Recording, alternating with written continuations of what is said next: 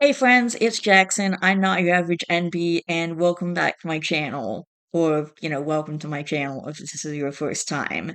So, I'm, first of all, I'd like to say, I know that I, just hit 100 subscribers, and then I kind of, disappeared for a couple weeks.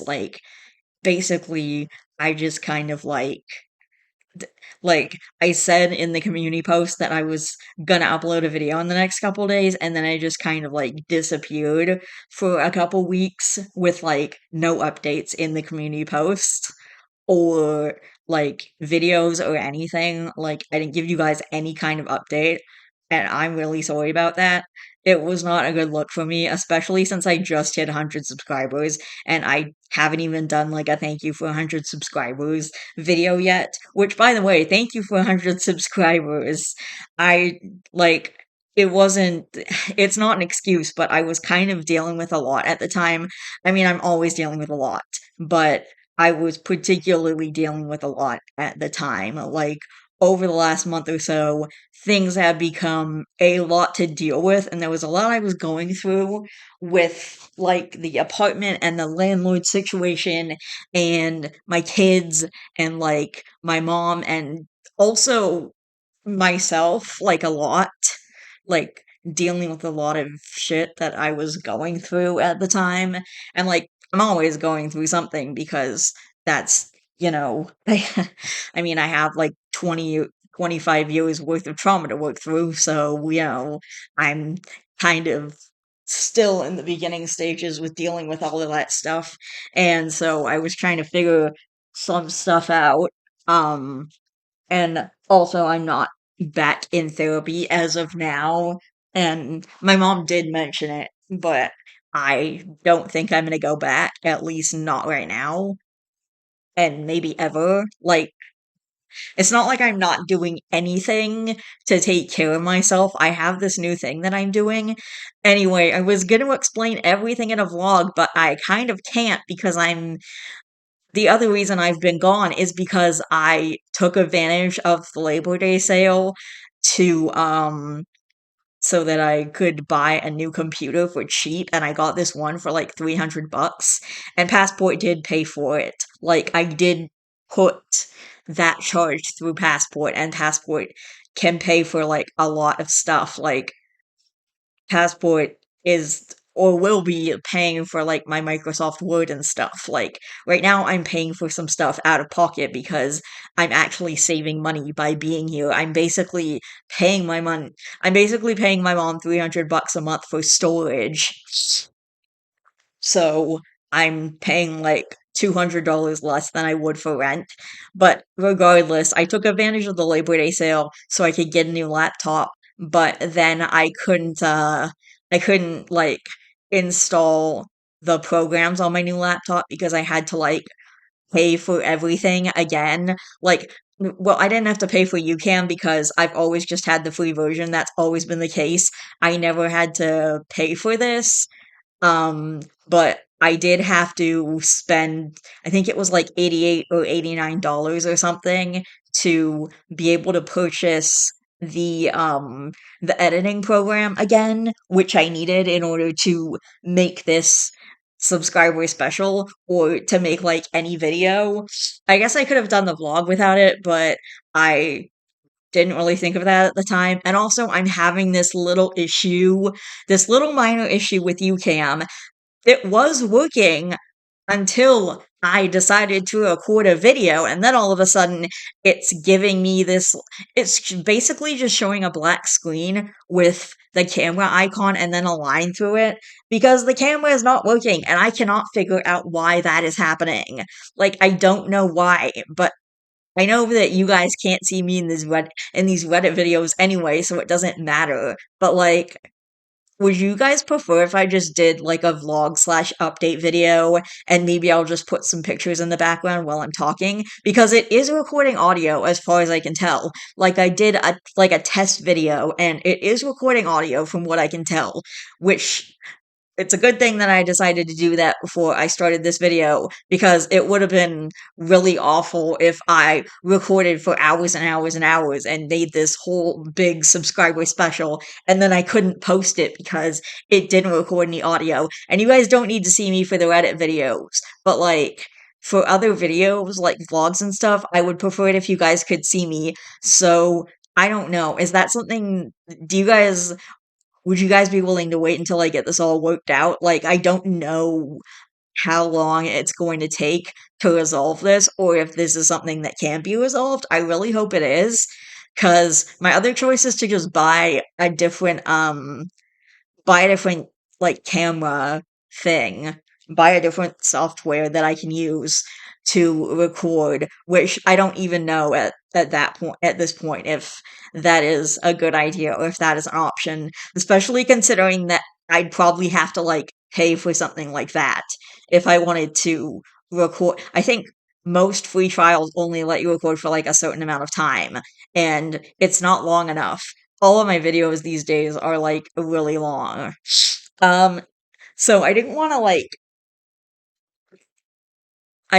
this is a Reddit video, so I didn't want to like explain a bunch of stuff in this, but let me know if you guys would be okay with me just uploading a vlog where there's some pictures or something in the background, like maybe a slideshow, and then I'm just doing the vlog over that, or if you guys would rather I wait until this is resolved. If I don't know, there's a chance this can't be resolved. So I guess we'll see. But let me know what you guys think that I should do here.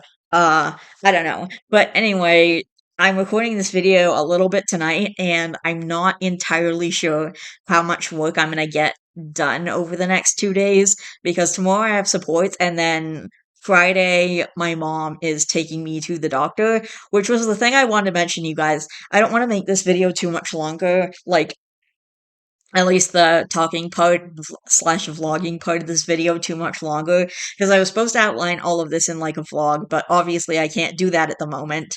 So I'm just gonna let you guys know really quickly that I'm not gonna be reading a guardian angel or like anything. I mean, I'm gonna keep doing Reddit videos and other stuff, but I'm not gonna be reading a guardian angel or really anything until I go to the doctor with my mom on Friday and possibly more. So I have no idea how long it's gonna actually take to get this resolved, if this is something that can even be resolved. But I found out that I might have a deviated septum, because I was looking for other reasons that I'm having these constant sinus issues, and they seem to be getting worse.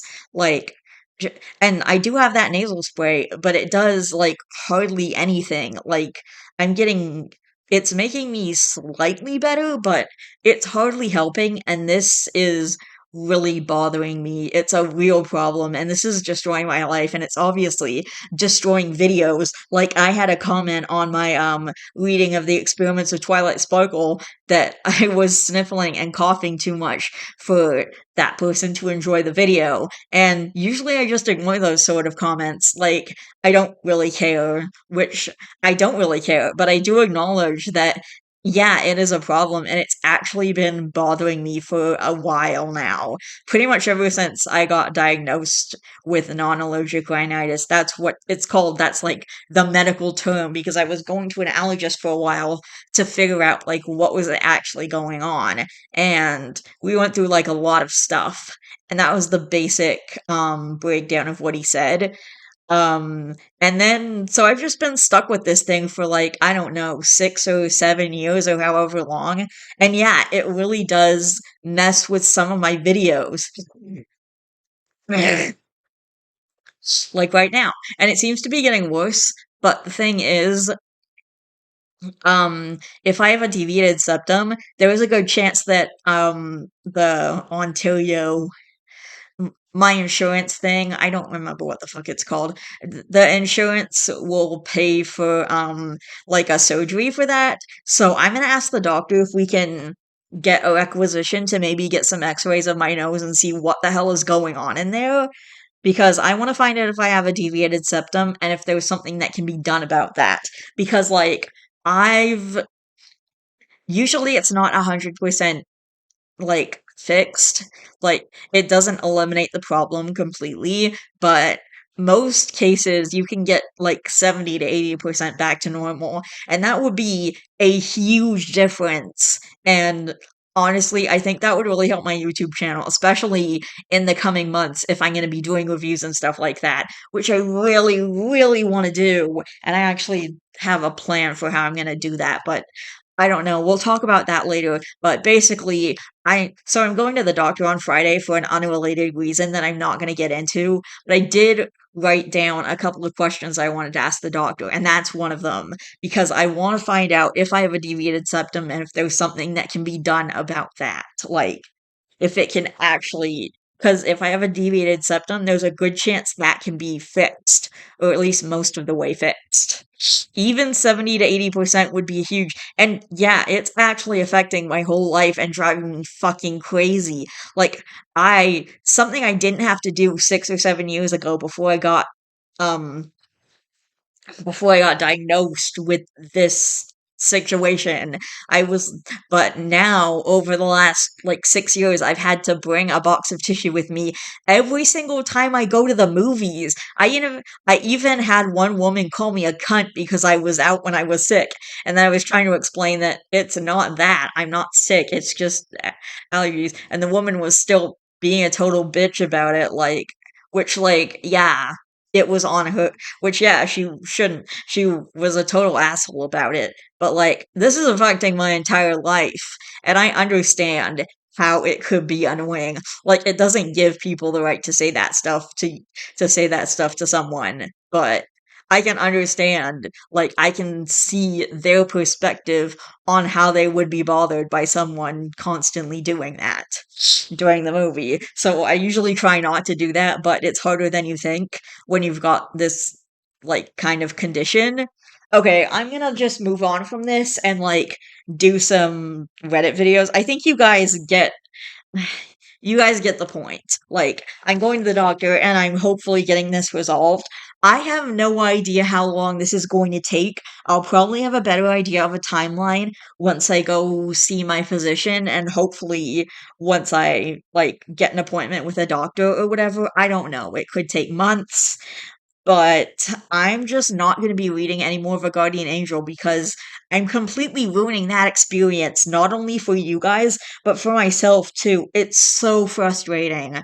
I can't tell you guys how ridiculously frustrating. Remember, like 10 years ago or something, when I read, like, maybe it was closer to like 8 or 9 years ago. It was a really long time ago before I had this friggin' diagnosis. But I read the entirety of Cheerly's Garden in one sitting, and I didn't have any issues during that video. But and most of the stuff that's in my nose ends up dripping into the back of my throat because I can't take care of it properly. So it just drips into the back of my throat, and then it makes it like yeah, where I have to constantly like clear my throat and stuff, and sometimes I'm coughing up shit. Okay, I'm gonna stop talking because this is getting gross, but you get the point. It's like a huge problem, and I don't want to like, I don't know, I don't want to like deprive you guys of a guardian angel for I don't know how long. I know you guys really love that, but I feel like it'll be a better experience if we wait until this is resolved. And I already don't upload that very often. Like, I was literally gonna upload that. You guys requested that like a few videos ago. I still have not done that. And, like, I just came to a different conclusion. But anyway, I'm not gonna get into this anymore. I don't know. Like, I feel like I've kind of steered off the subject, but yeah, you guys kind of get what I'm saying. Like, it's just a shit situation for everyone involved. But I do want to say thank you for 100 subscribers. I'm sorry I disappeared. I I didn't mean to do that, and I shouldn't have done that, and it'll never happen again if I can help it, unless it's like a family emergency or something. In which case, I'm still gonna try, and like update you guys in the community posts, which is what I should have done. I should have updated you guys in the community posts saying that it's going to be a couple more weeks, but I just like I said, there's no like excuse or explanation or whatever. Like there's nothing. Yeah. I don't know what to say. Anyway, so I'm just gonna be doing posts from like all over the place. Um, Like, I saved a lot of posts from a lot of different subreddits, and some are, like, really out there from anything we've looked at before, so I'm basically just gonna be doing posts all over the place from all over the place. So, I'm gonna be recording for maybe about 2 hours tonight, and then tomorrow and Friday, I'm not sure how much I'll get done, and obviously, there's the 4-day weekend, so I don't know how much I'll be able to get done until, like, I don't know. It could be late next week when this comes out. So just know that I'm putting the work in to record a long video for you guys, and I'm doing my best, and I will try and I will try. That's all I can. I don't know. I was going somewhere. I think these sinus issues are also messing with my brain because I feel like I've gotten a lot slower and more problematic, and my brain is kind of all over the place when I'm thinking of stuff. So I don't know if that's a thing that can. I don't know. It just feels that way. Anyway, this first Reddit post is from r slash am I the asshole. It's actually from Best of Redditor updates, which isn't the same Best of Redditor updates. There's a different sub called Best of Redditor updates. It's BO it's r slash BOR updates. That's the exact title. So, but it gave me the link to the original post because it's an update. But this is the original post and it's on r slash am I the asshole. So it's from both Best of Redditor updates and r slash am I the asshole.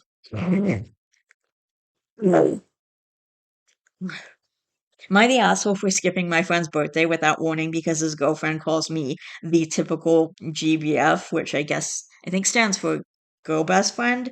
It can't be gay best friend, can it? It just says GBF, so it might be gay best friend, but I think it's girl best friend. And this is marked as not the asshole. Miles and I have known each other since we were 2 because our parents are best friends. Now, I would not say Miles is my best friend. He's a good friend and we do hang out on occasion, but see each other on all major holidays because of our parents. We are in our early 20s. The problem started because of a dumb childhood memory. When we were 8, we had a wedding play on school aftercare. What? I'm sorry, what?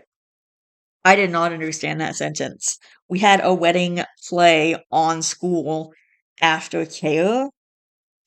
On school? Maybe in school? Aftercare? What is aftercare? I played no, on school after care. What? Forget it. I'm moving on. I played the bride and Miles played the groom. It was a play with horrible songs and uncoordinated kids. OBS, our parents made pictures and videos of that. And we each have one picture on our family picture walls. Miles is dating Lindy. They met 3 years ago and started dating last year. Lindy does not like me, so every time we coincide at a celebration, she makes a comment about me being the typical girl best friend. She one time said that I secretly wanted to sleep with Miles. I have no clue where she got that impression from. Miles and I have different friend groups and schedules. Besides the monthly catch up over food, we didn't really meet that much. Things got worse when Lindy saw the wedding play picture. The comments just got she more what? She even started DMing me on Instagram saying she knew what game I was playing. I talked to Miles once about this and he told me to give her time. So his birthday was on Saturday and I was invited. Lindy wrote me something saying something along the lines that she was going to supervise me. This was their first birthday as a couple and I was not allowed to take up his time. I was honestly just fed up. I tried talking to Miles once more but he said the same thing. So I just skipped out. When the party started, I wrote a quick sorry I can't come and told him my mother was going to bring his present. Now he's upset with me for missing his birthday. Lindy is mad that I made it all about myself, and my parents are upset I missed a family function. Am I the asshole? Edit. I didn't show anyone the messages because I didn't want to make more out of this than it is. I didn't want to poison anyone against Lindy, especially not if she is a new fixture in Miles' life. That would make both our lives more difficult. I hope that just talking about it might be the more adult thing. My parents are not mad at me or blowing up my phone. ALA Reddit fashion. They and Miles' parents were just bummed out that this was the first birthday that I ever missed. As to why she is jealous, I have no idea. Neither of our parents ever wanted us to get together. There were no jokes or anything about it. I think they also never would want that. Um, the wedding play picture is in the living rooms because they love the picture, and it was our first play. Not the asshole. Miles' girlfriend is insanely insecure and jealous of you. You've tried talking to Miles about it, and he won't do anything about it. You're basically getting threatening messages from her at this point. Of course, you don't want to be around her. Your parents should understand that their relationship with Miles' parents is just that, their relationship. It's not a family function or whatever they wish it to be. The onus shouldn't fall on you to maintain a friendship with Miles of it isn't working for you under the current circumstances. I do hope you two can work things out since you've been friends for so long, but you don't have to if it doesn't work for you. And you don't need to feel guilty about it. Edited to add, OP refers to Miles as a friend throughout and uses quotes when she writes family function at the end of her post and said they see each other on holidays, etc., because of their parents. This leads me to think that OP does not consider Miles family, nor his birthday a family function herself. She also talks about how the parents consider this a family unit. She never said that she considered them a family unit. This is the reason for my last paragraph. Context matters. I am not suggesting that family has to be related by blood. I love my family of choice. No one should have to be coerced to maintain any relationship that doesn't work for them. OP should also show the messages to her parents and Miles and let those messages do the talking, instead of trying to explain it herself. Why is it okay to take crap just because you know them? I can never understand that mentality. Good on OP for not going to the party and giving the girlfriend a chance to insult OP more. Yes, that was my thought too. Show the messages and let her defend herself. I suspect Miles has been telling himself OP is just upset because Lindy is a little uncomfortable or standoffish with her. If I were OP, I would have sent him a screenshot of every text she sent me, and I would have done it right after the first one came in. Made sure he knew he was sticking his dingling in crazy. I would also tell him her harassment is not okay. Tell him to tell her, please stop messaging and harassing you. Lindy is harassing OP majorly. I mean, it's almost concerning. Okay.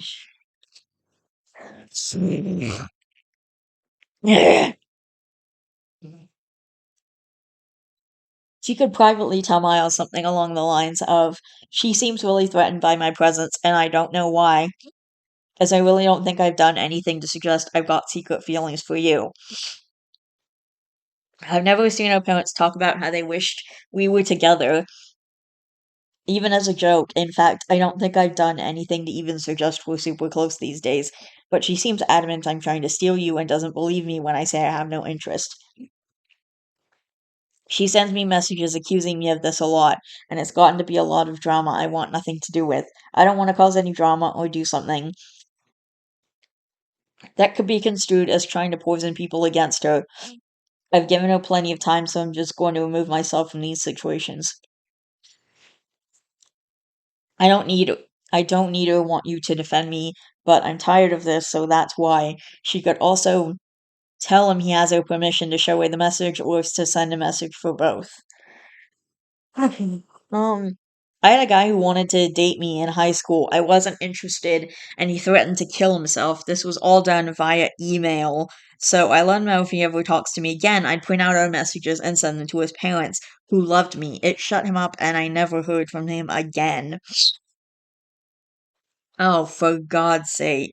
Someone, and someone just, okay, they said Okay, they actually said whom loved me, but I corrected it to who because that's proper. But someone literally says, "Here is a tip for remembering when to use who versus whom. Replace the who." Oh my god, like shut up. Oh my gosh. And then like there was an entire fucking paragraph. There's an entire couple of paragraphs explaining who versus whom, and I guess instead of like being offended by that, the person writing that says, "Thank you." Oh no, not the person writing that. A different person says, "Thank you. I have struggled with the correct usage of who slash whom. I am seriously grateful."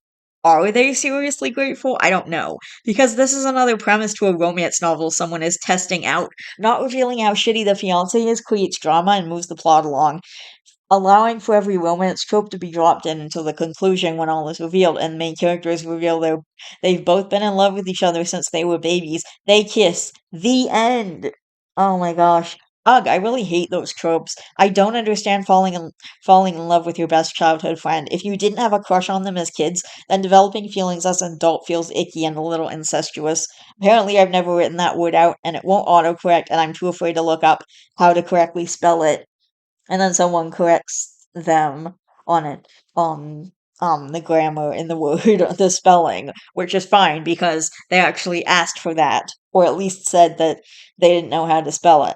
And honestly, OP isn't even really close to the guy and has her own distant social circle, so I don't think this even applies, lol.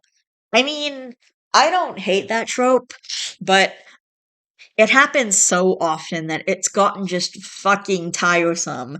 Like, it happens all the freaking time. Like, just enough already. Why can't they just be best childhood friends? Um, Oh, in the kissing booth, they were just like literally just best friends who grew up together, and then she falls in love with the guy's brother, which I guess they still grew up together, but it's different.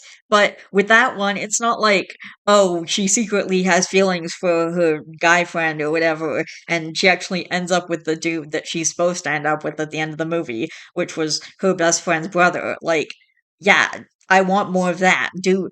Give me more of that, please, and less of the best friends falling in love. Like, not that I hate it, but it's just so overused. Like, when a trope is overused enough, it's kind of like when they have a franchise, like for example, Toy Story or something, and they should have ended with the third movie. I'm not even going to talk about the fourth movie. I have a whole review planned for that. But actually, this one guy on YouTube has an insanely long review explaining why Toy Story 4 is terrible. I still want to make my own review, but if you guys want to see the review, hang on. I'm actually gonna look. I'm actually gonna look up this guy's video. Why Toy Story 4 is bad. Okay. Yeah. Oh my god. Okay, his name is Gaming Magic 13. I'm not even done with the video yet. I still have like over 2 hours to go. It's a 6 hour fucking video. So if you guys want to go check that out, I highly recommend it. Like, I would seriously recommend checking that video out if you want to see everything wrong with Toy Story 4. If you guys still want to see my version, it's probably gonna be out. I don't even know when because I'm not doing those types of videos out right now. I've just put those bigger projects off until I move out of my mom's place. Like, I still might do some of the smaller, bigger projects if that makes any sense. I have a couple of things planned coming up, but as far as like going and doing a fully scripted, long, breakdown of a movie or something, like, I'm not gonna go and do that because those those things can take weeks and months to prepare. That's why I was mostly saving the biggest projects for like, I was gonna do one mid-year video that I worked on for like 6 months, and then one end of the year video that I worked on for at least 6 months and possibly the entire year, depending. Like, I the end of this year was supposed to be the entire My Little Pony Friendship is Magic series and also the movie, and that was like 9 seasons of content plus the movie. I wasn't gonna do Equestria Girls. Equestria Girls was gonna be a separate video, but then the winter happened and the mice and all my problems became insane because of my landlord and stuff like that. Um, I'm not gonna get into the details, but like, long story short, I'm not going back. And I don't just mean like the apartment isn't ready yet, so I can't go back yet. I mean, it's not ready yet, but I literally, I'm like not going back ever. I am not going back to that apartment. Like, and yeah, I thought my, and I totally thought my mom was, we figured it out. We figured it out. And I told the landlord, I'm not coming back.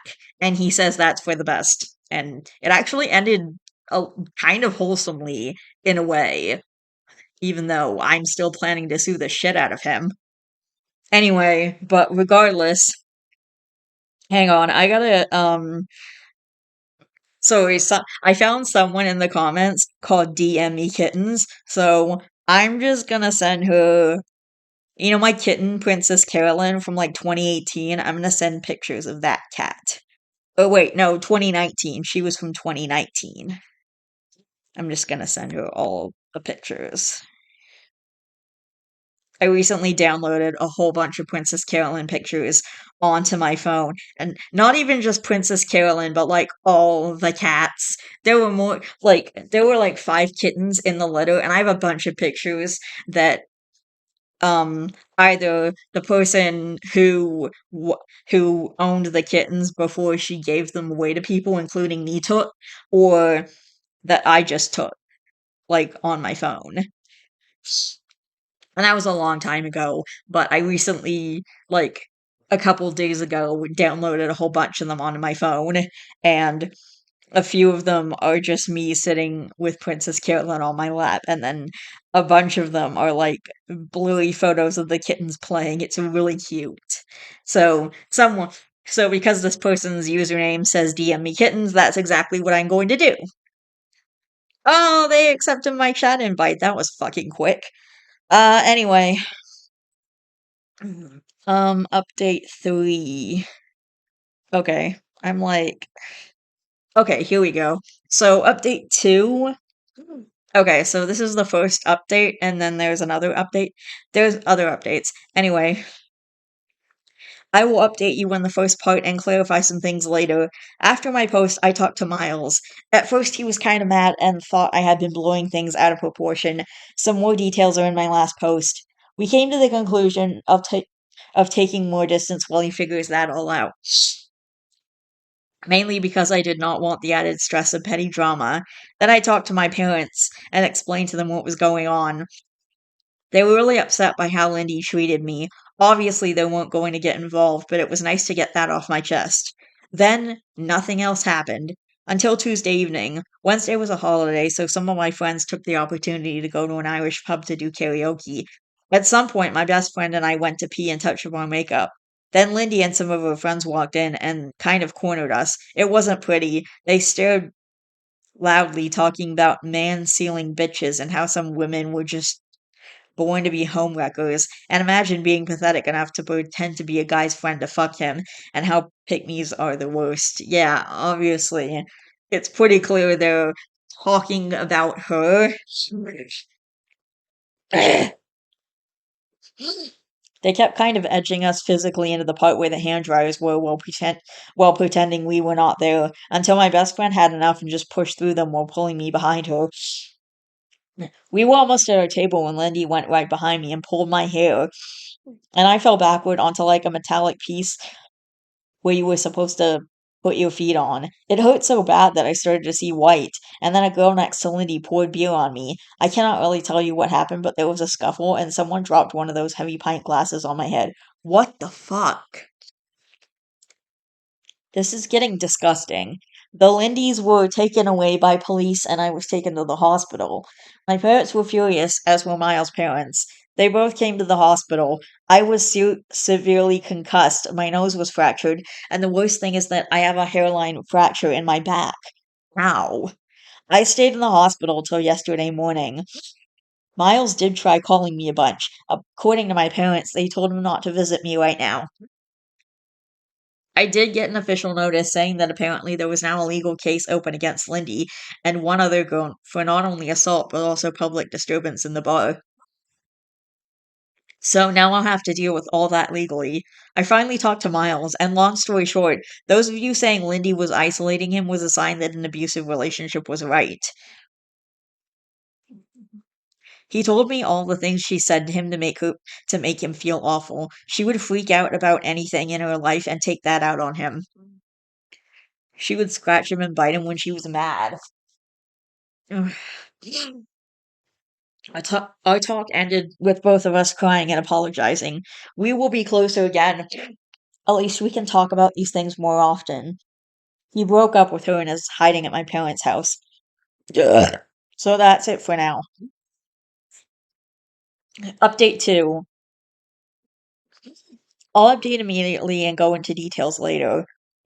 So this is just like point form stuff. There has been an official court date set for my process against Lindy. It took 2 months to get and is another 3 months out, but something is something. Our lawyer said that Lindy is probably not going to jail as she is a first time offender. If if she goes to jail, it will be no more than 3 months. Most likely she is going to have to pay a fee of like 100 days of her income or something like that. I've let my father deal with this 100% because I have no head for it. There is a second lawsuit going on at the same time as I am now legally chronically ill. The hairline fracture was not a passing thing, but developed. Oh my god. I am in pain daily. What? Oh my god, dude. Not every day is bad, but not a day passes where I'm not in at least a 2 on the pain scale. As a result, I have not been able to work. Right now, my insurance pays 75% of my former income, and my workplace covers the rest, but I'm probably going to get fired, so my insurance filed a claim against Lindy to pay my lost wages. I am right now not in contact with Miles. I tried to be supportive, but being disabled by his jealous ex girlfriend made me bitter against him. He was a victim, but now I can't live my life, and I blame him partly for that. I am in therapy to work through all of that and have taken up some new hobbies. I have started to write more and am looking into courses or online classes. Miles' parents have been apologetic and have supported me a lot. His mother had been a saint. She volunteered to drive me everywhere, and I actually became friends with her. We even went to see Deadpool and Wolverine. She is a stay at home wife, so we have a lot of time. One of Lindy's friends reached out through my lawyer offering a testimony against her own friend. She also sent a letter apologizing. To make it short, Lindy had told them I was bullying her and that Miles had once already cheated on her with me. So that's where we are right now. Take care and she'll do back. New update. Hey everyone, so here we are again, and yeah, things have moved along, but honestly, I'm just tired. The first court date, it came and went. It was my insurance company versus Lindy, and surprise, surprise, she lost. She's on the hook for most of my lost wages, which is nice, I guess. I didn't have to be there the whole time, which I was grateful for because I've had enough of this mess. As for the criminal case, well, we don't even know if we'll end up going to court for that one. My lawyer is handling it, and I've handed the reins over to my dad because honestly, I've just had it. I'm no legal expert, and after that insurance loss, Lindy's in a bad spot. Her legal team is apparently scrambling to do some serious damage control, but at this point, that's not my problem. More of Lindy's friends have crawled out of their hidey holes to give testimony. Turns out this wasn't her first rodeo. Another girl came forward with evidence of Lindy pulling similar stunts back in high school. This poor girl was just sitting next to Lindy's then boyfriend, being a normal human, and Lindy went off the rails, starting rumors and spreading little breadcrumbs on her table to trigger her celiac disease. Oh my god. To trigger her celiac disease. And that's like, celiac disease is like something to do with gluten. Anyway, yeah, she's that kind of psycho. No one could prove it at the time, but now with all these friends popping up, it's all coming to light. And believe me, these girls didn't have some moral epiphany. They were just terrified of getting fired or having anything negative pop up in their records. The receipts are coming out, and it's getting uglier by the day. Now let's talk about Miles, because that's a whole other dumpster fire. I'm still not speaking to him. Turns out he's known for a while that Lindy was threatening him with bad things if he didn't cut me off and make his parents stop talking to me, and this idiot laughed it off, thought she meant breaking up with him or something. But no, she was dead serious. She even started stalking me and one of his cousins. What? She made some fake profile and was sending cryptic messages to his cousin. What did Miles do? Talked her down. Yeah, that's it. She kept giving him ultimatums and he just rolled with it. So yeah, I'm even angrier at him now. He knew she was unhinged and didn't do a damn thing about it. He let her spiral while I got dragged through the mud. His dad finally got involved and dragged him to the police, where they filed reports about all the crap Lindy pulled. They have evidence now from the stuff with his cousin and even photos from when Lindy got physical with him. So at least something's happening on that front, but it's too little too late if you ask me. As for Lindy, well, she's gone radio silent, except for TikTok, of course. My friends keep sending me her cringy videos, and it's honestly kind of disturbing. She's acting like nothing's happening, like her whole life isn't unraveling. She's got a new boyfriend now, and they're making these lip sync videos and they're making those awful lip sync videos together. I think she's living at his place, but who knows? Maybe her parents cut her off. Wouldn't be surprised. Oh, and the guy? Yeah, one of my friends looked him up. Let's just say he fits right into a pattern. As my grandma would say, there's a lid for every pot. I mean, yeah, I've heard that before. On the health front, still nothing good to report. My pain hasn't improved, and I'm now waiting for a surgery appointment, which looks like it'll be early 2025. Oh my gosh. Well, hopefully that happens soon. Pain is radiating to my left hip now, which is just great. I feel like that sad little dog from the Black Cauldron. But hey, silver lining, I've made friends with a few of the nurses who work with me. One of them braids my hair, which is kind of sweet. I'm also seeing a physiotherapist regularly, mostly for massages at this point. It helps, but some days I feel like I'm just patching myself together with duct tape. The therapist suggested I start doing pool exercises, so now I'm in an aqua aerobics class for seniors. No, there isn't a disability specific class in my town, and frankly, I didn't feel like looking too hard. The old ladies are a riot, though. Well, except for one who always looks miserable, but honestly, I'm not one to talk. One piece of good news, I finally got approved for a wheelchair, so at least I can go out with my friends without feeling like my body is falling apart after an hour.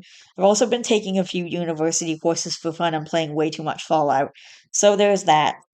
And that's where we are. It's still a mess, but I'm just doing what I can to get through. To get through it. Thanks for sticking around, I guess. It takes a special kind of psycho to try and trigger someone's allergies as revenge.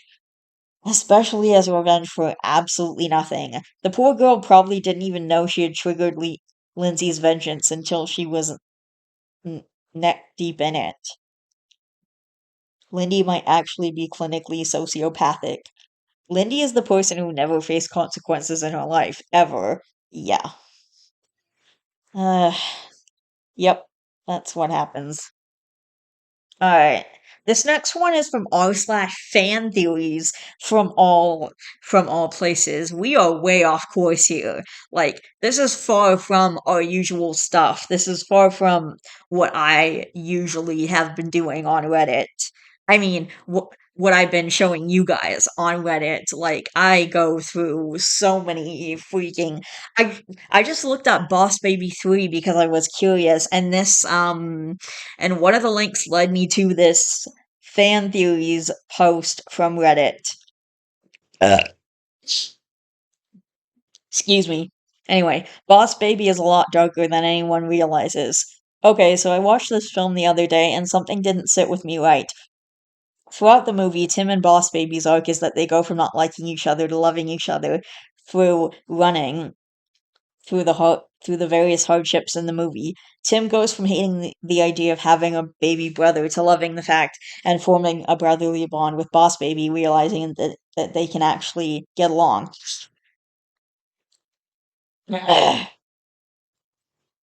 Tim has bonded with his brother. They love each other as brothers do, and even when Boss Baby goes back to the baby realm, Tim writes to Boss Baby, convincing him to come back to the human realm, to which he misses Tim too and agrees to go back. So he rides the weird baby conveyor into the human world and become a real kid once again. However, this process wipes his memory, so essentially, the new brother may as well be an entirely new kid. Boss Baby is super stoked riding down the baby chute, when in fact he is taking a one-way trip to his death. The new child who emerges to be with Tim is not the brother Tim knows. He's nothing but an imposter, a shell of who Boss Baby was before, but it's played off like a happy ending. This is an existential nightmare and is deeply unsettling to me.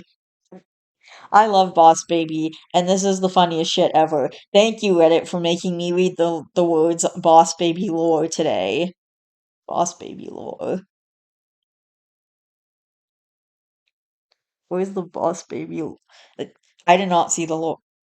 I did not see the word lore anywhere in there, but anyway. You love Boss Baby? Of course, man, there's a baby and he's the boss. What's not to like? This, such a based answer. This made my day today. I thought it was I thought it was an adorable movie personally. My husband and I use I need upsies as part of our house vernacular XD. I guess someone had to. Because of this movie, when we had our third kid, my younger son was deeply skeptical of her and asked if she was going to be the boss of the house now, lol. I mean, kind of. That's kind of what happens with a new baby. Ugh. Yeah, the boss baby has become sick of the corporate heaven, and he realizes that true happiness is in relationships. He opts to be reborn, not die. If your brain was wiped, all that was you, your personality, hopes, dreams are gone. What emerges is not you, just a copy of you without everything that makes you you. Rebirth and death are one and the same. And then there's a and then there's a deleted comment or reply or whatever. It could be that his little brother passed away from SIDS, which is sudden infant death syndrome, and his mom gave birth to another little brother, and that whole story was his coping mechanism to the loss of his baby brother. We must make it darker. And then a deleted user says, fitting username. We're getting into the it was all a coma dream territory. Guys, hear me out. Kids Next Door was all of Nigel Uno's friends and neighbors coming together to give him some fun after he got diagnosed with cancer and he lost his hair to chemo. Okay. Alright, I think I'm out of here. What is alright. Um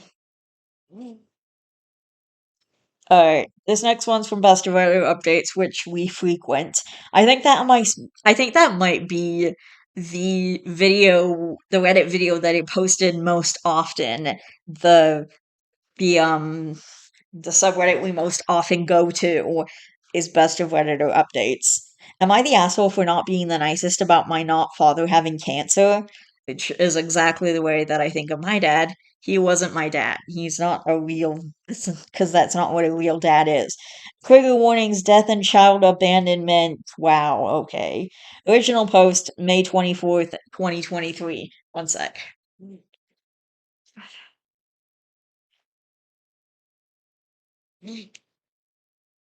Okay.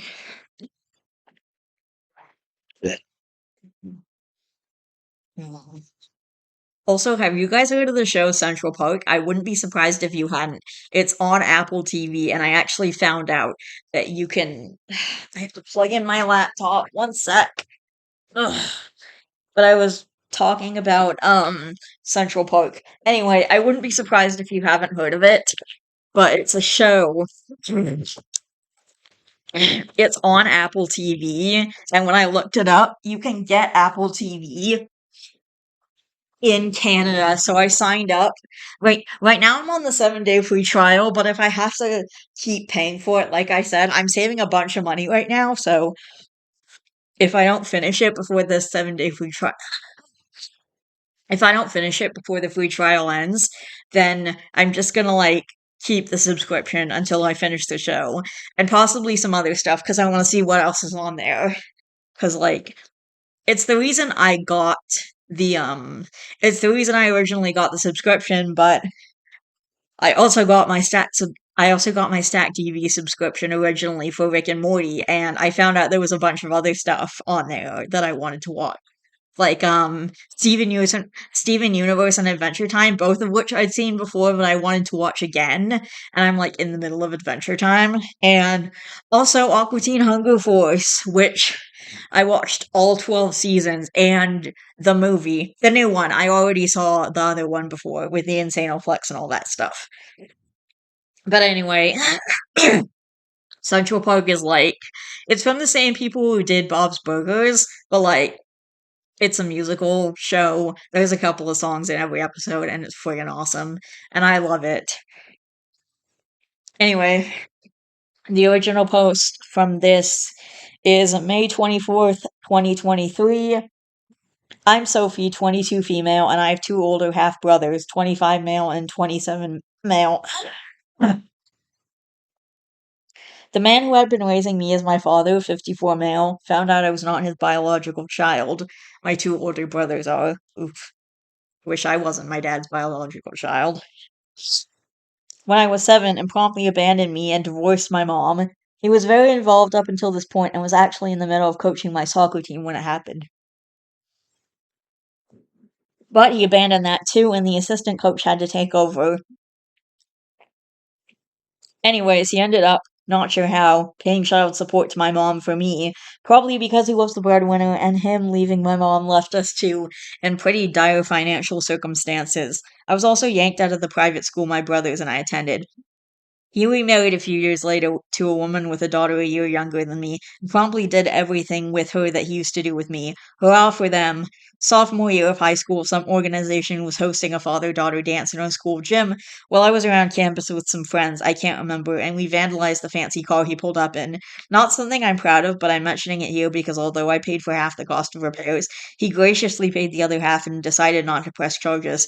Anyways, now the old man has cancer, both brothers and stepdaughter are out of state with school, and his wife has early arthritis or something, not really sure. He calls my mom and asks her if either of us could drive him to and from chemotherapy. We were in the car and he was on speaker, so I told him no, that's something family does, and he's made it very clear he doesn't see either of us as family and hung up. Mom is doing things like bringing casseroles and driving him around. I don't try to stop her, but I don't help her either. She has recently tried to guilt me into it, saying She's recently started to try and guilt me into it, saying he always paid child support, to which I said the amount of money he lost on that was about as impactful as a fart in the wind for old moneybags. He didn't press charges about his car, to which I said, great, he did one nice thing for me so he can get one casserole or one car ride. Now my siblings and his stepdaughter have all flown in, and my brother says he, not dad, really needs to speak to me. I said to tell him if he has something to say to me, I don't want to hear it, and if he writes me a letter, I'm not opening it. I said I was sorry for what they were going through, but that he's made it very clear I'm not his family, and so I don't want them asking me for things they would ask a family. However, they're struggling, and the more they ask for help, the more my patience wears thin, and the more insensitive my rejections get. My mom recently talked with me about being the bigger person. Am I the asshole? Also, please don't leave comments like the real asshole is your mom for cheating and committing paternity fraud. Like, thanks for that one, Sherlock, and my mother and I have reconciled. Edit, my mom is pushing me to be the bigger person because our pastor says it will have a healing effect on my soul. She is very religious. I just want to say, as a Christian myself, there's a difference between forgiving someone for their actions and like letting that person be a part of your life, or like, you know, helping them with stuff which you are not required to do. I mean, you can do it, and yeah, it is a nice thing to do. It would be nice of OP to drive her dad around, but she's not required to do that. And the fact that he basically up and abandoned her, and he's not her dad. I keep saying her dad, but no, the fact that this guy like just abandon her and abandon her mom and abandon their life together and like decided that he doesn't care about her anymore. Like, yeah, he did one thing. He did one nice thing, and yeah, okay, so he did one thing for me. I mean, my dad did one. I mean, yeah, my dad's done nice things for me too, but he was still an abusive asshole for most of my life. And just because he did a few nice things in my life doesn't overrule the years of abuse and torment that he put on me and my sister. So, no, I'm not gonna let that. It's, yeah, if my dad. So, if let's just say my dad had cancer or something, or I don't know, he needs a kidney, and he calls me and he says he needs a kidney, I'm not going to give him my kidney. I have forgiven him for what he's done for me, for myself, because carrying around all that pain and hurt isn't good for me. So I've forgiven him for me, not for him. But Hell, if I would ever tell him that. If he does contact me in the future and wants to know if I forgive him, I'm gonna tell him no. Like, yeah, I forgave him, but he's never going to know that because I'm never going to tell him. I would never let him know that I forgave him because if I say I forgive him, that makes him think that what he did was okay and that he doesn't have anything to apologize for and that he didn't do anything wrong, which is absolutely not the case. And by the way, forgiving someone is not the same as condoning their actions, and and I think that I'm not saying punishing her father is the right, punishing her not dad is the right thing to do, or punishing this guy or whatever you want to call him, sperm person. But by punishing, she's not punishing him do by not driving him to chemo and stuff. But I think I feel like if she was driving him around and doing that kind of stuff, that he would just think that everything he did in the past was okay and that he didn't do anything wrong by abandoning her because, oh, because she's doing this, that means everything I did in the past is okay. But yeah, if my dad contacted me and needed a kidney or something, I'm not giving him my kidney. I don't give a fuck. And yes, I mean, I'm sure that I'm sure that giving him my kidney would be a nice thing to do, but just because you're not doing something nice for the person who was an asshole to you, it doesn't make you a bad person. Like, and you don't have to be the and being the bigger person does not mean like doing whatever your abuser needs you to do, basically. Like, just because the dad, just because her not dad didn't press charges about his car, and just because he sent child support every month, doesn't mean he didn't completely become a total dick when he uprooted her entire life by abandoning her and her mom and their family situation. Like, who abandoned, and I'm sure she has a lot of trauma from that as well. Like, who just abandons a 7-year-old because he finds out they don't show DNA. Like, I'm not saying what he did was the wrong thing. I mean, I understand why he did it because his wife cheated on him and he was really upset. But why you gotta punish the kid? It's not the kid's fault. Anyway, edit 2. The situation is more complicated than not dad being an innocent angel victim and mom deciding to do paternity fund for funsies. Paternity fraud for funsies. I might do a separate post or something to explain since this is anonymous anyway. While her circumstances don't excuse or justify her actions, which were still wrong, having the full context made me more amenable to forgiveness. Edit and update. I have agreed to speak to him and will do so sometime this weekend. Relevant comments: if he's rich, what does he need you for? And any leads on your bio dad. Oh, he will not admit to being rich, he's just very comfortable, lol. He hasn't said anything to me because I haven't heard him out yet. I'm not sure about him paying me. I think it would just make me feel like the help and further emphasize the glaring socioeconomic differences between us. I have a name and some basic info about Biodad. Mom isn't 100% sure if he was even a US citizen. He was working doing construction on a new addition to our house. I know, it's wild. That's what actually caused not dad to first give me the side eye. The summer before he left, we went to vacation at the Bahamas for the first time and my Mexican genes activated or something. I got really dark to the point people just assumed I was adopted. We can't track him down, so I'm pretty sure he's happy in Mexico with zero clue I exist. More about the family's relationship. Mom had sole custody of me, duh, and dad had primary custody for my brothers. To be honest, I really think that A, not dad spent time trashing mom to my brothers, which yes, I understand she is responsible. The brothers have never let go of resentment of her, which is their right. Exactly, that's their right.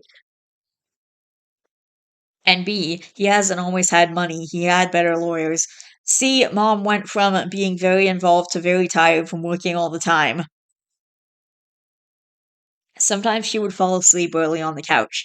Not dad doesn't do this. He has a normal 9 to 5. He doesn't work crazy hours. Stepmom doesn't do this because she is a stay-at-home mom. I don't blame her for this, but I think they do. So I can see why they resent her a lot, and I don't get upset with them for for it or try to force them to reconcile. I just wish the same courtesy could be extended to me. OOP adds more about why she feels betrayed. Nor was there a love connection. Yes, that is what hurt me the most. He loved me so much up until he found out I wasn't his. Funny thing is, he and mom always talked about how they would always love us no matter what, but I think they just wanted to lay the groundwork for us feeling comfortable coming to them if we did drugs or something when we got older. Homeboy was definitely not expecting that curveball when he told me forever and ever, no matter what, every night before bed, lol. OOP is voted not the asshole overall. Update post July 7th, 2023. 1.5 months later, originally on Am I the Asshole but got removed.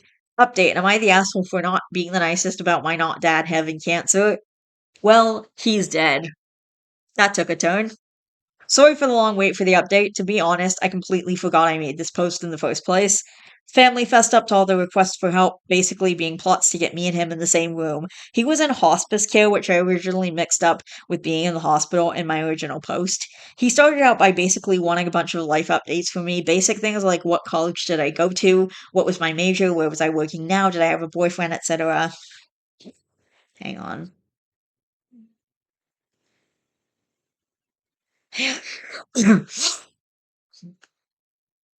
Sorry, I had to do something real quick.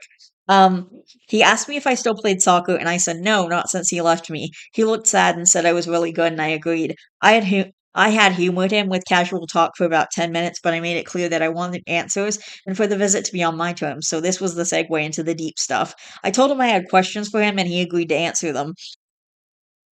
Did you miss me? He looked kind of offended by that, which I thought was very audacious, and said of course he did, and I snapped back, could have fucking fooled me, and there was this awkward moment of silence, but I decided to keep going. Two, why did he leave me? He talked about why he was betrayed, about how he was betrayed by my mom, and looking at me was a reminder that he had been tricked into raising another man's child, and then I got upset. I told him to me I was his daughter, maybe not on a DNA test, but here. I pointed at my heart. He just got quiet and then said, "You're not mine, Sophie." Okay, what is this obsession with people needing family to be DNA? What about the fact that you love this girl and took care of her for 7 years? Did that mean nothing to you?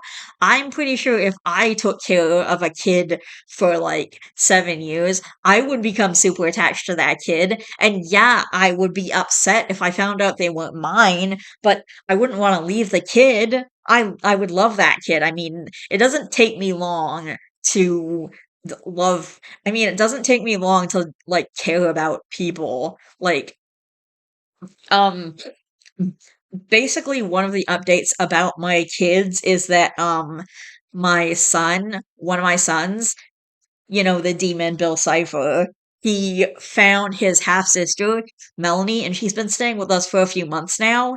I mean, she still sees her dad like all the time. So she's not my daughter, like, she's not even my kid, and she's been staying around the last few months, and I mean, I've gotten pretty attached to her. Like, we've been hanging out and doing stuff, and she's just getting to know the rest of her family. And she's technically not my daughter because she says that she has a mom, and her mom died when she was a baby. But, and she's Bill's younger sister, by the way, just to be clear. And she has a dad, so, like, she's not looking for another parent, but she really is enjoying getting to know her family, and like I've gotten attached to her. Like if something happened to her, I would be really upset. So yeah, I think that pretty much explains like I wouldn't be able to give up a little girl that I fell in love with for like 7 years and had taken care of for 7 years and was coaching their soccer games for 7 years. Like I mean, my daughter playing soccer is amazing and I'm really proud of her and it's going great by the way. So anyway, three, why wasn't I, as a person, more important than the results of the paternity test? Was I an easy child to abandon? He looked kind of shocked by this one too, but I wanted to know. He goes, no, of course not. It has nothing to do with you, but I snapped at him to tell me the truth, that I deserve that much. And he said very bluntly, two kids are less stressful than three, Sophie. So yeah, sometimes I was relieved you weren't around, especially as a single parent, okay? But there was nothing you could have done to change or overcome the fact that you're not my child. You're one I got tricked into raising. You weren't mine and you still aren't. I'm sorry, Sophie. Okay, this is where the list was forgotten, and I just said, but you treated your stepdaughter like yours with no problem, and he said it was different. I quietly asked if she was a replacement for me, and he said he wasn't going to dignify that with a response. Okay. I asked if he wasn't going to apologize. Why did he ask me here? And he just said he wanted me to know I was in his will. I said, okay, I don't forgive you. Okay, that's literally exactly the line that you guys in BoJack Horseman in the episode The Telescope, that's the exact line that Herb uses for BoJack when BoJack apologizes. And Herb is like, okay, I don't forgive you. And that was pretty much like, I mean, I'd seen a few episodes before that that kind of told me, okay, this isn't going to be your typical happy sitcom story, but The Telescope was the first one that really hit me hard and like made me emotional and stuff. And yes, I am going to talk about BoJack Horseman at some point because holy crap, do I want to talk about BoJack Horseman? And by the way, my channel isn't going to be strictly for animated stuff. I know one of the major reasons, basically the main reason I wanted to get into reviews was because of the mysterious Mr. Enter. I made that clear in the past, but his channel is mainly for animation, so he just does like animated stuff. He reviews animation. I mean, he's definitely gone off the cuff sometimes. Like, every once in a while, he'll put out a video that isn't about animation, but yeah, mostly it's just animation. But I'm gonna do, like, I'm planning to do a bunch of stuff on my channel and also live action as well because holy crap, are there some shows I want to talk about. And I actually want to do a video featuring BoJack Horseman and The Good Place because they have very similar themes about like stuff. But anyway, I can't. Sorry, it's 9:05 p.m. and I'm tired and my brain isn't working properly. I mean, my brain is never working properly these days. It just seems like my brain is weird. I'm sorry. Anyway, he looked kind of shocked and said, "What?" And I just repeated, "I don't forgive you." He said okay and looked very sad, and added that he would pay my student loans via the will. I told him the conclusion I had come to that forgiveness was the kind thing to do, and I wish I had given it to him. There was too much hurt. He said he understood, and I left. Note, very condensed for character limit. Update post 2, post about mom, July 27th, 2023. Same day. My mom is most frequent. A lot of context and info had to be cut out to fit the character limits on the forum, so I thought I would answer them. My mom is most frequently asked about, and I understand why people are the most curious about her. I will try to answer everything as best I can. Questions about my mom. Why did you forgive her? Slash, why are you mad at your dad? Why are you mad at your not dad and not her? This is going to be a very long answer, so buckle up. The first part is that I, as a 7-year-old, hadn't been given the talk yet and simply didn't have the capacity to understand what was going on. I just knew that mom was kissing someone else, and so she and dad were breaking up, but didn't grasp why or how that meant he wasn't my dad anymore. So, as many of you in the comments suggested, for a while it was just me clinging to the only parent stability I had. Dad left, mom didn't, it was simple. Middle school was when I started to process things, and shit really hit the fan. I hated my mom for a period there, and I mean hated her. I accused her of ruining my life, told her I hated her, and a lot of other nasty things that I really regret. Our relationship was really rocky and strained, but we love each other a lot, and I'm just going to paste one of my earlier comments here because I think it summarizes things pretty well. I mean, it's easier because she has A, fully owned up for her actions, B, explicitly apologized and asked for forgiveness without expecting it as her due, and C, worked her ass off for the last 15 years to try and make up for some of the fallout. It's way easier to forgive someone who shows you through their actions how sorry they are. Same, agreed. She taught me how to drive. She spent hours watching YouTube videos so she could help me with my algebra homework. When I was drunk, alone, and scared at my first high school party, she was the one I called and who picked me up. No questions asked. No questions asked. My life with her wasn't easy, but I wouldn't trade her for any of my friends' parents. Who would you find easier to forgive? Someone who did you the biggest wrong but had genuine regret and tried to make reparations, or someone who hurt you slightly less and never reached out once? Also, I read The Scarlet Letter in high school and it made me reflect on my mother, and at a certain point I was just like, how much penitence is enough? Does she just deserve to be miserable for the rest of her life? When will it be enough? I know that for some people there's no amount of suffering she could go through that would make you forgive her or have a favorable opinion about her, and that's okay. She's my mom, not yours. Also, she is just generally a nice person and much easier to be around than not dad. What were the extenuating circumstances you alluded to? This also factored a lot in my decision to mend our relationship and sympathize with her. When my dad had my oldest brother, Andrew, he was 27. My mom was 20. Their timeline is met her when she was 17, started dating at 18, dated through freshman year of college. Oh, sorry, I think she meant to say when my not dad had my oldest brother, Andrew. Met her when she was 17, started dating at 18, dated through the freshman year of college, and he pressured her to drop out of school the whole way through. And she finally drops out and marries him halfway through sophomore year at age 20, gives birth right before her 21st birthday. Not dad isolates her from friends, has her doing all the housework and childcare, and I mean like all of it. When I said he was involved as a dad, I should have clarified in the fun stuff. As a kid, you can't really tell the difference between a fun parent and a good parent. She has also confessed she suffered from PPD, which is postpartum depression, and never totally lost the weight from her pregnancies, which not dad liked to joke about publicly and berate her for privately. Wow. Yeah, he paid for everything, but that was about it. Okay. I have to say, money is not love. That money does not equal love. In no way does it equal love. My dad bought me and my sister like anything we wanted, basically, when we were kids, but he was a total abusive douchebag to us. So, yeah, I can 100% say that money does not equal love. If anything, it's just makes it worse because it's like they're trying to make up for their shitty behavior by, paying for everything that you want, but it's BS. Whatever. Not dad isolates her. Okay. And yes, I understand explanation, but not excuse. But the portrait some of you are painting is that she was a greedy, freeloading hoe who deceived her perfect, loving provider husband and committed paternity fraud because she was evil and it was fun. The truth is that she was miserable and tried to remedy that by being with my bio father, which I understand is not okay, and then was terrified to leave or even fess up because he had all the money and she wanted a good life for me, even if she had to lie to get me there. She says she was on the verge of confessing and called her mother, my grandma, to ask if she and I could potentially stay with her, and Grandma was drunk when she picked up the phone. Grandma herself and her relationship with my mother is a whole different can of worms.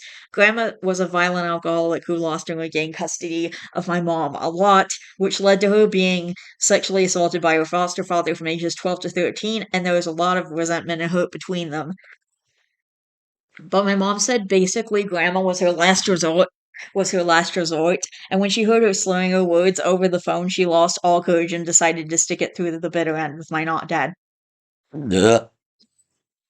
Um, the thing that got me was when people kept saying, "Imagine if the person you loved betrayed you like this."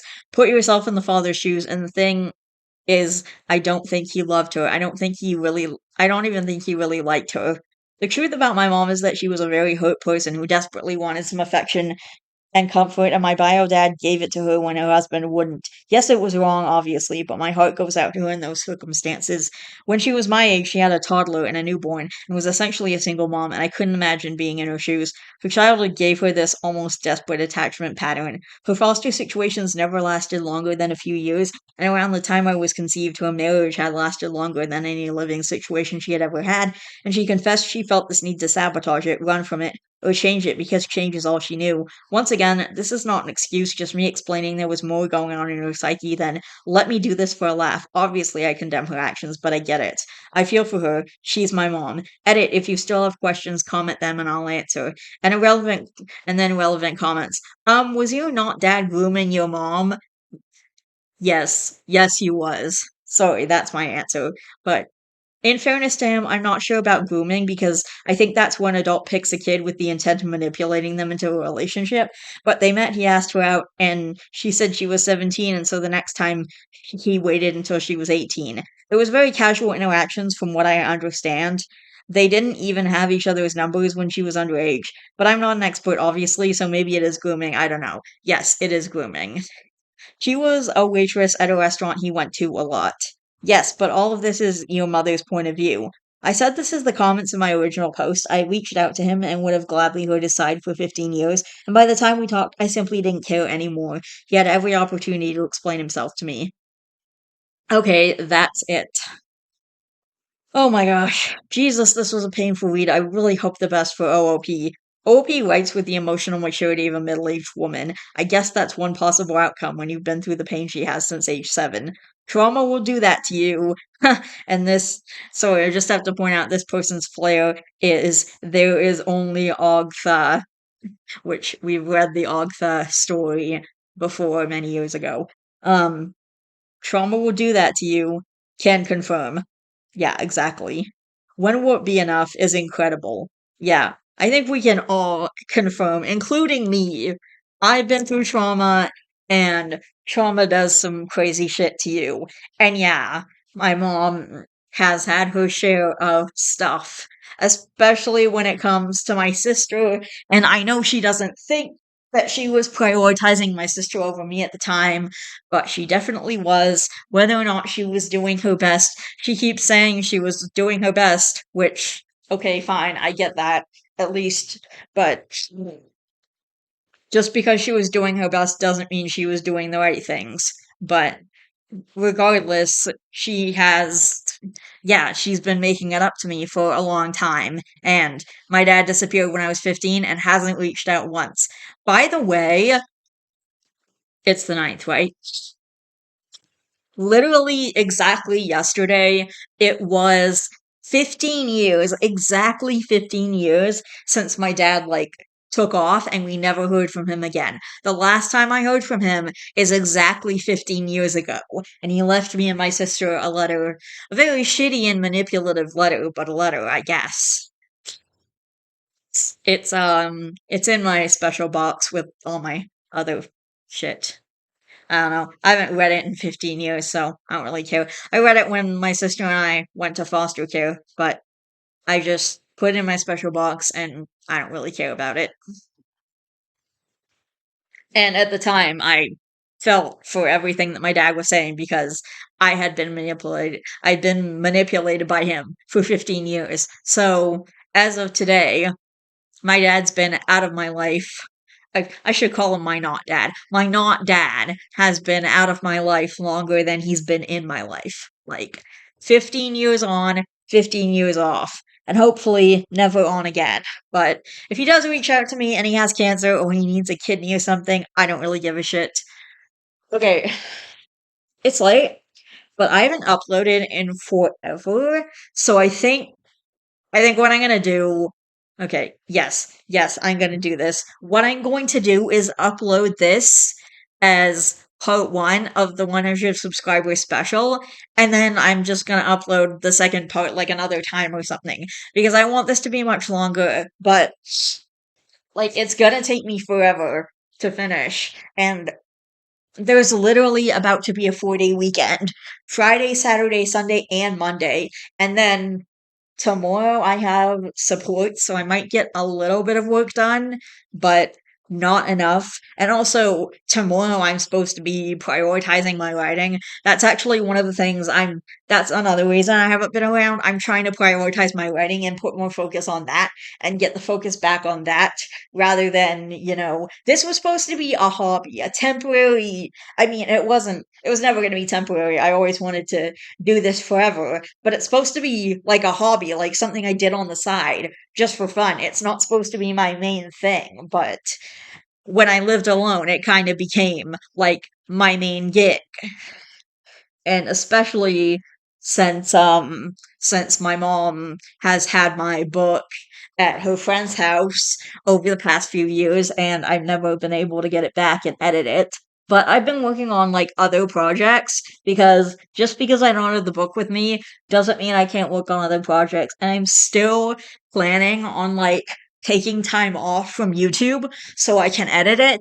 And hopefully that will be happening in over the Christmas holidays. I'm going to be very pushy about it to my mom once the Christmas holiday starts. I'm going to be like, I want you to get this done, please, and leave it to her.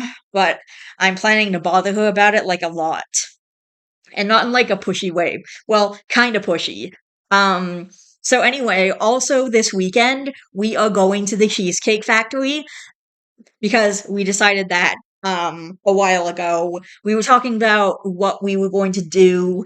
We wanted to celebrate. It's been 15 years and he's been out of our lives longer than he's been in our lives. And my mom sent me a text this morning that said happy 15 years of freedom, which isn't entirely the case for me because of the situation with my sister and how things went then. And I've kind of only been free when I've been living with my mom. So I think it's been more like 4 years for me since yeah, like for a little over 4 years for me of but I know what she means. It's whatever. It's I mean, even with my sister, it was I guess better than the situation with my dad. But anyway, I'm gonna upload this tonight. This is part one. I just want to make this clear. This isn't the full 100 subscriber special because this isn't even scratching the surface of what I want to do. It's just that I haven't uploaded in so long, and I really want to put this out for you guys. And I want you guys to get this stuff and get this video and get these couple of updates that I'm putting out for you guys. And let me know if you want me to do the vlog or not. I'll figure that out, but it's also late and I can't finish this tonight, obviously, because it's past 9 o'clock by now. So I have to get off. I have to take my pills. So I'm gonna say I love each and every one of you guys. Please don't forget to always be yourself. You are valid. Don't forget to be good to yourself and to others. Thank you so much for 100 subscribers. And I will see all you guys in the next video, which will be, I don't know, a week or two. Okay, bye. Hey friends, my name is Jackson. I'm not your average NB, and welcome back to my channel. And I'm doing the Reddit part 3 video. I'm doing the Reddit part 3 video for like 100 subscribers. So basically just random Reddit posts from like all over the place. Um and as far as things go, I was looking for this one particular Reddit story. I was looking for this one particular Reddit story. Like I was looking for this one particular Reddit story. I'm like wondering and I can't find it written down anywhere. Like I can't find a written copy. The one copy I can find is from Monk Narrations on YouTube, and the video is titled "My Girlfriend." I'm sick of my girlfriend carrying around a comfort blanket, so I'm going to get rid of it. And it's like one story with all kinds of updates, and it's pretty crazy. It's like depressing, and the boyfriend is terrible, and it's nuts, and it's one of those stories that just gets worse and worse and worse. And I couldn't find an actual um couldn't find an actual I couldn't find the story, like, the actual one that I was looking for. And normally I wouldn't be recording on a Saturday even, but, I have some time while my mom's away, and I was just, like I was working on my writing a lot and watching some TV and just chilling, and I still have, like, an hour to record at least, so I'm gonna do that for so I'm just gonna record for a little bit. And we're starting with a story from r/am I the devil. Asshole throws away his girlfriend's coping blanket and thinks he's not the asshole for it. And obviously, and the mods, save the post, obviously, but it's actually not been deleted. I keep yawning a lot. Anyway, am I the asshole for throwing away my girlfriend's blanket? And this post is tagged as this guy's the asshole. And it was an r/am I the devil, so obviously I, a 26 male, moved in with my girlfriend, 24 female, a couple months ago. Back when I was setting my stuff in the bedroom, she revealed to me that she still sleeps with a baby blanket. I got weirded out about it, and she explained that she needs the texture for comfort, calling it a sensory device. Yeah, she does have autism, which is what I was gonna ask. Asperger's, I think, and keeps it in her purse when she goes out in case she needs to touch it to calm down. She even confessed she had it in her purse when we started dating. I've always known my girlfriend is autistic and can have childish quirks. I'm fine with her collecting plushies, but this was disturbing to me. For the past couple of months, I just get weirded out watching her spread it over her pillow every night before bed. I feel like I'm in bed with a little girl and it just grosses me out. It's just a turn off. A couple days ago, I just couldn't take it anymore. When my girlfriend left to visit her parents, since she left it behind, I threw her blanket in the outside trash. When we got ready for bed, she was looking for it and asked me where it was. I didn't lie to her, and told her the truth. I told her that I find it really creepy and disturbing that a grown woman still sleeps with and carries around a blankie. I told her she's not a child and she needs to let go of childish things. After I told her that, she blew up at me saying I was ableist and shaming her for being autistic, that it was her coping device. When she bought that, she was just going to buy another one. I said I would break up with her if she did. She ended up crying, and I just walked out. When I talked to my friends, they agreed that it was weird that she still had a blanket and laughed at the situation.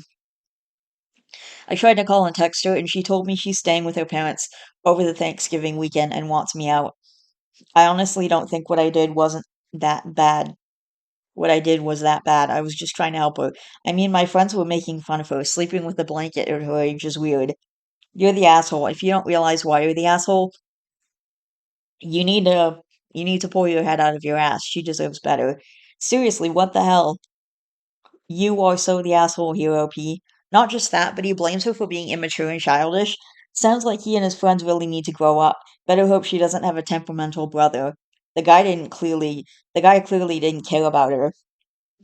And then this person replies to a deleted comment. Read this 3 months ago. I agree it's a troll. uh, About a month ago, there was the ex-boyfriend that tore up and threw away a handmade blanket his girlfriend made for him of his favorite sports team, and he called it non-manly. She dumped him over it, and his own parents cut him out of their lives until he seeks help because they don't know where he learned that shit from. Real men don't worry about something being non-manly. It's a ridiculous concept. He might have also been homophobic because he described it as being or looking gay. What a tool. Yup, he probably learned that shit from the internet. I find it hard to believe anyone could sincerely think they're in the right in your position. I wish I was as blessed as you to not have encountered such awful people before. You're already the asshole. You're going to be an asshole no matter what you do from here. You went into this relationship knowing that she's neurodivergent. You knew that. That wasn't a surprise. Her blankie was something that grounded her because sensory output is something that can be very overwhelming for people on the spectrum. You're referring to it as childish because it's something from her childhood, but she's an adult. She's an adult who knows her issues and recognizes them and why she does what she does. You're the child that can't handle a grown woman using her own things in a way that doesn't affect you. It turns you off. Oh, poor baby. Then maybe this isn't the relationship for you. You're trying to change her, shame her, guilt her, and make her be something she clearly isn't. And because you equally immature bros think it's funny, you feel that validates you stealing her property and disposing of it. That was destruction and theft of property. You don't get to change her life because you're dating now. You also don't own her things or her behaviors. You're a massive asshole. Why are you dating someone you think is weird? Just go, man. Well said. Amen to this. Please accept my poor person's gold. Okay, you're the asshole, obviously. Reading Am I the Asshole blows my mind some days. How is it that so many people think it's somehow okay to throw away slash give away slash sell things that don't belong to them? Are you people real? Even worse, even worse about the situation, he was moving in with her. So despite being in her home, he took it upon himself to decide what she can and cannot have in her own home. Exactly. You could eliminate everything else about his post and simplify it down to I threw away something that didn't belong to me. Am I an asshole? Yes, yes, you are. You're the asshole. Why are you dating an autistic person if you're just going to ridicule her for it? Absolutely disgusting. I hope she doesn't come back. You're the asshole. I'm a 23-year-old woman and I have a blankie. You are ableist. She told you multiple times that she uses it to cope with her autism, and you threw it out without consulting her because why? You're embarrassed by her? You're the asshole big time, dude. I hope she dumps you. You're the asshole. You don't throw out other people's things just because you decide it's creepy or inappropriate. You're the asshole. As a woman with autism, I know exactly how your girlfriend is feeling right now. It's because of narrow minded people like you who refuse to educate yourself and force your stigma of normality onto us, is what makes us ashamed of our disabilities. Considering she had a crying meltdown over how you talked to her, I'm pretty sure whatever security she felt when she allowed you to move in with her and learn of her sensory device completely crumbled, and she might never trust another person like that ever again. It's a piece of cloth. People with autism have sensory devices like blankets, scarves, or even stuffed animals that calm us down or bring us comfort, especially when we are sensitive to touch and we are fixated on a specific texture. Also, I find it disgusting how you went to your friends and told them about it. You should probably put a leash on them before they end up harassing her. You seriously need to educate yourself. People with autism cannot be taught how to be normal because our brains are wired differently than a normal person's brain. Unless there's some super magical surgery that can rewire our brains, we need our sensory devices and coping mechanisms to help us get through the day. You're the asshole massively. First, you throw out something that isn't yours and brings your girlfriend comfort. Then, when she's crying, you leave. After that, you bring it to your friends where you all laugh at and I assume make fun of your girlfriend for needing a comfort blanket. What you did wasn't trying to help her. You were trying to make yourself happy, and in doing so, made yourself a selfish asshole who shouldn't waste her time on. Honestly, I can't help but wonder if his friends know that she's autistic. You're the asshole. You moved into her place and then unilaterally decided to throw away an item that belonged to her. Who cares how you feel about her attachment to it? It belonged to her. That's theft. And then on top of that, the item you stole was a significant and meaningful item to her that she needs to cope. You knew she was autistic. You knew the item was her sensory device. She was open and honest and trusted you. You are a cruel, disgusting, disrespectful a-hole. You're the asshole. Wow, dude, you are such an asshole.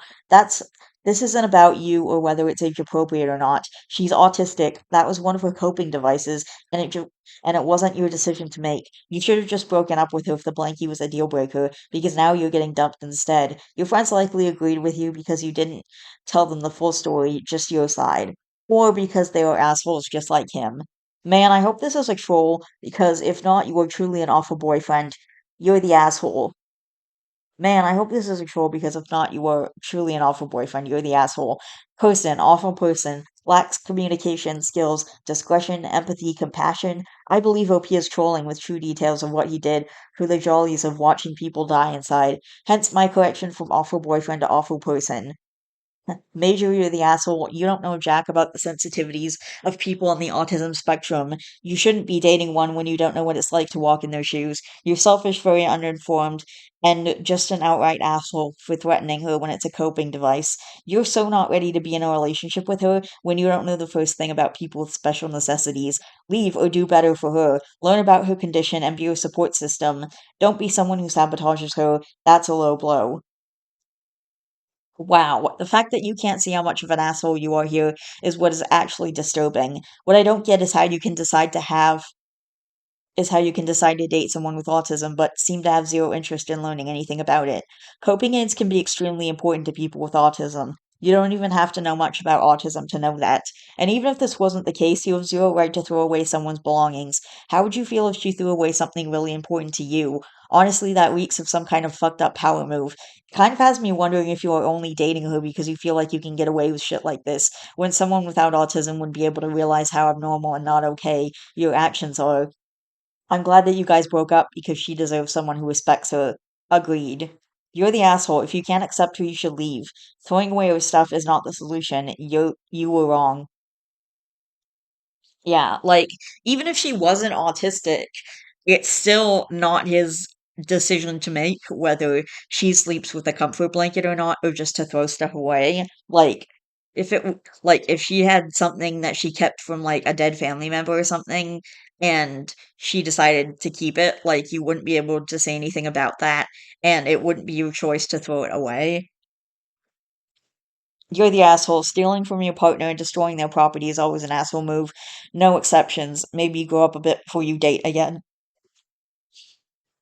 You're the asshole, and obviously your friends are too, but you're to blame for that as well. And then this guy says, you're the asshole, you're the asshole, you're the asshole, you're the asshole. This does not affect you at all. Why you can't just let your girlfriend be happy is beyond me. Hope she gets herself a new boyfriend. And this is not about her having autism. This is about you taking it upon yourself to call out your girlfriend for her own possessions. Possessions that do not harm you in any that do not harm you in any way. Please get help for yourself, and no one should be this creeped out by a literal piece of fabric. Yeah, there's a ton more comments all saying basically the same stuff, that it's not a problem. It's or at least it shouldn't be a problem for you, OP. Like there's a bunch of messed up shit there. But anyway, about the whole autism thing, yeah, it's kind of like dating someone who's deaf and taking away their hearing aids, or like dating someone who needs a cane and then tossing out their cane because you're freaked out by it and you don't like it for whatever reason. Like basically taking away the autistic person's coping devices is the same. Just because it's a mental disease and not a physical disability, like you think it's okay to do that. I don't understand how people don't treat mental disabilities in the same way as physical disabilities. Like, you should treat someone who has autism with as much respect and understanding as someone who is deaf and needs hearing aids, which I know some people would be dicks to those kinds of people anyway, or like someone who's in a wheelchair. Like, I don't understand why autism is not an accepted disability, but yet if someone's in a wheelchair, everyone treats them perfectly fine. But suddenly, when you have autism, your behavior is a problem when it doesn't even affect the people around you. Like, it doesn't, like, we just have our comfort stuff. We have our stuffed animals or whatever. It literally doesn't affect you if I want to carry my dolls around and if I want to talk to them and if I want to pretend they're my kids, which they are my kids. I'm not even pretending anymore. But like, my point is, if I want to carry my dolls around, that doesn't affect you. So, like, why are you bothering me about it and acting offended by it? And same with your girlfriend carrying around a comfort blanket. If she wants to have a comfort blanket with her, which obviously she was able to hide pretty well from you with the relationship. So it's not like she's, taking it out and making a big deal about it, obviously. I don't know how long you guys have been dating, but you're moving in together, so I'm guessing it's been a while. But obviously, she's been able to, like, n- not make a big deal about it just in the meantime that you guys have been dating. So I don't understand why you're so offended over something that your girlfriend felt. She obviously felt like she loved you and trusted you enough to share this with you. And instead of like appreciating that, you just throw it away because what, you don't like it?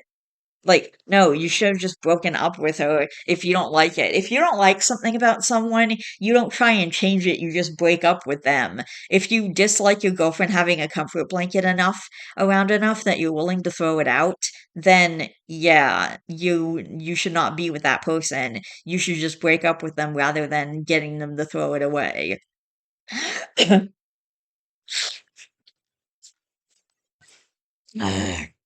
And even if an autistic person is trying to like, if you had a kid who was, I don't know, but if you had a kid who was like trying to outgrow their blanket or something and asked you for help, that's still not the way to help them. That's not the way that you treat them. I'm not saying for just autistic people, because it's not just autistic people that have their coping shit. Like, other people who aren't autistic can have coping shit too. Like, if it's a coping thing and it's not hurting anyone else, why is it a problem? Where's the issue? Like, I just don't understand how people are so upset. Oh no, my child is carrying around a stuffed animal and I'm somehow offended by that, even though it doesn't affect me at all. I'm so disappointed in my kid. I'm gonna throw away their stuffed animal. I see those questions all the time on Quora. And honestly, a lot of it's probably rage bait because a lot of stuff on Quora is rage bait. Maybe I'll check out Quora sometime for a video and just like see what kinds of crazy posts there are out there. But like, this all can't be real. Some of it has got to be rage bait, but like, it's hard to know how much of it's real and how much of it's rage bait because there's like so many different posts out there, and people do actually do this kind of shit. So I was originally looking for that one. I was originally looking for the one whole thing. I was originally looking for that one story about throwing away my girlfriend, throwing away his girlfriend's blanket this entire time. Yeah, I don't like. Okay, okay. Here's something from r slash relationship advice that's pretty similar. Advice for a girlfriend who is way too attached to her childhood blanket. Try to hear me out. My girlfriend, at 24 female, and I, at 26 male, moved in together at the beginning of the year. Since I met her, I knew she slept with a blanket. Odd for an almost 25-year-old woman, but because she's amazing, I could overlook it. I noticed things here and there where she would have the blanket with her. On some dates, I noticed it in her purse. I went over to her apartment one time and she had it just chilling on the coffee table while we watched TV. Now that we have moved in together, though, I realize that she takes it everywhere. When she goes to work, she throws it in her backpack. When she's making dinner, it'll be in the kitchen with her. Almost always, when she's walking around the house, she'll be carrying it. Sometimes it's draped over her shoulder, other times she'll wear it like a cape or fold it in half and tie it under her neck, kind of like a bandana, or think of a Russian grandma. I used to do a similar thing because I loved playing as a superhero. So what my comfort blanket that I had when I was a kid, I would like tie it around my neck, usually into like a cape. And it was always cool and fun. But, then I got bigger and the blanket ended up being too tight around my neck, so I just stopped wearing it as a cape and just carry it around with me. Um, if she forgets the blanket at home, whether going to work or on a date, she'll either turn around or make me turn around to get it. Her roommates asked, her roommates, her roommates said that she did this around them too, and when I asked if they thought it was weird, they said yeah, but said it wasn't a big deal. Said it wasn't a big deal. Okay, okay, yeah. Um, They thought it was weird. They said yeah, but said it wasn't a big deal. I've asked my girlfriend if she's considered getting rid of it. She said she's working on it, but with her anxiety, it can be hard. She's in therapy. I've been thinking about just taking it away and pretending like she lost it. It's just a little ridiculous with how much she does this. I know it's not hurting anyone, but she's almost 25. I think it's time to grow up. Okay, I've been thinking about just taking it away and pretending like she lost it. Motherfucking yikes, dude. Do not do this. This will cause irreparable psychological harm. If you are not okay with your blanket and are separating from it on your timeline through therapy, wake up. Do not psychologically fucking torture someone based on your personal idea of what is normal, or your fucked up views on what your timeline on dealing with this should be. Okay, taking it away would be unbelievably cruel. To remove or dispose of her possession is abuse. Psychological torture, pure and simple, no sugarcoatings, no excuses, no, for her own good. She is already in the hands of a mental health professional to handle this. She doesn't need her treatment fucked up by her half-assed amateur meddling. Yeah, that's gonna set her back in some really terrible ways, and it's pretty bad. Like, it would be bad. And anyway, but like yeah, okay, and in this case the girlfriend doesn't have autism, at least not that we know of. It's it's the girlfriend has some anxiety issues obviously, but like I have to plug in my computer. I'm gonna keep talking. The girlfriend has some anxiety issues obviously, but like as far as kinds of stuff goes, it's not it's not based on autism, and people are saying the same stuff as on the autism post, like don't take it away, don't do that, don't. This might actually be, wait, this looks extremely similar to the story. All right, I'm gonna go to this guy's profile after and see what else I can find. How the hell is it abuse? Says the OP, and he's very angry about this because there's multiple exclamation marks and multiple question marks. I'll try to spell it out as clearly as I can. I promise I'm not just throwing the word abuse around casually as some sort of insult. I genuinely believe it would be an abusive thing to do. She suffers from a mental health condition, anxiety, or similar. This blanket helps her cope with her mental health condition. This blanket makes her mental health condition bearable so she can function normally. If you remove it, you will send her anxiety through the roof. She will be miserably unhappy. She may not be able to function. That could go on for weeks, months, perhaps years. You would quite deliberately be causing her pain. That's abuse. Now you'll counter by saying, but it's for her own good. She'll realize she doesn't need it. She'll learn to live without it. But you can't know that. You are not a trained shrink, and you're almost certainly wrong. She's 24. Do you really think she's never tried and failed? She is already receiving therapy to try to tackle her anxiety. Surely you must approve of that. And perhaps they'll put her on anti-anxiety meds too. Surely you must approve of that. But at the moment, her blanket is therapy. It is medication. If you remove it now before she is ready, it would be exactly the same as hiding medication she needs to function. Thank you for that comparison, person on Reddit. I love that comparison. Exactly. And that's abuse. Stop with your amateur psychology treatment experiment. Leave it to the professional who is currently treating her. You are trying to force her to be someone else. That's one reason why it would be abuse. She's a human being with her own mind, feelings, and ways of coping. You've no right to decide what is the right way for her to live. You're an asshole. Just leave her alone. Someone, oh my god, someone posted here PM me or doggo pics. I'm gonna have to do that.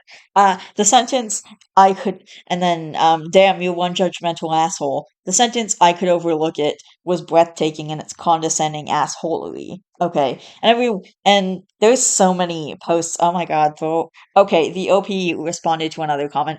Definitely don't do that. If you want her to let go of the blanket, then you need to support her through whatever issues she's contending with, not amplify her anxiety by taking away something she has clearly been she has clearly been relying on as a crutch. What is the problem with her having the blanket ultimately? My problem with it is that she needs to have it everywhere with her. Even at work, she keeps it in her locker. She's a nurse. Would you feel comfortable knowing your nurse in the hospital had to carry it around to feel better? Yes. Yes, I would. I wouldn't have a problem with it. And if she needed a coping device, I would be like, okay, I wouldn't care. Like, what's the problem with that? If I take away the blanket, then she'll be forced to live without it and eventually see that living without it isn't that bad. Why do you think you know what's better for her than she does? Why do you think you know what's better for her than her therapist does? Have you taken any dark triad or psychopathy tests? Probably just garden variety, arrogant, know all, condescending, insecure about his own maturity, asshole. Alright. If you don't realize that all nurses have some crutch to get them through their incredibly stressful lives, then you are not only an arrogant bully, but ignorant and naive too. Would you feel comfortable knowing your nurse in the hospital has to carry it around to feel better? If it means she can concentrate on my care and not her anxiety, yes. Is this a trick question or something? If my nurse, physician, or anyone else on my medical staff provides quality care, I hope they use whatever coping mechanisms they have at their disposal to help them. Their jobs are hard enough already. Patient facing jobs are never easy, even if not in a position to deal with death. They don't need fuckwits at home torturing them. So you're so insecure that you feel threatened by an inanimate object. It's no different to having an item of jewelry of sentimental value and keeping it with you at all times. Let her be who she is. You shouldn't change other people to fit your idea of how they should be. My problem with her is that she needs to have it everywhere with her. But again, how is that your problem? How does that impact you? You are creating a problem where none exists. Okay. There are so many. My oldest friend, not a dumb man, not a fucked up man, still sucks his thumb, including at work. He is 60 and happily married and fully functional. Literally nobody gives a shit. This is no different. Let it go. Pick your battles. Learn to love it. The blanket is literally her security blanket. If you care about her, don't force her to get rid of it. If you consider her too immature because of her blanket, then you shouldn't be in a relationship with her. You can either accept your partner for who she is, blanket and all, or move on. Aw. I'm 42. I still have my childhood blanket in the drawer by my bed. That's awesome. If I'm sick or anxious, which is rare, I'll pull that sucker out. I agree that taking it everywhere is extreme, but she's in therapy. Taking it away from her would be an unforgivable theft and breach of trust. If it's a problem for you, stop dating her. And also, you made the comment that she's a nurse, and how would one like a nurse with a blanket in her locker know how I would feel? Better than one who is abusing pain meds, booze, or other drugs to self medicate. It hurts no one. That's a good point. Oh my god. And then there's like a bajillion other comments saying the same shit to like not do that. Like just to not be that way. Okay. When I try to go to this person's profile, it says looks like Reddit is having some trouble, so I don't think we're going to find anything like that there. So we might as well just move on to the next story, which comes from r slash best of Redditor updates, but also originally it came from r slash am I the asshole, and it's like another really similar story. So we're staying in this vein of like abusive boyfriends throwing shit away and being assholes for no reason. Um, am I the asshole for throwing out my girlfriend's dolls? And this one's marked as concluded, so.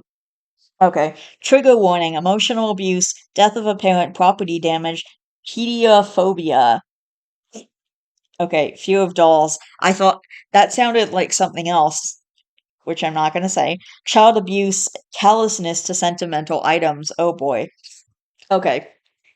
I'm a 24 male and my girlfriend, who's a 23 female, and I have been together long distance for 3 years. Oh, this was posted on November 26th, 2022. So like 2 years ago, almost.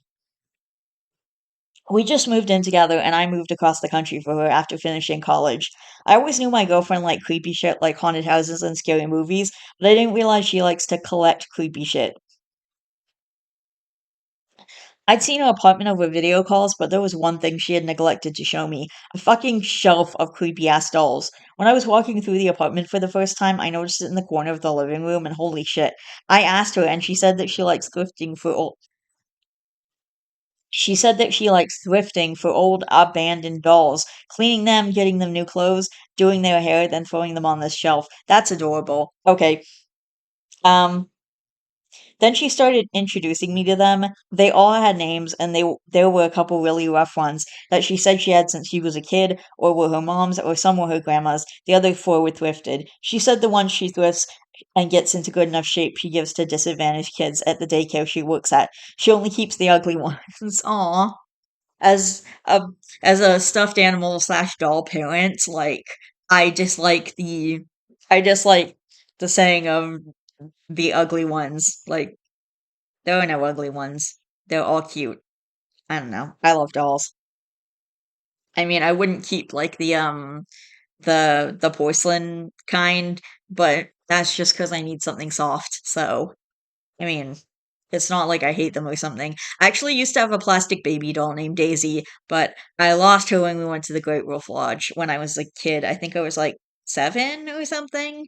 Anyway, um, I thought I'd be okay with it, but every morning I just dreaded looking at them. They made me so fucking uncomfortable. I tried buying her squishmallows, thinking maybe she could collect something normal instead. She loved them, but she is still all about the dolls. I then suggested she give them to the kids at her daycare or display them at daycare instead, but she was worried they'd be damaged or taken home by kids by accident. I think she realized I didn't like them, so she asked if I wanted her to move them into the closet. I said yes and thought that would be it.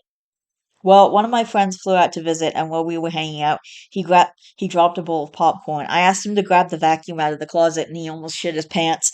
The dolls' heads all poked out of the box, and their creepy little eyes stared into his soul. Horror movie shit. I was so embarrassed, and my girlfriend was apologetic, but had a bit of a laugh. Honestly, that was the last straw. Those fucking things wouldn't leave me the fuck alone. The next day, which is today, is garbage day, so I took the box out and tossed it while my girlfriend was away. It's gone. My girlfriend came home and I started sweating.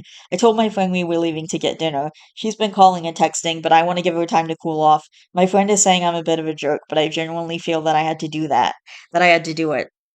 That is fucked up. Especially since some of them were sentimental items from like family and stuff. Some of them were from her mom, some of them were from her grandma. That's so messed up. Am I the asshole? Yes. Verdict removed before verdict rendered.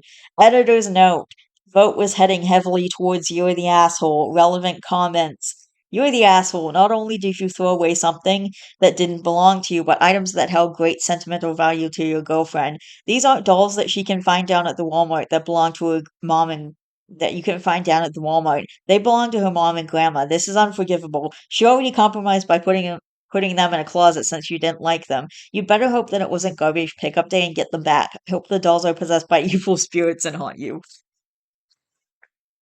Um, oh gosh. Yeah, he's got a point. They're not just dolls where she can like go and buy a replacement or something. Like, not that I would ever be okay with anyone just tossing away my dolls because they're my kids and you can't replace your kids, even with another doll that looks exactly the same. Like, I wouldn't be okay with that. I would never be okay with that. But regardless, it's not like dolls that she can just go and buy at the Walmart and replace or whatever. Like, actually, when I was visiting my grandpa in June, me and my mom ended up going to the antique store because I asked her to take me. So we ended up going into town and like walking around, and we went to the antique store that I love so much. And I found a vintage Barbie there. She's from 1967, and I kind of fell in love with her, and I just bought her like on the spot. And I originally said I wasn't going to buy anything when I went to the antique store because I always come home with something. But I shouldn't say that because I only really get to go there once a year, and it's always really fun, and it's fun to find like older toys, like dolls, and I got two Cabbage Patch Kids from there. I got a rabbit and I got a bear, all from the antique store, which are super old and vintage, and I love them so much. And now I have my Barbie doll. So I think like every time in the future, whenever I go to the antique store, I'm gonna look for another Barbie doll and buy another Barbie doll. Since I'm not like buying any more stuffed animals right now, so I've kind of put a pause on that for the time being. But anyway, OP says, they're gone for good. I watched and waited for the garbage truck to go by. It just isn't normal to keep ugly dolls. She knows they're ugly, but she keeps them because they remind her of her mom. I think maybe she could just put a picture up or something instead now, but no one would ever take her seriously when she's got these weird ass dolls around. You know what? You're an asshole, and I'm sure she would have found someone who loved her for it, and hopefully she'll find someone who appreciates all the weird and quote creepy things about her, now that she's gonna dump your ass. You're the asshole. Granted, the dolls thing would creep me out too, but you don't throw away someone's stuff. If you feel so uncomfortable about those dolls, move out and break up with that person. And then OOP says, I don't want to break up, and even if she dumps me, I still feel like I did the right thing. I got rid of her only flaw. Oh my god. This guy is horrible. She'll have an easier time keeping her next boyfriend because he won't have to deal with this. Additional comments from OOP. I think you missed that I'm the one who moved for her, despite the fact that she has no family left here, so she could keep her job at the daycare because she loves it. I understand now how it was an asshole move, but it was the best thing for her, and she needs to make sacrifices too. I left my actual family to be with her. She'll get over it, but I'm not too worried that she'll break up with me after we understand. She's saying it here. I'm the asshole. I wish I could take back what I did, but I can't. I'm going back to the apartment now to apologize. Wow, this is some BS right here. He's only sorry that he's getting attacked. He's not sorry that he actually did it. And the whole thing where he said she needs to make sacrifices too. Wow, you are a piece of garbage, OP. This is really depressing. And by the way, if she was 3 when her mom died, then she might not have any actual memories of her mom, or like the rare memory, but like she might not have a lot of actual memories of her mom. So like this is how she's reminded of her mom by keeping these dolls around and having them and loving them. And regardless of the role that OOP is putting on for these dolls, like you said she gave them all names and she takes care of them and stuff. Like that's that's adorable. That's so sweet. That's like I would date OOP's girlfriend. I would date his girlfriend. I would date her because I totally understand and I do the same thing. And the fact that we have that in common and we would understand that about each other, that would just be so nice. And like I understand being reminded of family too. Cause like I have I have a ring left over from when my great grandmother died, and she left my family some stuff, including me and my sister, and she left me a ring, and it's in my special box. I call it my special box. It's like just a regular box that I kind of put together. It's like a shoebox, I think, that I and when I was in like the second grade, we were supposed to decorate a box with tissue paper and stuff. And then I started using it to put like special or important stuff in it. And that's probably where the ring is right now. It's for my great grandmother. And I totally understand how it can remind you of someone. And I actually had this really great relationship with my great grandmother because I got to know her when I was a teenager and then also into my 20s. She lived until she was 92 years old. And I actually had a ton of visits with her and I remember them. And it was so nice. And I loved getting to know her. Anyway, it was so great, and now I have a ring that reminds me of her, and I don't wear it, but I just keep it on me because even though I don't wear rings, like I'm not a big jewelry person, and even when I do like jewelry, I'm kind of particular about my jewelry, but like, yeah. I mean, if I ever got married, which I wouldn't because I'm a romantic and obviously, but if I ever did get married, I would want my boyfriend to propose to me with my great grandmother's ring, so that's the thing. But anyway, uh, oh man. Okay. Anyway, update November 27th, 2022. So, a couple days later. Wait. No, it was a day later.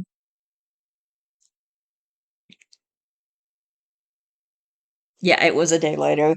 I got many messages asking for an update, but I was banned from r slash am I the asshole, so here it is.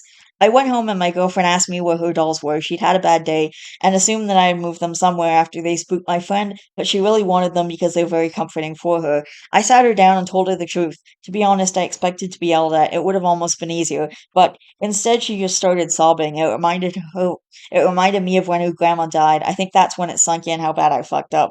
I slept on the couch with my friend, and today I swore to do everything I could to correct my massive fuck up. Unfortunately, there was no way we could possibly get the originals back. They would have ended up compacted and headed to a massive landfill outside the city. So I texted my girlfriend what kind of dolls they were. Most of them she knew, but one of her grandma's dolls were handmade, so that one obviously I can't replace. I started scouring the internet, looking for antique shops, thrift stores, pawn shops, etc.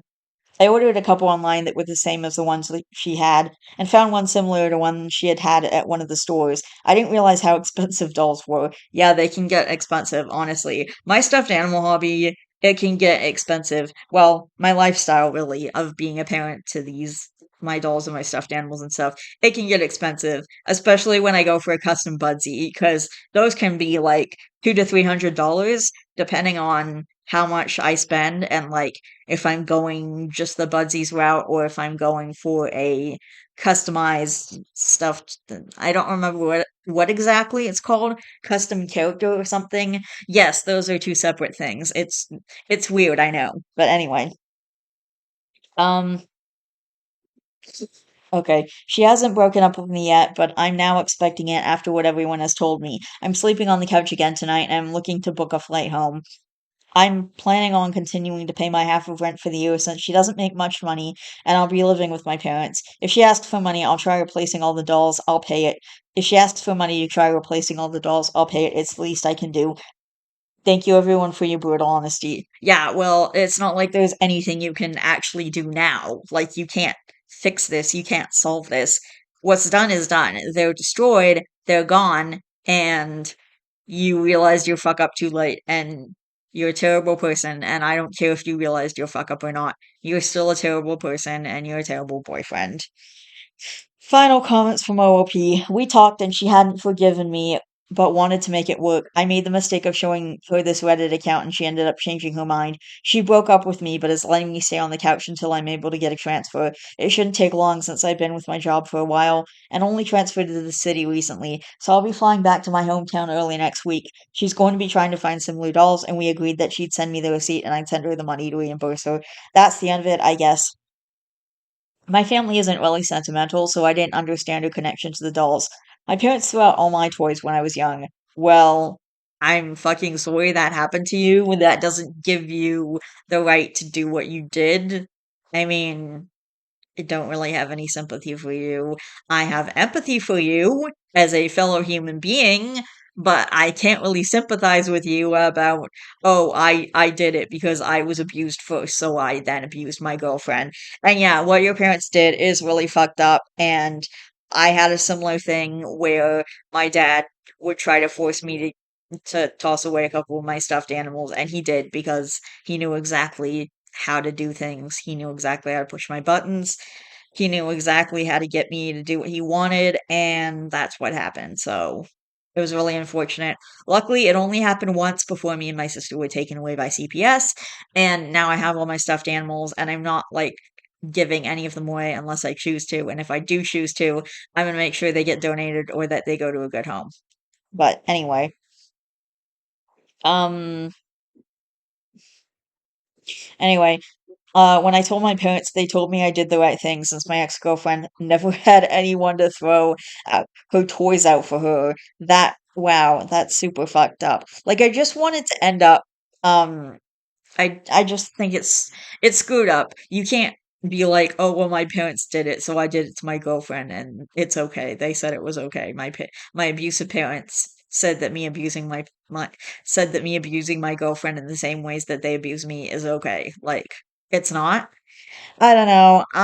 But anyway, it's really fucked up, and I'm sorry that happened to you, and I had a similar thing happen. But honestly, when you get abused in that sort of way, it should make you want to do the opposite and want to be like, okay, well, I'm never gonna do that to anyone. I'm never gonna hurt anyone the way my parents hurt me, because that is abuse, regardless of whether you think it is.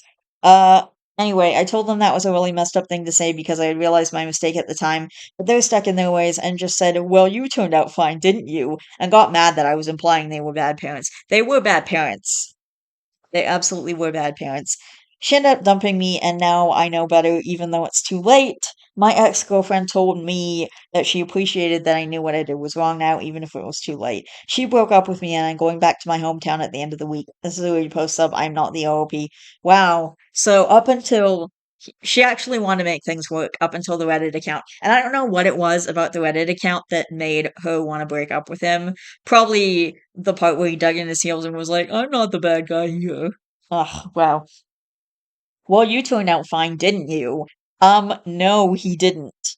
If anyone ever turned out fine after that, it was in spite of what was done to them, not because of. I have yet to find an individual who turned out fine. We all have baggage. Oh my god. Oh, that is so true. Actually, it's so true what that I'm gonna take a screenshot of it. Okay, I'm gonna get some dinner. You have no idea how much I needed to read this today. That's awesome. Wow. But I got rid of her only flaw, so she will be better for an ex-boyfriend. What a douchebag. Yeah, for real. Alright. Yeah, exactly. When it, if if you do the same, I read this thing that if you spank your child because your parents spanked you and you say, well, my parents spanked me and I turned out fine, but if you want to spank your child, you did not in fact turn out fine. It's so true, so unbelievably true. I'm gonna go get some food because I'm super hungry and I need a break, and I will be back.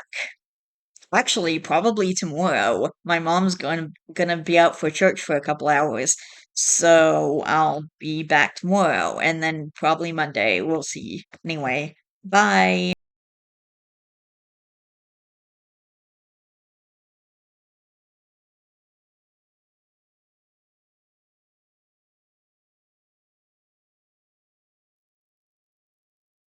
Hey guys, I'm back for more recording.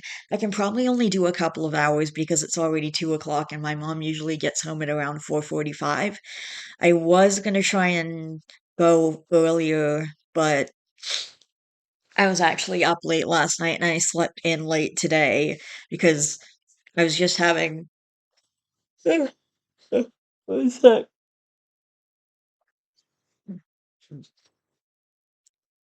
I had like a really shitty night last night. Like I was feeling super low and awful and everything just sucked. And then I got home at like 10 o'clock at night and my mom tried to like trample over my boundary, and then she used one of those subtle manipulation techniques where where I said, No, I'm not gonna do that." And she was like, "Okay, fine, I'll do the same thing with your stuff," which is obviously manipulation because if she was doing it to take care of herself, she would have been doing it all along.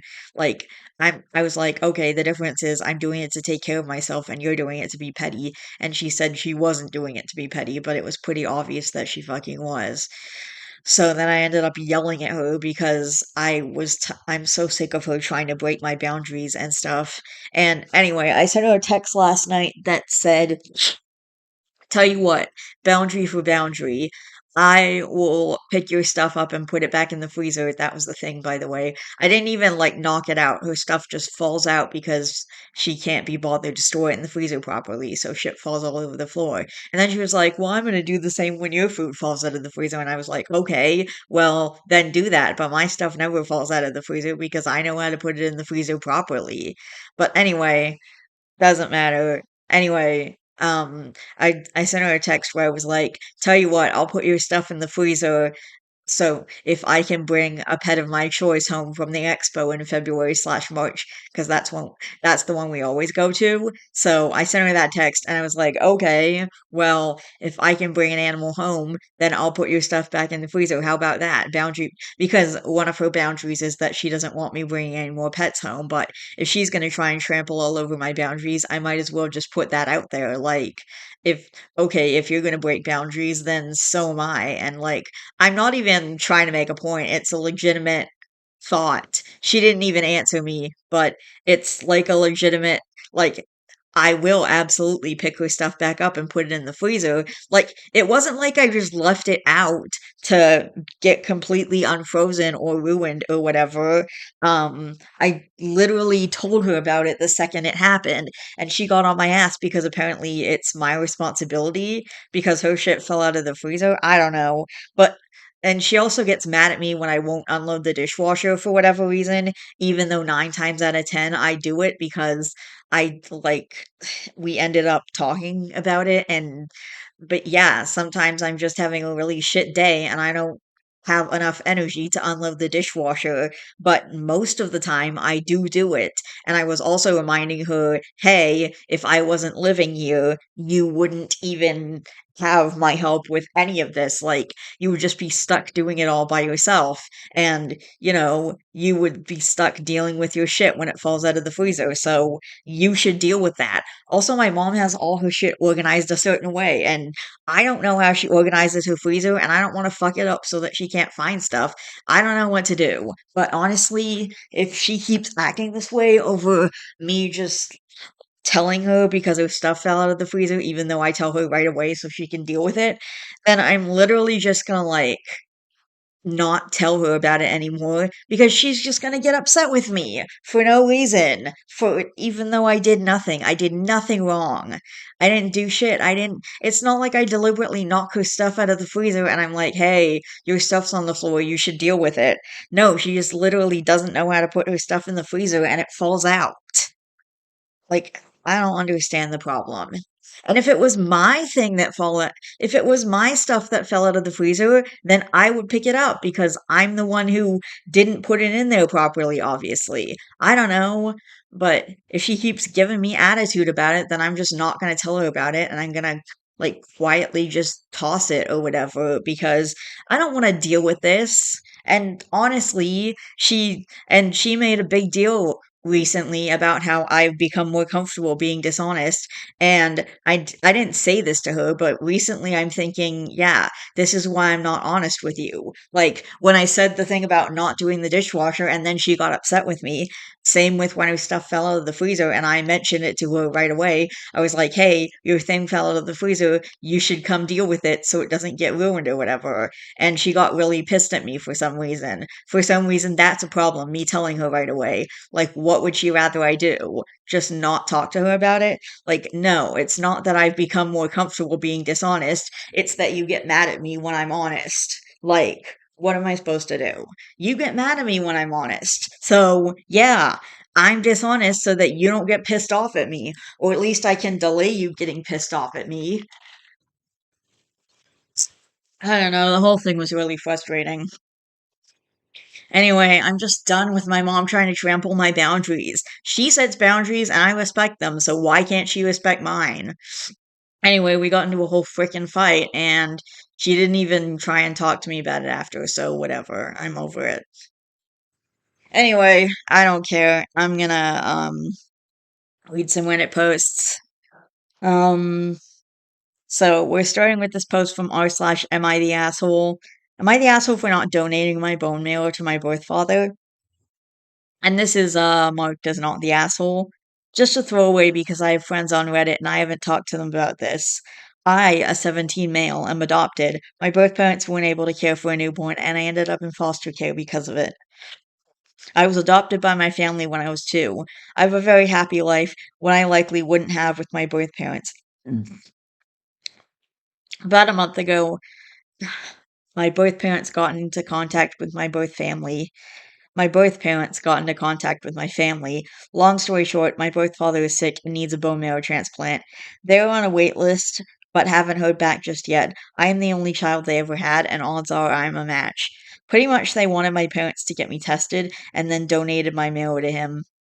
My parents told me that it's up to me, and after some thought, I said no. I don't know them other than they gave birth to me. They've had no part in my life whatsoever, and now they suddenly need me.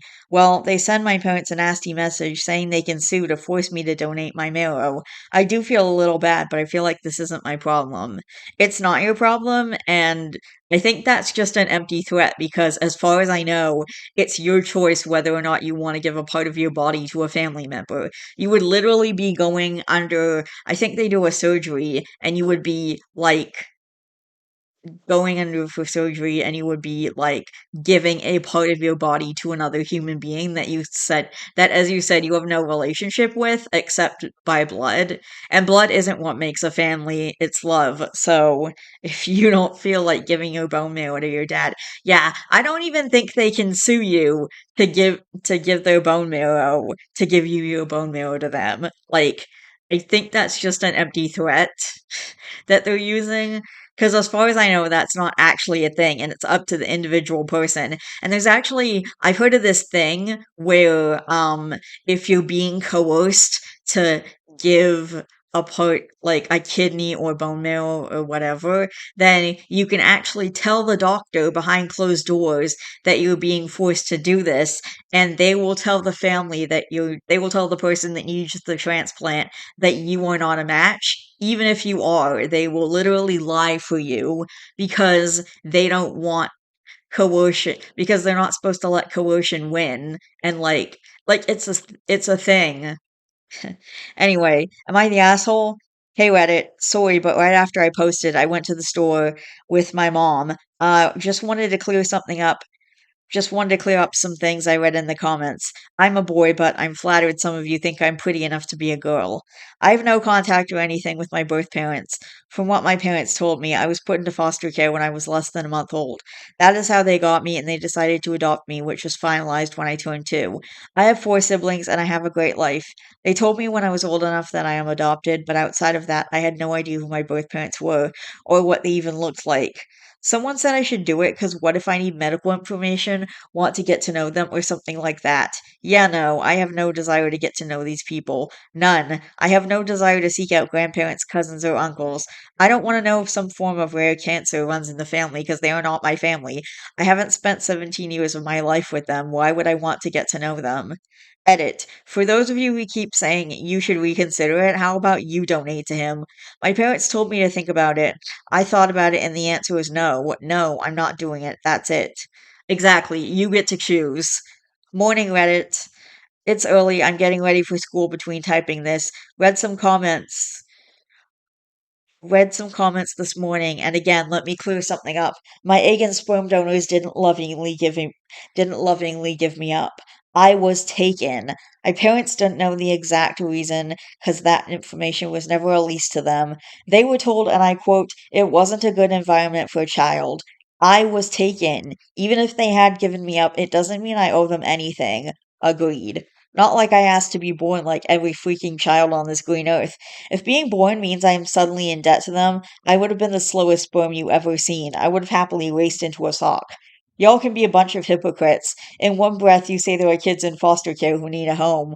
Well, who I was a foster kid who was given a home by 2 loving parents. But then in the next breath, you are saying, "What about your family?" I have a family. They've raised me for 17 years. Medical history? Some very helpful people have private messaged me to let me know that in 2021, I get all that shit without ever having to speak to these people again.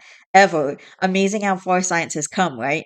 I'm going to be showing this to some of my friends today because I have to admit, I'm over it. It's not my problem if this man dies. And again, some people have pointed out in the comments, odds are I wouldn't be a match anyway, and he has been lucky. and he has been luck getting a donor off the list, and it will be faster than waiting on me to get tested, only to be told I'm not a match anyway. And again, with those on your hills screaming, well, wouldn't you donate to a stranger? I donate blood mostly because it gets me out of PE class. I like to donate blood. If someone receives that blood, then congratulations. I put no more thought into it besides that. Even if they had come to my parents and said, "Hey, you adopted our son and well, we need a favor, sorry to ask, blah blah," my answer would have still been no. I did my own research and found plenty of stories of kids who used like gold mines for their genetic materials by their parents to save their siblings or a family member, and that is all they were to their families. Someone who had the right match. I don't owe them anything. I don't care if she spent 8 hours in labor with me. They aren't my family. I have a wonderful family who are supporting me right now. Also, my parents are working on finding how the hell they even knew where I was because my adoption was a closed one, which means that they have no rights to this child, and I mean they have no rights to the child anyway, regardless of the adoption. But open adoption means there was interactions with the parents and they can know things about each other. Closed adoption means the opposite. They had their rights terminated when I was taken. They shouldn't know shit about me. I don't know if they are contacting a lawyer or anything. I know they are pretty upset about all of this. I have to get to school later. Okay, let's try and find out in the comments if them suing for the bone marrow is an actual thing that they can do because I really don't think that that can happen. Not the asshole. I'm no doctor, but I hear donating bone marrow can be a very risky procedure. Yeah, exactly. I almost burst out laughing in the freaking office when I read that they'd sue you to force you. They'll be laughed out of court, assuming they even get that far. Okay, edit slight misunderstanding and not as bad as I initially thought. I'm no doctor, but I hear donating bone marrow can be a very risky procedure. Not really, mainly the risks that come with any surgery. But yeah, I thought so. I thought that literally wasn't a thing they could do to sue you to get the bone marrow from you. No, no one can force anyone to give up another part of their body. And yeah, they'll be the person who says they'll be laughed out of court. I love that. Okay. Anyway, I love that. That's hilarious. But good to know that they won't even end up in court, and if they do, they'll be laughed out of it. So good to know that they can't actually good to know that they can't actually like sue the kid to get the bone marrow from him because that'd be really fucked up if you can just sue another person and be like, I'm entitled to another part of your body because I show your blood. Like, come on. When I signed up for the registry, I was told that now there are two methods to donate. The most common method involves removing the marrow from your blood and is the same as any blood donation. It is very easy to sign up, by the way. There is a website where they will send you a swab. You swab yourself and you put it back in the mail, and then someone sends the the website to bethematch.org. I guess that's a thing you can do. I was also seeing all these things pop up from the Canadian Blood Association, I think. It's about how you can I think it's like stem cells or something. You can donate your stem cells in order to do that. Like you can donate your stem cells in order to you can donate your stem cells in order to help people who need the stem cells. All right, I found a similar story online. Am I the asshole for not convincing my daughter to give bone marrow to a brother? And this one's also marked as not the asshole. Long story short, my ex-wife and I were married for 7 years. We split up because she had mental health issues that led her to repeatedly cheat on me with a coworker. I got full custody of our daughter because my ex-wife tried to kidnap her and drive her into a ditch while intoxicated. What the fuck? My ex-wife has never paid the court-mandated child support, and I never pursued it because I make a significant amount of money at my job and she is unemployed. We split 11 years ago, and our daughter is now 17. My ex wife made no attempt to stay in contact. She got with the guy she had been seeing, and they had a son together shortly after we divorced. About 3 months ago, my ex wife contacted me to say that my daughter wasn't actually mine. She is the product of the affair with the guy she is now married to, and that my daughter needed to donate bone marrow to her brother is in quotation marks. I refused. He contacted our daughter by showing up at school, and when our daughter refused to talk to her, she is unhappy that after all this time her mom only shows up when she wants something. My ex wife escalated to screaming at her about being quote unquote ungrateful for being alive. Our daughter came home very upset and broke down about how upset she was that her mom never reached out to her after the split, and now how the only reason she's contacted is because she needs something. As a result of how upset she was, I've gotten legal advice. My ex wife is having a meltdown over Facebook because I won't force our daughter to talk to her or donate bone marrow. Am I the asshole here? Not the asshole. I doubt everything your ex wife said about your daughter not being yours, because I don't believe her if she's half siblings with a boy. She might not even be a match if is even high chance. She might not even be a match is even high chance. Even if they're full siblings, it's only a 25% chance that they match. Anyway, it's her body, and if she doesn't want to donate and go through all that, she doesn't have to. Your ex-wife has no right to tell her what to do with her body, just like you have no right to force her to donate. Not so sure about that DNA test. If it indeed turns out the daughter is not his, that will maybe make unnecessary wounds. She will always be his daughter, DNA or not. It's a personal decision for sure, but it might be a good idea to know, because it does appear some health conditions may run on the affair partner's side. Yeah, that's actually one of my main reasons for not wanting to have human kids or give birth to kids, because I don't want to pass on my issues to them. I don't want to pass on my autism. I definitely don't want to pass on my depression. Apparently, depression is hereditary or can be hereditary. Who knew? But there's a chance that I could pass on my depression to them, however small, and I'm not taking that chance. I'm really not comfortable with that, because having depression, like, if I could choose to get rid of one of my mental health issues, it would absolutely be depression. I would not want to get rid of my autism. I wouldn't want to get rid of my anxiety or PTSD or any of that stuff. No, it would be my depression. Honestly, my depression is the worst part of all of this. Like, the worst mental health issue that I have. And like, sometimes I'll be like, some sometimes my mom will say, "Oh, I wish I could understand how you feel." And I'm like, or she'll be like, "Oh, she'll make a thing about, like, wanting to understand how I feel, or, like, she wishes she could understand me or something, and then I'll be like, "Well, I'm glad you don't, because that would mean that you had depression, and I don't wanna wish this curse on anyone." Like, I would never wish that anyone had depression. I hope that nobody has. I just want, and I want everybody to not have depression ever, because it's the worst thing, honestly. Like, out of all the mental health issues that I have, at least. And honestly, my mental health affects me more than my physical health. Doot, doot, doot, doot, doot, doot, doot. All right. Oh no, consequence. This next one's from r/oh no consequences, which is a subreddit where people do stupid shit and then the consequences of their actions come back to bite them in the ass. It actually reminds me of this phrase that I saw online that's on like t-shirts and buttons and stuff. It's Oh no, it's like it I'm pretty sure it's like it says like, "Oh no, if it isn't." Oh, it says, "Well, well, well, if it isn't the consequences of my own actions." Like, that's exactly what this subreddit is. Okay. I made my brother choose between our relationship or the business we built together, then asked him to come back, then accused him of embezzlement, then deleted everything we worked on together. Now he's mad at me. What did I do wrong?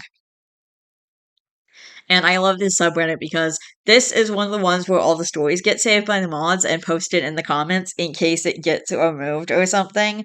Which in this case, it is. It's originally from r/am I the asshole. Anyway, in case the story gets deleted or removed, I, 49 male, started a business making furniture. At first, it was just a hobby, something that made me feel good and distracted me from the hectic things happening in my life. My brother, 52 male, liked seeing me enjoy myself and wanted to support me. After a month, I offered that my brother hop on board. He took up the menial work in the business, talking with customers, suppliers, handling social media, accounting, content creation. We made an official partnership within 5 months. We grew over 1 million views on YouTube and nearly 50,000 subscribers. We worked really well together until we didn't. About 2 years ago, I told him to give me control of my business or he'd lose me as a brother. He gave me the business and stepped away. It was too hard on my own, so I asked for him to come back. My brother had a busy few years, leaving an abusive relationship, moving house, finishing college, getting married, and had a baby. He found it harder to prioritize the business, but still made an effort, like conducting market research, designing a new product, attending a short business course to push us along. We always seemed to plan to catch up, but never did. Both our plates seemed to be full, so I had to do something before my business failed. By this point, our business had been running for 6 years, although it had been 2 years without new content. But our YouTube audience was still waiting. Lately, I started digging in our finances.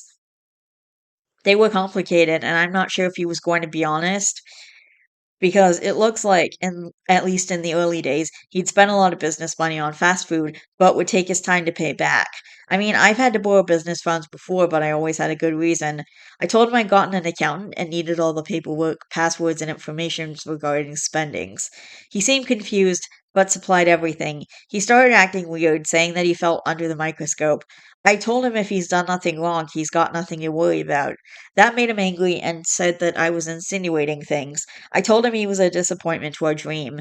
In a knee jerk response, he said I could have everything. So I took it all, changed all the locks, passwords, ownership papers, etc. I also deleted all the old videos, posted a new video announcing my new channel direction, and gave it a new name. I think he just gave me the business like last time, but now he's saying I never appreciated the work he did, even though it is my art that people are following. My socials wouldn't mean a thing if it wasn't here. If I wasn't here. It's my art. I started the channel. People come to see me. But he's claiming he's just as important to this business, like a yin yang. I offered him money for the subscribers because he was upset that he worked hard enough to build the business with me. He's still upset about me deleting the old videos. He says I deleted his work even though I'm offering him copies. Uh, and someone replies to that, I don't think OOP has met nearly enough consequences to have landed here. He needs his brother to sell him out and the accountant to clear his brother's name, but found peculiarities in OOP's portion. And then the person who posted this here, who was not the OOP of the story, who just cross posted it, I wanted to fail so hard. He's honestly one of the most infuriating assholes I've seen on Am I the Asshole in a long time. Like his brother is just a supporting NPC in the epic life of an asshole planing wood on YouTube. Um, okay. This has gotta be rage bait. And like really bad rage bait too. The first hint of anything being wrong is practically one sentence. Things went great until I betrayed him for no reason given. Yeah, I'd hope so. I'd hate to think it was real and that this guy's brother is really that much of a sucker. This was just too p- this was just too poorly written to be real. I would give my left nut to find out what YouTube channel on the socials. I don't think anyone is more deserving of having their laundry aired. If it's real, it can't be too hard to find. Furniture channel with 50K followers that went quiet for 2 years and then deleted all content and started a new channel is pretty specific. Interesting. My brother handled the menial details, actually running the business. I did the important part, sanding wooden boards. Yeah, basically. Ugh. Alright, I'm just trying to find some stuff right now. Um, I don't know what I'm doing. Oh, oh man. Oh no, someone posted asking is their millipede dead? Ugh, dang it. Oh no. Aw. Warning, possible dead millipede. Hey, sorry for lack of detail, but I just found my millipede unmoving and unresponsive. She isn't stiff and doesn't smell, though. Her antennae occasionally move, but I can't tell if it's me just imagining it. Uh, I'm pretty sure she's gone. Sorry for your loss. Could the antenna moving just be post-mortem? Maybe. Could be you imagining. It could be that they are still just about there, but on the way out as well. Either way, there's not much you can do at this point. I'd keep them around for a bit longer, just to make 100% sure they're gone. Oh, poor baby. Dude, that sucks. Ugh, that sucks. I don't like that. Oh God, here's a really stupid post just popped up on my homepage from r/relationship advice. My wife, a 25 female, hates video games and threatens to leave me, a 28 male, if I were to play again. Oh my gosh. I'm sorry, the title is ridiculous. This is stupid. I need help. I'm stuck. I'm 28 male and my wife's 25 female. We have two kids, a 2-year-old and a 2-month-old. My kids are my world and I would absolutely do anything and everything for them. I've always been a gamer since I was 3 years old. 3 years old. Holy cow. I don't even remember playing video games that young. I mean, I probably did because video games were such a huge part of my childhood, honestly. Like, my dad used to get us, like, every new game system and then buy, like, a crap load of games, and then we would just all play video games together. It was like a huge family thing. It was like a huge deal. Like, I remember when the Nintendo Wii came out and dad got the Nintendo Wii for Christmas and we all spent the entire day playing Nintendo Wii with all the games that he bought.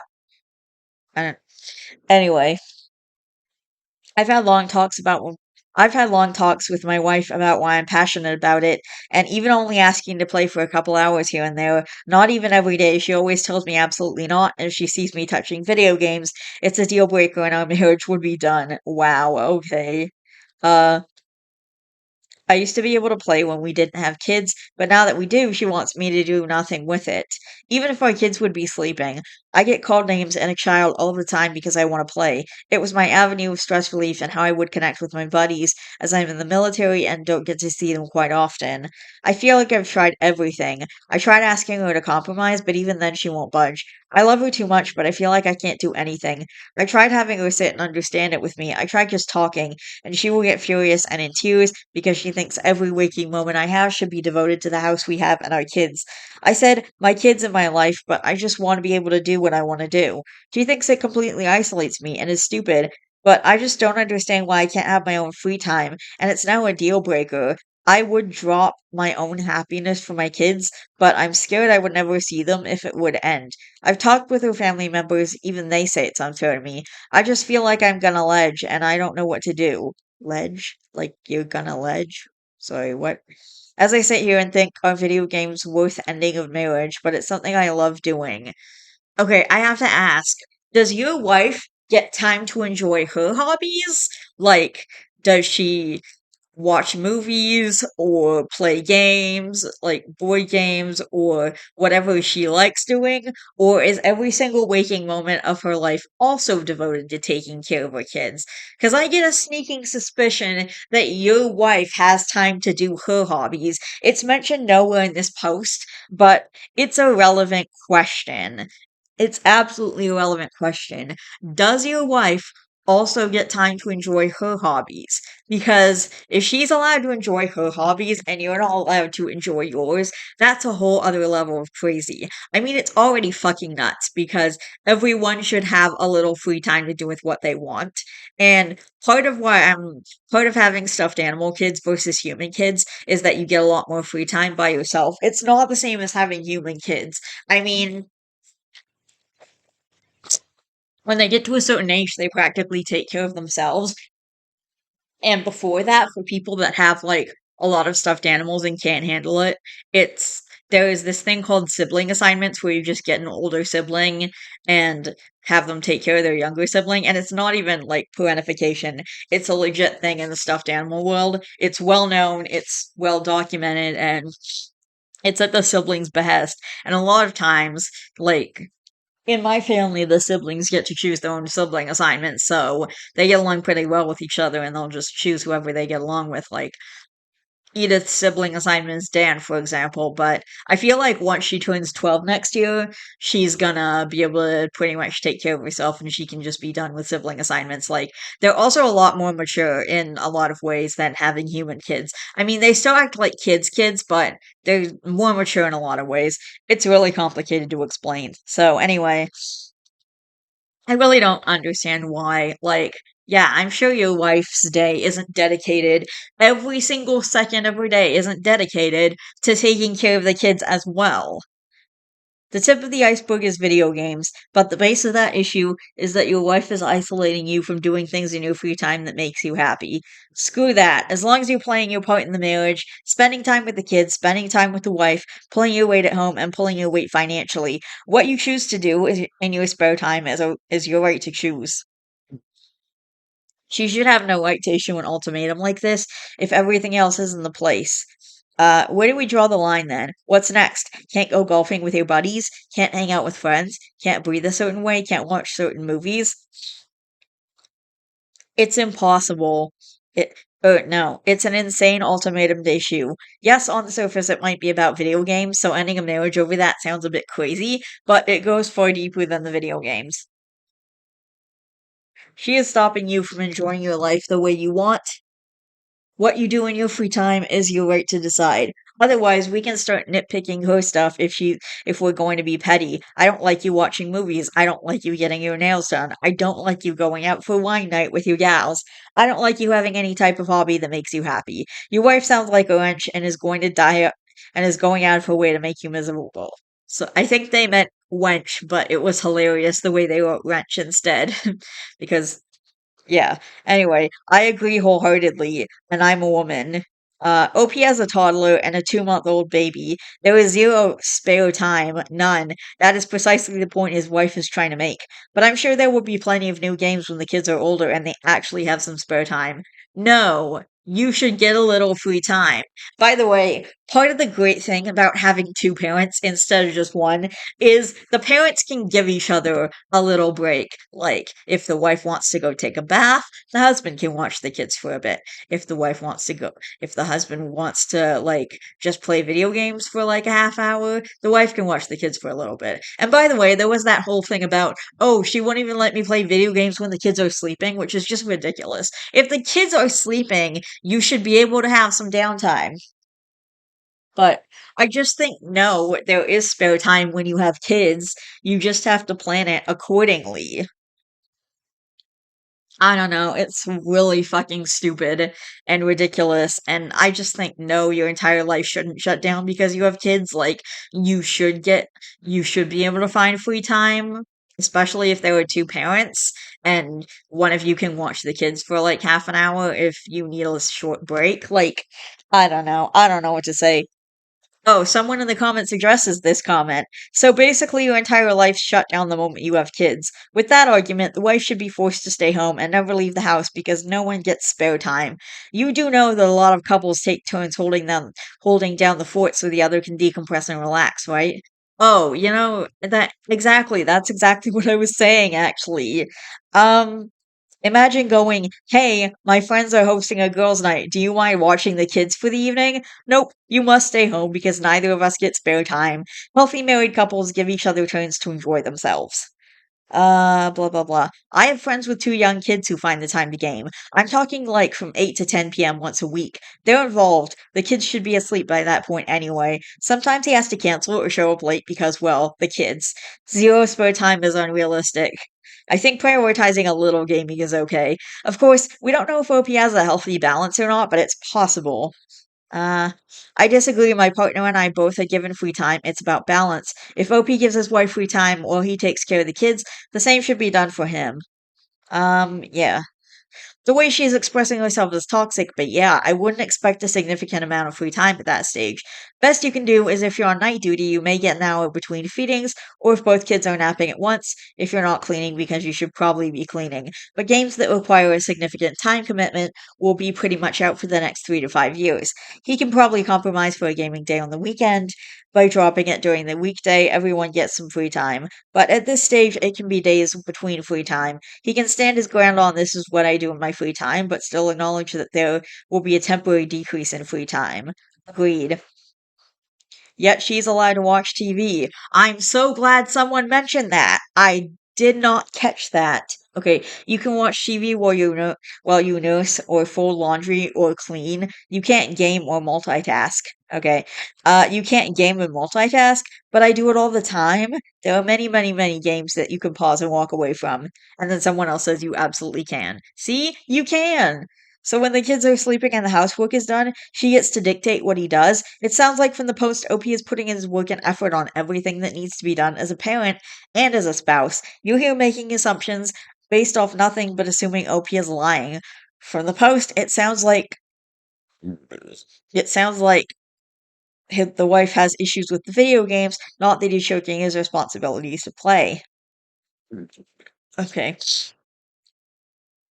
Um, Wrong. One of my best friends has two kids right now, both under 5 years old. He takes care of them and does his part. We'll even watch them while his wife is out of town for work, but he always finds time to get on Discord to play games with us, even if it's later at night. No, his wife is trying to be controlling and isolate him from things he likes. Both of my parents kept up their hobbies all the time. And they at one point had a toddler and a 2-month-old. She's being hyper extreme about what he does in his spare time. And then someone even mentions that OP also said he tries to hop on a game after they go to sleep. I think he has a handle on when his free time starts. It is absolute BS to say there is zero spare time. This sounds at best an unhealthy, controlling relationship. Really, yes. Oh gosh. These two comments above me are everything you need to hear, OP. You made the choice to get her pregnant twice. You made the choice to put a ring on her finger. You need to take responsibility in this situation that putting down games for now is a consequence of your decisions. And right now that time you would be spending on video games is better spent just being present with your children. That makes your wife happy, and then you don't have raised tensions during a stressful time for both you and your wife. So we should just buckle to her insane demands. Okay, whatever. You people acting like every second of OP's life needs to be constantly dedicated to his kids are insane. If that were the case, he wouldn't be able to work, never have any time to himself, or literally any other activity that doesn't involve children. God forbid a father have an hour of time. Everyone acting like OP is neglecting his responsibility or role would do a 180 if it was the other way around. If OP was a woman complaining how her husband wouldn't let her have one night a month to go out with her friends, people would be up in arms about how he's abusive and controlling and that she needs to divorce him. Yes, that is correct. Why is there always a fucking double standard? I don't know. That's absolutely not a universal. My time was very minimal when we had babies. Both my wife and I had quiet time for our hobbies. In my case in particular, as my wife stayed home, I would take the evening shift and sometimes game while holding our daughter when she was an infant. I'd care for her, whether gaming, reading, watching TV, doing chores, until it was feeding time, and my wife would then take over. Okay, yeah.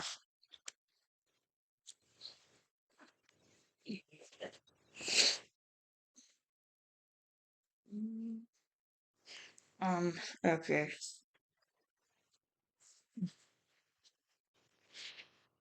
Okay, let's see what else. This seems extreme. My wife isn't a huge fan of gaming either, but she would never give me an ultimatum like that. I also make an effort to spend time with her, do activities together, do my part of the house chores, etc. I think those expectations are reasonable. If you feel like you're already doing all those things, but she still won't respect the fact that you also need personal time to do something for yourself, then she's being entirely unreasonable. Hmm. Okay. There's other comments. Honestly, I think I'm gonna just. What does she do for fun? Maybe that should be a deal breaker on your end. There we go. Okay. I don't know. Okay. I think as far as that goes, I'm done with that post. Alright. Um, I'm gonna take a break because I have to use the bathroom and stuff. So, I'll be back later or tomorrow. I might not be back later. I don't know. We'll see. Hey guys, I'm back. It's pretty late. It's almost 10 o'clock, but I thought I could get at least a few stories done tonight. I just wanted to record like a little bit, but just like I've spent the whole day relaxing because honestly, it's just been a rough couple of days. And my mom's away on another trip, and we had a fight that we never got a chance to talk about, or at least she wouldn't talk to me about it. So now I have to wait until Friday for us to resolve it, which is annoying. But like, I don't understand why she thinks it's okay for her to like try and break my boundaries. That was the thing that made the fight about like she was trying to break one of my boundaries and like things got really intense and like I don't understand why she thinks that's okay. It's like, okay, if you're gonna disrespect my boundaries, what if I just bring an animal home? Like, if I brought a little beetle or tarantula or something home and kept it in my room, it's not like she would even know that I had it. It's small. I'm not saying that I would do it, but I'm saying, like, if it's okay for her to completely shatter my boundaries, why isn't it okay for me to break her boundaries? Like, if she's gonna be that way, then Ugh. anyway, blah blah doesn't matter. Um, I'm just trying to find a specific something. Sorry, hang on. I don't know. I'm literally trying to find something and it's getting frustrating. Oh, someone in my writers group finished a book. Um, I'm looking for something. Okay. I'm not like sure if I don't know if it's saved properly. Sometimes I'll like save posts, and for some reason, when I go into my save posts, they're not there for some reason. I don't understand. Oh my god.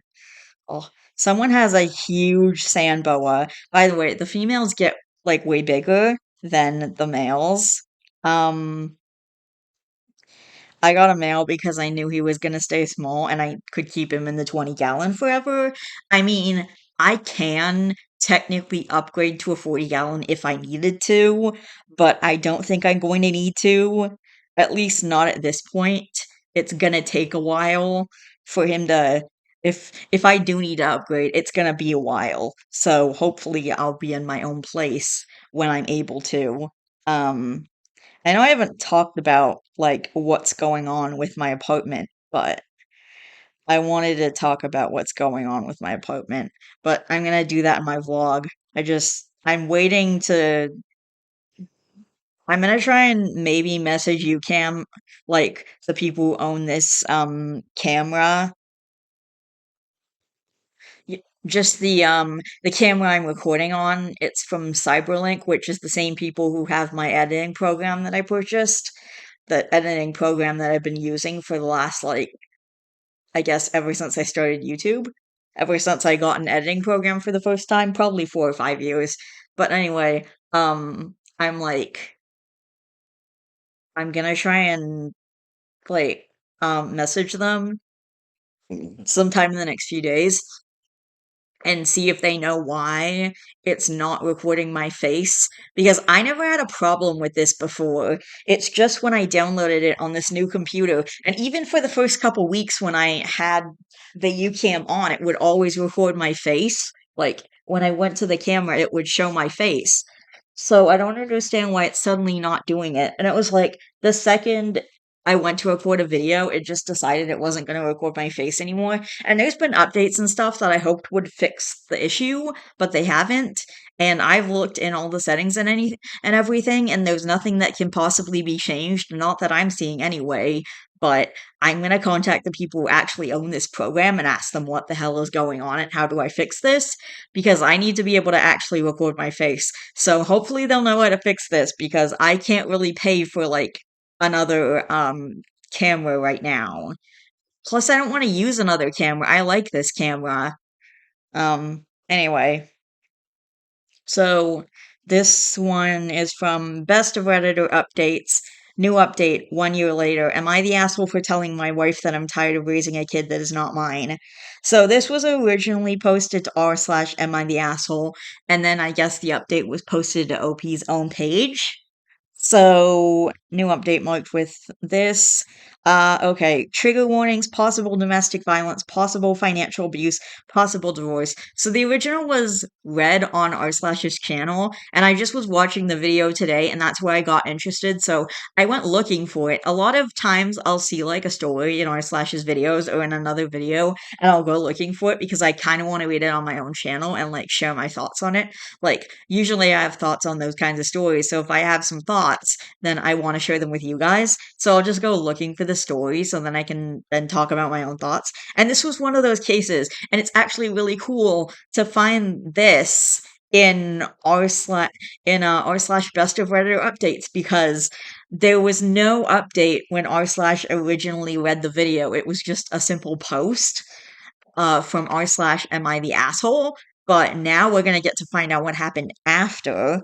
So recap. Original post was from May 19th, 2023, so over a year ago. I, a 31 male, am married to my wife Amber, 30 female. We have a daughter, Emma, who's 7 female. The problem is my wife's best friend, Jennifer, who's 30 female, has a daughter as well. Her name is Harper, 7 female. Well, Harper's dad is a lazy sack of crap and refuses to do anything with his daughter. He is the type of guy that brags about how he never changed a diaper. Who brags about that? And why when you're a dad? Like, no. What Shadow and Marceline, my own kids, do is they take turns changing diapers, and they had twins in June, so they've been changing a lot of diapers recently. Ash is now Ash is almost 6. So yeah, they've been changing like a lot of diapers recently because they just had the twins a couple of months ago. So they were dealing with all that, and it was like, it was the whole, new baby thing. But they generally take turns changing the diapers, or like if they're out, or like if they're separate. Like if one of them goes out with the kids and one of them stays home or whatever, then the person who's with the babies, who has the babies with them, will change the diapers. Like, which also I want to mention, I think they need to put one of those diaper change stations in all the male bathrooms as well, because like what if there are two gay dads? What do you do then? Like, do you just go into the woman's bathroom and hope you don't cause a fuss just so you can change your kid's diaper? What if the uncle is out with the kid? What if it's just a single dad that's out with his baby and he needs to change a diaper? Like, what do you do in that case? I don't know. I just think they should put those change those changing stations in the male bathrooms as well as the female bathrooms. But I don't understand how, like, never changing a diaper is a bragging point. Although, when I think about it, my dad probably never bothered to change a diaper when it came to me and my sister. Although, I don't know, when I was a baby, he might still have been a decent guy, or at least acted like a decent guy, because he got more and more abusive over time. I was actually asking my mom, because you guys know the anniversary, the 15-year anniversary of my dad being gone just passed, so we went to Cheesecake Factory to celebrate, and they had the vending machine where I get my favorite cake was in that same mall, so I was able to get cake, and my mom paid for one of the slices, and I paid for a couple, and I have 3 cake slices in the freezer right now. They were frick and I already had one, like, out of the freezer. It was the last one, so I was like, "I'm totally buying more while we're here." Anyway, she paid for one of the slices because she got her own cheesecake at the Cheesecake Factory, but, I don't like cheesecake, so I got the fudge cake instead, which I love, and it comes with this chocolate ganache that is like, oh my god, I don't even know how to explain it. It's so good. It's the best chocolate cake in the world. But, like, I was asking my mom why she fell in love with my dad, and she would tell me this story about how he was really sweet and he was really nice to her and he would buy her gifts and he used to sing her songs and rub her back when she was sick and stuff like that, and like just all these sweet things. And because I was like, yeah, there's got to be a reason why she fell in love with him and then got married to him and then had 2 kids with him. Not necessarily in that order. I think I don't exactly remember, but I'm pretty sure that when she got married to my dad, she might have already been pregnant with me. I would have to ask for clarification on that, so don't just take Don't just take my word on that. Like, don't just take that at face value because I might be wrong. I don't exactly know the entire timeline of like my mom and dad's relationship and when me and my sister were born. I just know that I was born in 1994 and then my sister was born 4 years later.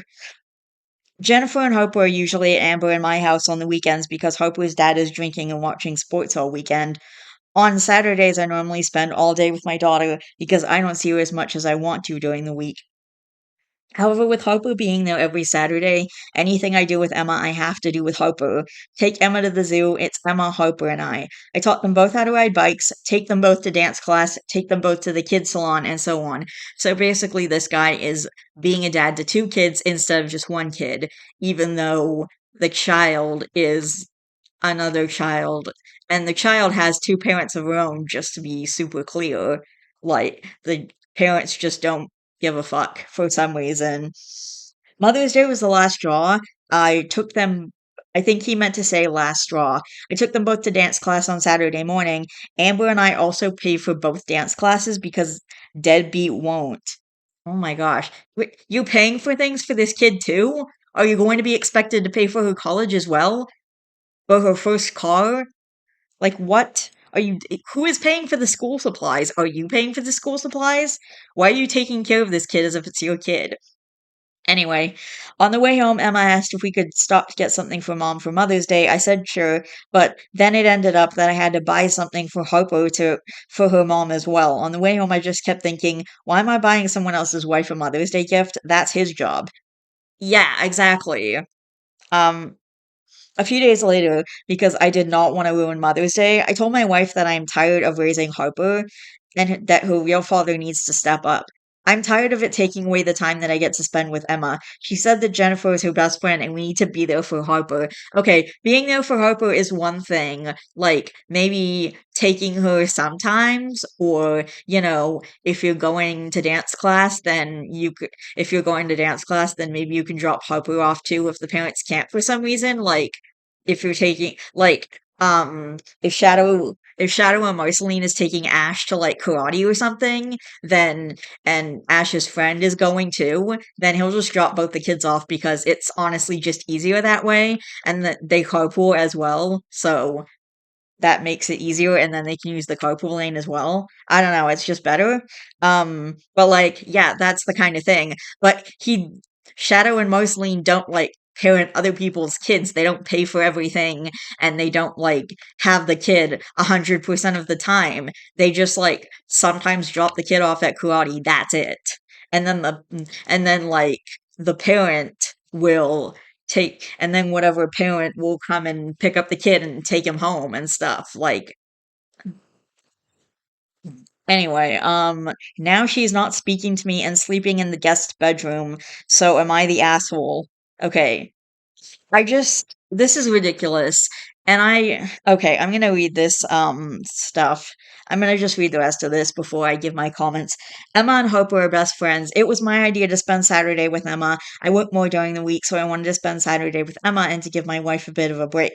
We pay for things be- because Jennifer's husband thinks it's a waste of money to pay for dance class and Jennifer can't afford to pay by herself. Jennifer and Harper do things with Amber and Emma 1 or 2 times a week together during the weeknights. Verdict is not the asshole, obviously. Actually, the opposite of an asshole, a really good guy who shouldn't be expected to take on this much responsibility for another person's kid, but just the fact that OP has done this for so long honestly makes him a pretty awesome guy. Comments, where's Harper's mom in all this? And then OOP says, just hanging out at our place. Harper started to come along because I thought it would be mean to take her friend and not her. At the start, it was not all the time like it is now. So your wife probably enjoys hanging out child-free with her friend every weekend? If your wife doesn't agree to friend-free days, maybe the mom should start needing to attend the outings too. I don't understand why Harper's mom isn't at least driving kids to dance since you pay for it, etc. And then OOP says, our house is on the way to the dance class, so she comes here first. I also like going to dance. It's kind of fun being the only dad there. And after class, we have a routine of getting a croissant and smoothie for breakfast.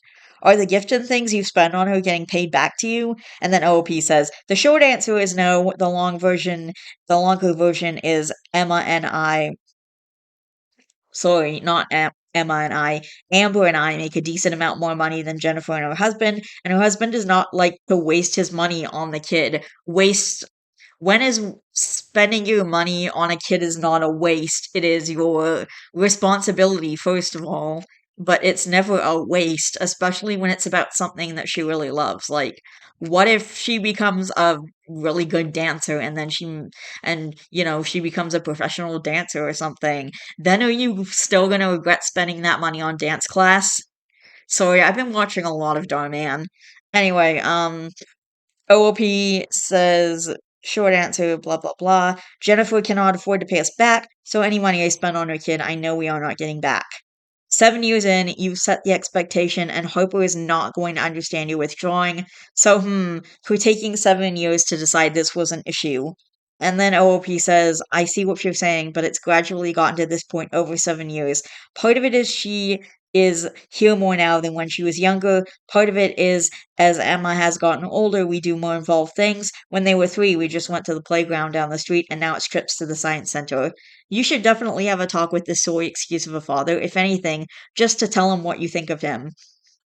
And then OOP says, I would, but he is not the civil discourse type of guy, but more of the alpha male beat you up type of person. Oh, God. Oh, and then why do you pay for dance classes? Why can't either of Harper's parents do it? OOP, I pay for the classes because Emma wanted Harper in class with her. Harper's father is the type of who is my money, and Jennifer's money is their money, and he does not want to waste money on classes. Wow. Oh my god. Okay, time to share my thoughts because before the update, I'm going to share my thoughts. I feel so bad for this girl, this 7-year-old girl, this 7-year-old child who is not gonna understand, like, why and apparently OOP has become such a big part of her life because her parents just don't give a shit. They literally just don't care about their own kid. And, like, I don't understand how people can have a kid and then not care about the kid or spend any time or money on the kid. Like, why would you have a kid and then not care about the kid? If I don't know, even if it was a surprise pregnancy and they didn't want the kid, they have options. They could have gotten an abortion, which I don't exactly. I, I think every woman has the right to choose, but I don't think abortion is necessarily the best option. I mean, I know if I got pregnant that I would want to keep the baby, like, no matter how young I was, even if I had gotten pregnant when I was like 18 or 17 or something, like, I still would have wanted to keep the baby.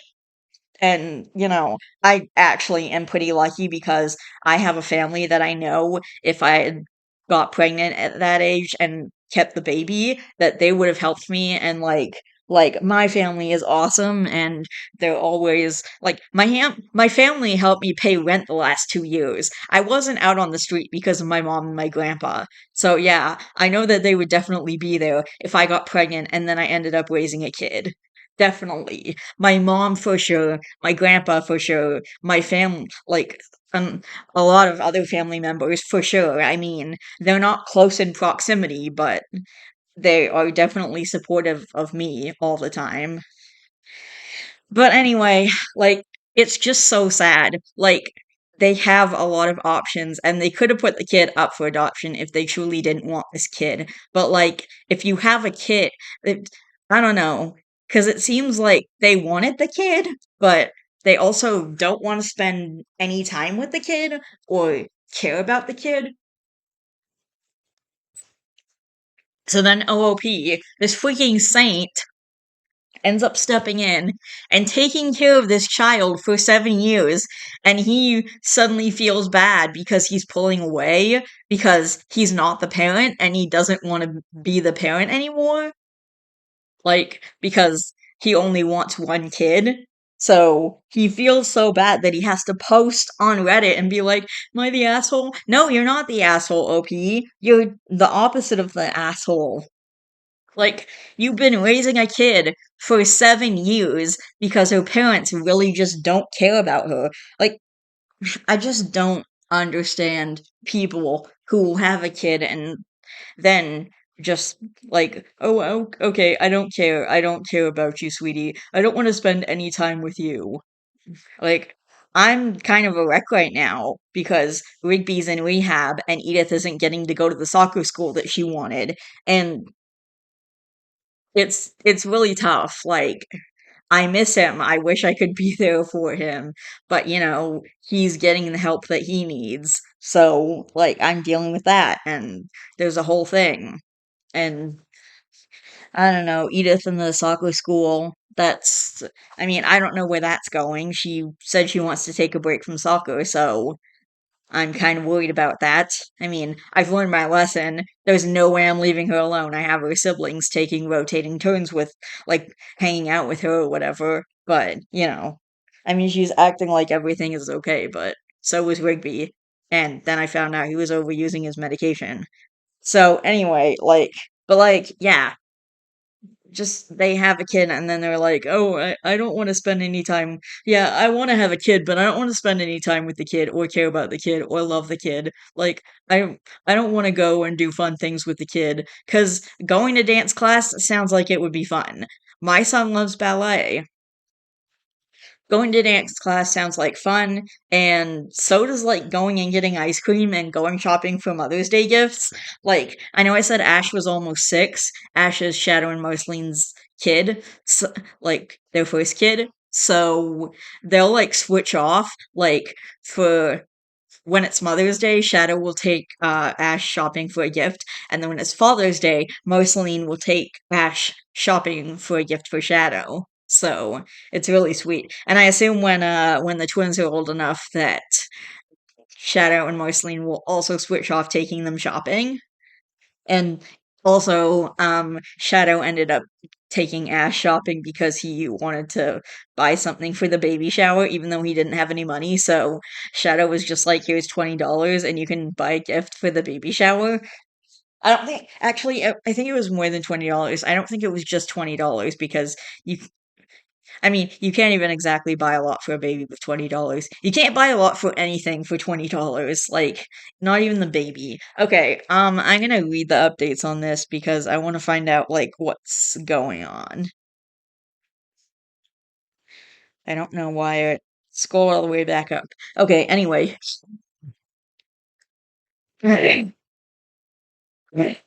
Anyway, update number 1, June 2nd, 2023, 2 weeks later. So quite a few people have asked for an update on this situation. Sorry it's taken so long, but it's been a hectic few weeks. As for the updates, Amber and I are fine. Her reaction was based on poor word choices by me, poor communication by both of us, and some things I was unaware of at the time. The short version is things at home were much worse than I was aware of for Jennifer, and my wife had only recently found out how bad things were. Mother's Day was the straw that broke the camel's back for Jennifer as well, because she was raised in a you must stay together for the kids family. When Harper came to me for a gift, she realized that her father did not see her sperm donor as a father, so it was time to get out. Jennifer came to my wife to ask for help leaving because she had no family in the area, and Jennifer does not have the financial resources to leave on her own. So the night my wife was going to ask me if we could help her is when I told her I was tired of raising someone else's kid. That's what caused her reaction. The Saturday after our initial argument, Jennifer did not come over and Emma went to her grandparents, so the wife and I had a long discussion about what was going on. That's when I found out all the stuff going on with Jennifer. The wife and I decided that Jennifer and Harper can stay with us for the time being. My problem was never with those two, it was that I had to take over for the deadbeat, or deadbeat if you prefer. I mean, the mom wasn't really doing much parenting of the kid either, though. Like, she was just, I guess, hanging out with Jennifer, hanging out with Amber, like, just drinking wine and getting her nails done or whatever. When we told Emma about this, she was super happy her friend was staying with her. We had a conversation with her that if she wants to have time with either parent without Harper, just let us know, and we do not want her to feel left out of anything. Last weekend, with the help of a U-Haul and some friends of mine, we got all of Jennifer and Harper's stuff moved into our house. The good thing is we have a 4-bedroom house, so everyone gets a bedroom. The bad news is my wife's office got moved to the basement. Wish me luck. We shall see how it goes. Okay, well, the next update is a year later. Well, technically 11 months later. May 12th, 2024, 11 months later. So I hope everything goes okay. So it's been almost a year since my last update, but with Mother's Day upon us, I thought I would post an update, try to answer the questions I've gotten. Jen and Harper are still living with us. As I mentioned before, Jen did not make that much money. She worked as a phlebotomist for a local health network. And for those of you guys who don't know, a phlebotomist is one of those people who takes blood. Like, they draw blood and send it to the lab for analysis or whatever. The good news is, with the current nursing shortage, they have a program where they will pay for employees to go to nursing school. She was able to start that in the end of August. um, the bad news is it's an 18-month program, and they only let you work 20 hours a week where you end the program. So the arrangement is once she graduates, she will move out then. That should be next May. The divorce with Deadbeat is still ongoing. Once he found out he was going to have to pay child support, he tried every dirty, nasty trick he could think of. No idea when that will be finished. My wife is doing good. She's happy she is helping her best friend. But 5 people in a house is a lot more work than 3. Wait. Wait. There was Amber, you, Harper, the mom. What? Wait a sec. What? Okay, Amber, you, Harper, and Emma, and the mom. Okay. Oh, no, never mind. I just got okay. I figured it out. Since she works from home, the pre and post school work falls on her. Emma and Harper are still best friends. Shockingly, Harper is doing much better in this environment than before. They don't do everything together anymore. Harper quit dance class, but she started with soccer. I think knowing that she will get fatherly attention no matter what she is doing has given her some freedom to pursue other interests. Harper has turned into my Lego buddy. Emma never had any interest, but Harper and I have done some nice sets together. Emma and I still have our daddy-daughter dates on the weekend. I still take her to dance class, and she started to take fencing classes. So, wait, your 8-year-old daughter is doing swords? You're letting her? Okay, anyway. I think I'm doing better. Oh, I don't know if I should be proud or scared that she could defeat me in a sword fight. I'd be both. I think I'm doing better a year later. That there is a plan with a timetable for Jen and Harper that has relieved a lot of stress from my life. That I also don't have to see Deadbeat has also been a relief. I also try to take a few hours a month for me time and to do my hobbies. The bad part is, I had thought that I was done with the portion of my life where I had roommates. It will also be nice when Jen either gets her nursing job and or gets child support, and that Amber and I can stop footing the bill for so much. For all the people that said Jen was going to become my sister wife, or that I was going to cheat on my wife with her, or that she was going to ruin my marriage out of spite, or any of the weird sexual fantasies some of you people had, absolutely nothing has happened. And then someone um someone comments, I'm actually baffled this was a year ago. I have no concept of time, or I'm just on Reddit too much. Probably both. I was thinking the same thing. It felt like a couple of months, not a year. I think we are all chronically on Reddit. Doom scroll, close Reddit. Muscle memory opens Reddit, doom scroll.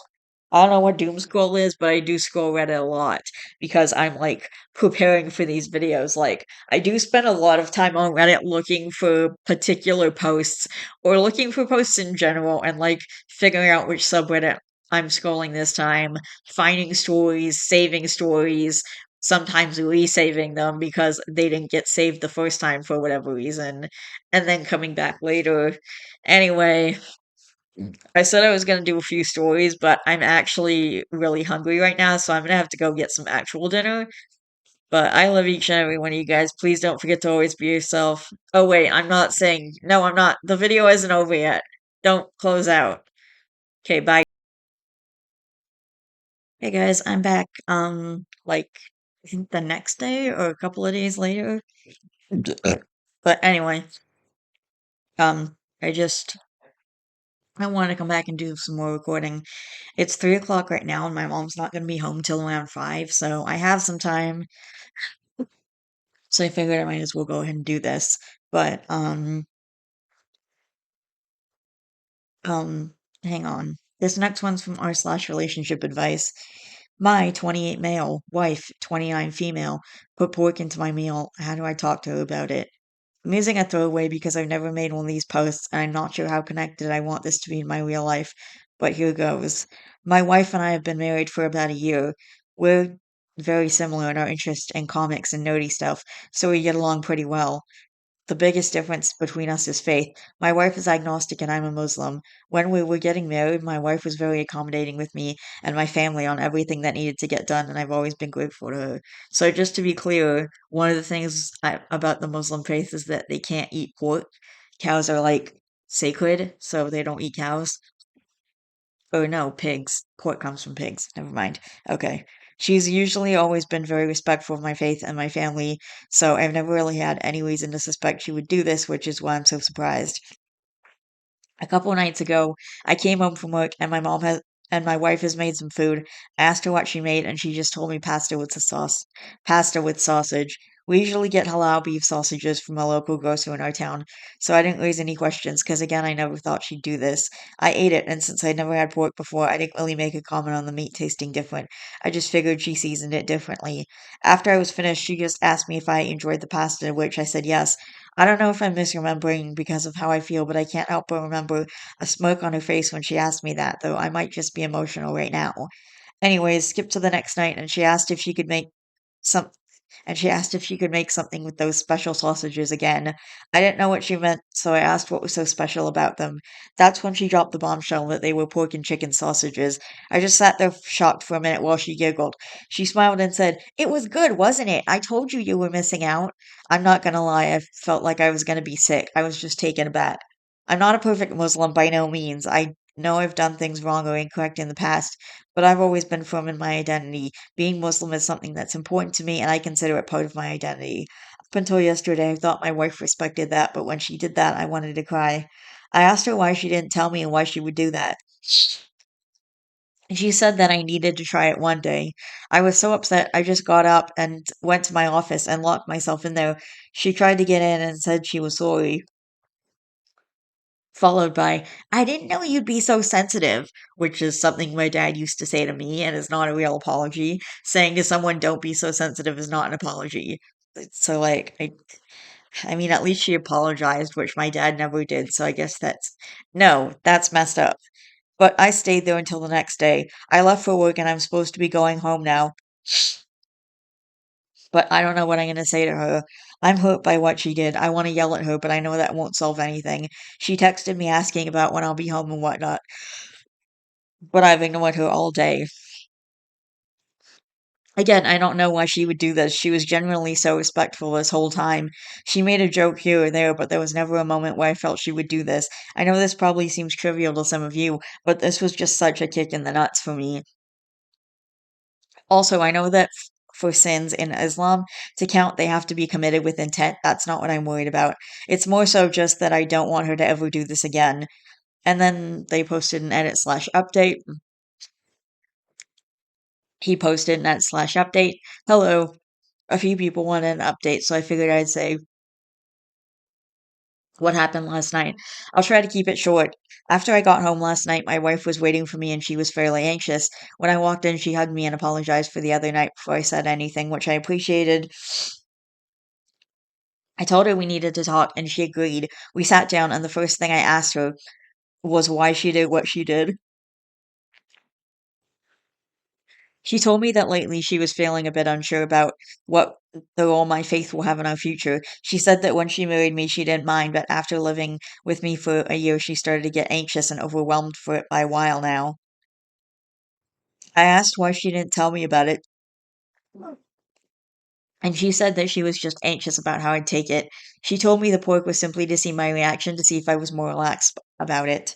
I won't lie, I was fairly hurt by that. I told her about my journey with my faith and why it meant so much to me, how I felt closer to my dead grandparents and friends, and how it helps me feel my life has a bit more meaning.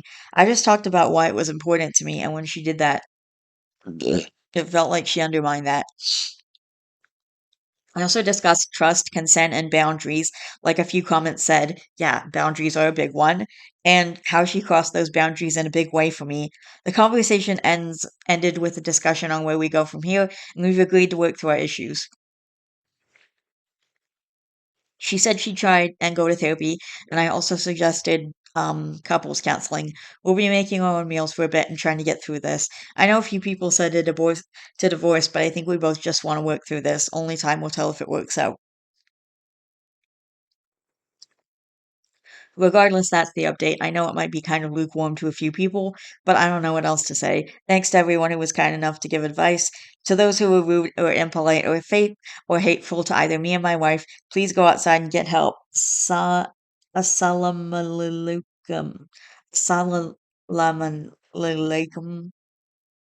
Sorry, I don't want to offend any Muslims out there by mispronouncing this word. Assalamu alaikum. Alaikum. Okay. Yeah, I'm not gonna try because I don't want to offend anyone out there by mispronouncing this word. I think the word has something to do with their faith, so but I don't want to offend anyone out there by mispronouncing this word. So I'm just not gonna not. But regardless of like your faith and stuff, regardless of whether this was a faith this was a thing regarding your faith, like this was a faith centric thing, which it was, but regardless of that, you set a clear boundary that you don't want to eat pork, and your wife disrespected that boundary. And also that thing you said about consenting to, like, consent is absolutely a big one too. Like, if you don't consent to something, then your wife shouldn't be going behind your back and doing it. And a lot of people are like, well, you didn't rape her, so it's fine. But it's not fine. It's like, it's a consent thing. Just because it's not a sexual consent thing doesn't make it, like, not bad. It's still bad. I mean, is it generally worse than if it was a sexual thing? Probably, but like, that doesn't make it a not terrible thing to do. Just because it's less terrible doesn't make it not terrible. It's pretty messed up to do that, and I would have ended up just divorcing her.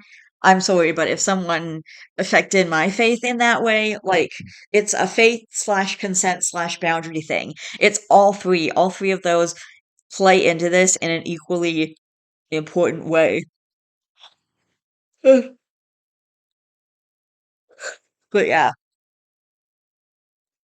I know if someone disrespected me like that, I would never be able to look at them the same way again. And I would wonder, well, what other things have they been doing that they just never told me about? Like, what other ways have they been disrespecting my boundaries that they never tell me about? And I mentioned earlier in this video, I've been having some issues with my mom completely smashing or trying to smash my boundaries and, those subtle manipulation tactics that she uses and stuff. Actually, we're gonna have a talk about it when she gets home. Yes, we had a fight on Monday, and it's taken us until Friday to talk about it, which is another sore spot, which I mentioned to her before she left. I mentioned to her that I was very frustrated with that. But anyway, someone in the comments says, Someone in the comments says, for me, this stuff always comes back to consent. You made it very clear that you don't consent to being fed pork, and she decided that was a boundary she didn't need to adhere to. It may seem silly to non Muslims, but that's not a judgment she gets to make for you. My question is, if she's so casual about your consent in something that's so easily avoided, and she absolutely did this on purpose, of course she did. What's next? What other boundary is she going to be super casual about because she doesn't think it's important? Even if you do, absolutely. That's pretty much what I just said.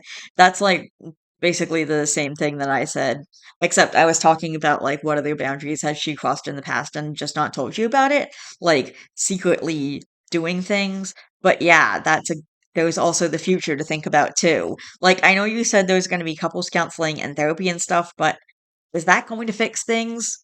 Or is it just not going to work? I don't know. This is something I couldn't come back from, to be quite honest. Someone simultaneously disrespecting my religion and my religion and my consent and my boundaries all at one point. Like, even if someone disrespected one of those things, that would be a serious talk at the least and a breakup at the most. Like, regardless of anyway, I'm just and then someone replies to that, I'm not religious at all and still understand that what she did was a huge violation. She intentionally did this She intentionally did this, knowing you wouldn't consent. It's kind of scary. She would take pleasure in feeding you pork against her will. I know this is extreme, but imagine if you fed her favorite pet, telling her it was just a regular meat pie. Psychotic. I feel this way too. I'm an atheist, and I would never do this to someone. OP, I would say that the most important message to convey is that she has to stop talking like this wasn't a big deal. It was to you, and it was so disrespectful of your decisions for yourself and what you choose to do or not do. She really crossed a line and then acted like you shouldn't be upset. That's not okay.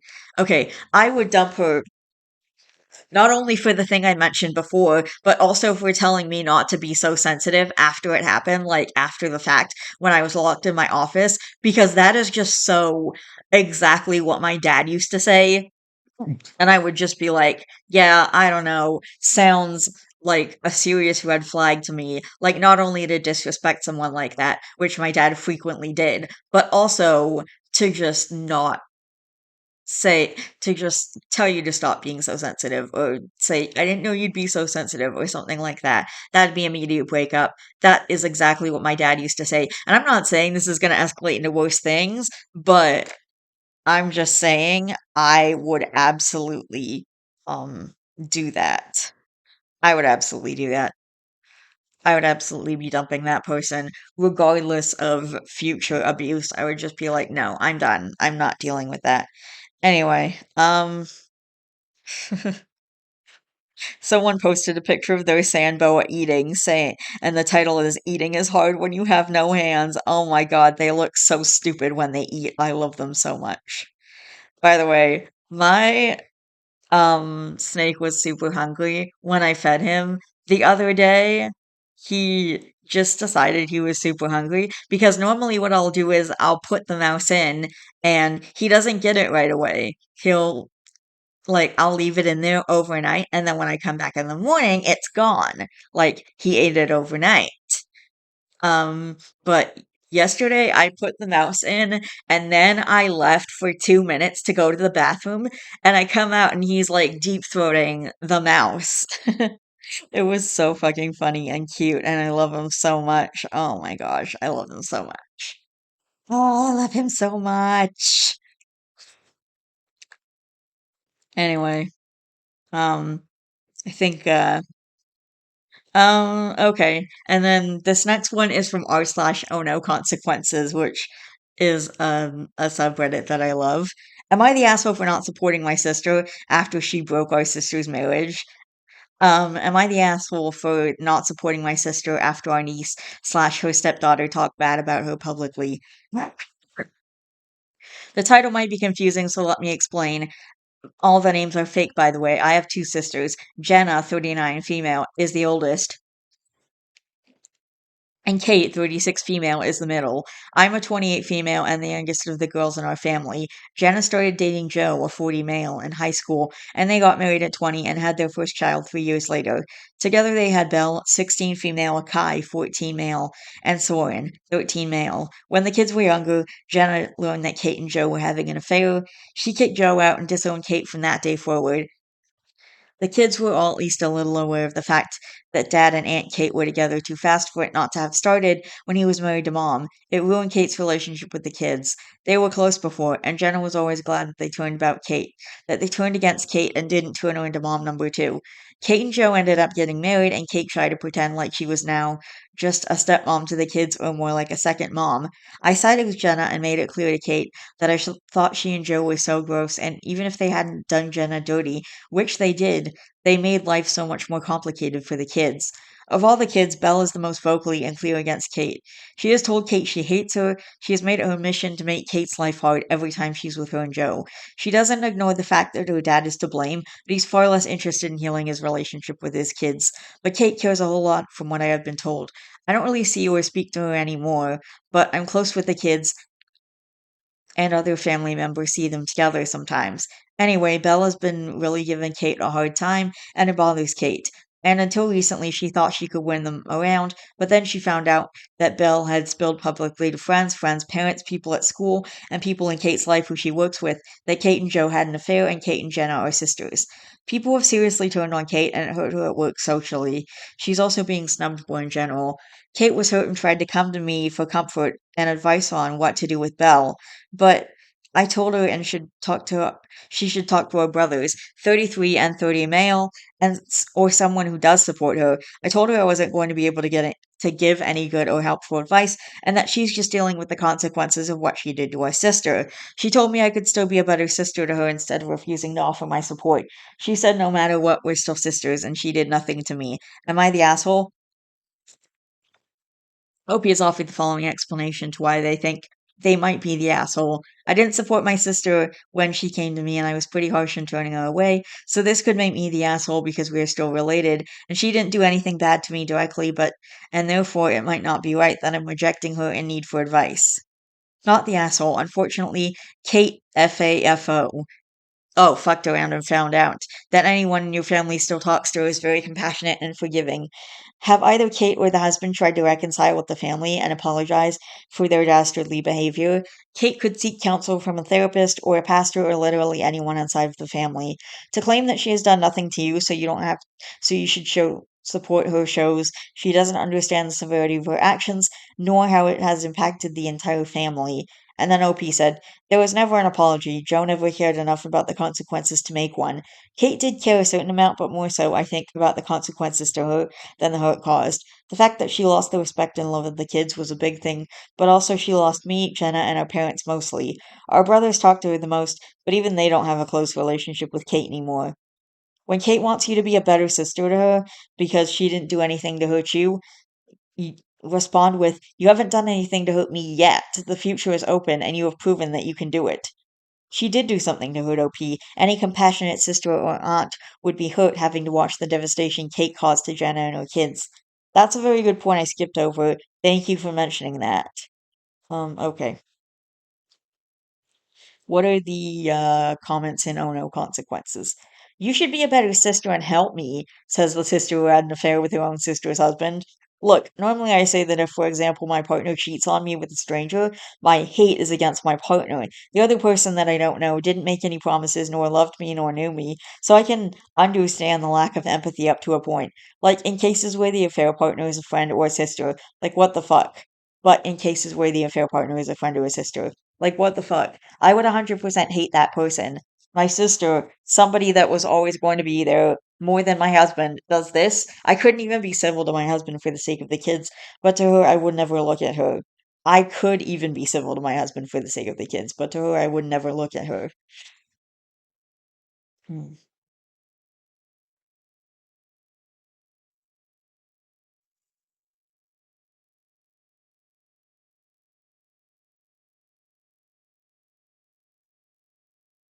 Okay. Let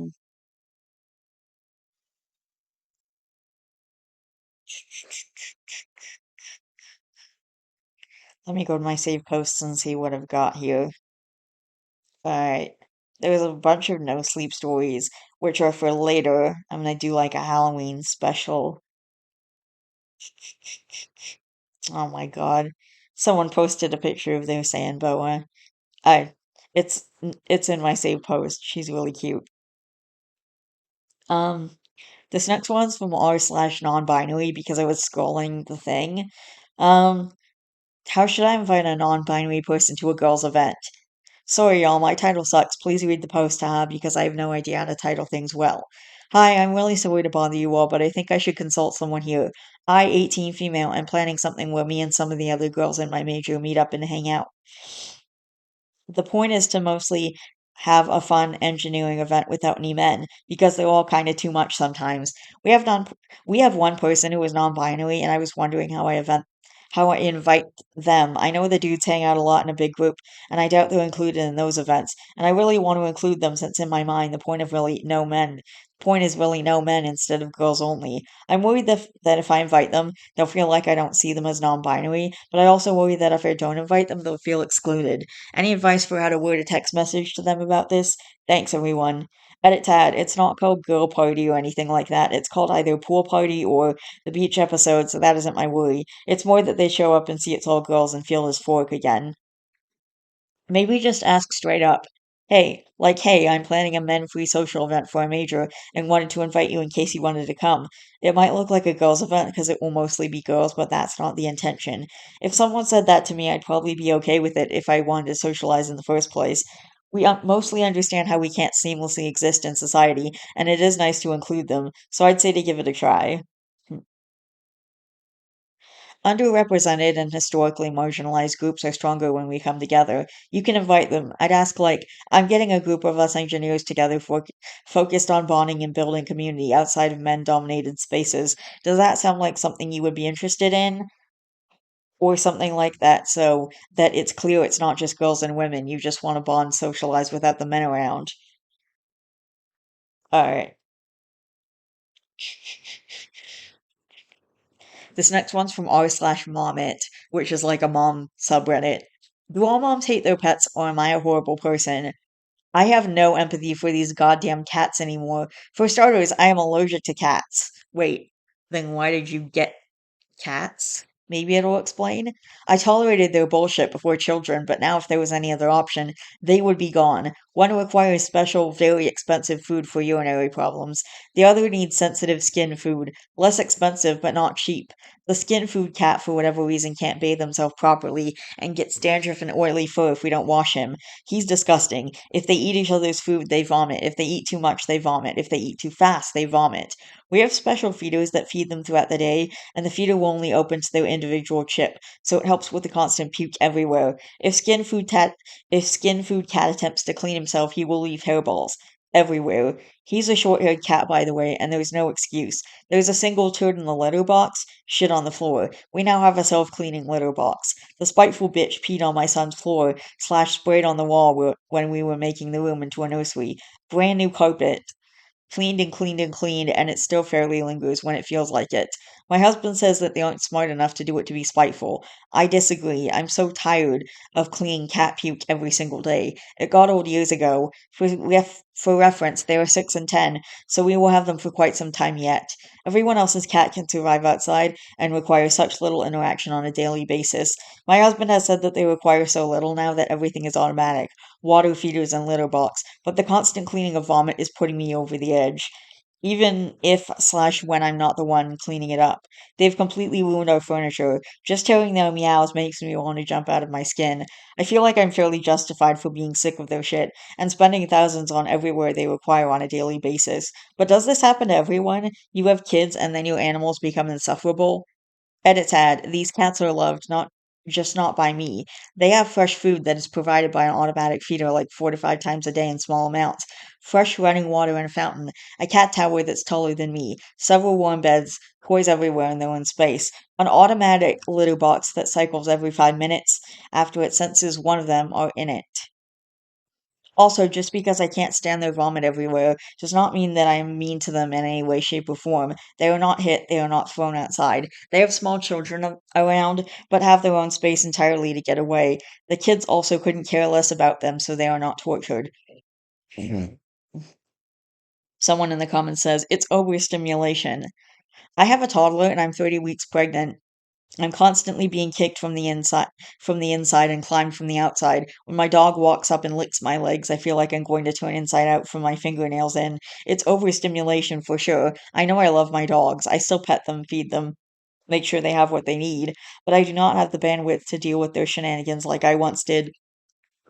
My pregnant nose is so sensitive to their food and their smell, it makes me almost throw up. I know I'll get better. I just have to get through it. 37 weeks old and a 22-month old and feel like I wrote this LOL. If you like hugs, hugs to you.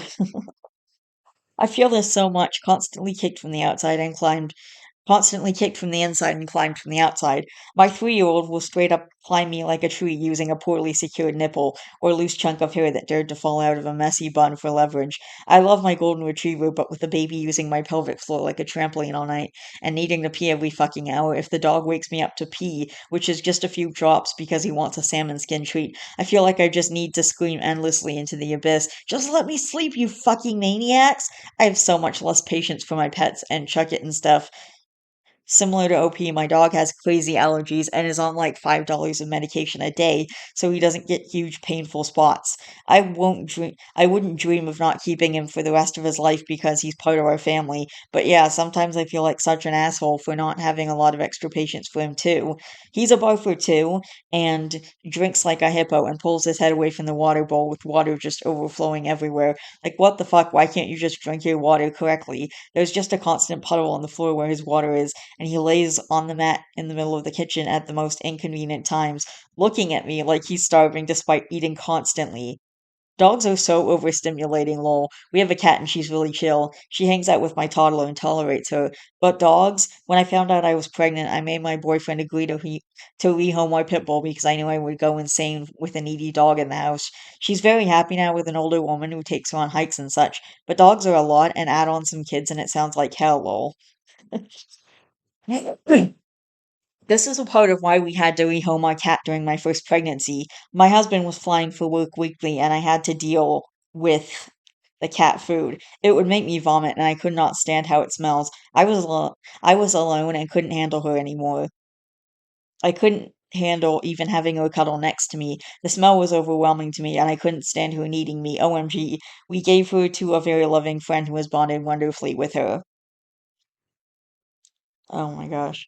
Yeah, they're honestly, animals and kids, it sounds like a lot to take care of, and I don't even have, like, human kids. I've got my stuffed animal kids, but, like, yeah, it's still a thing.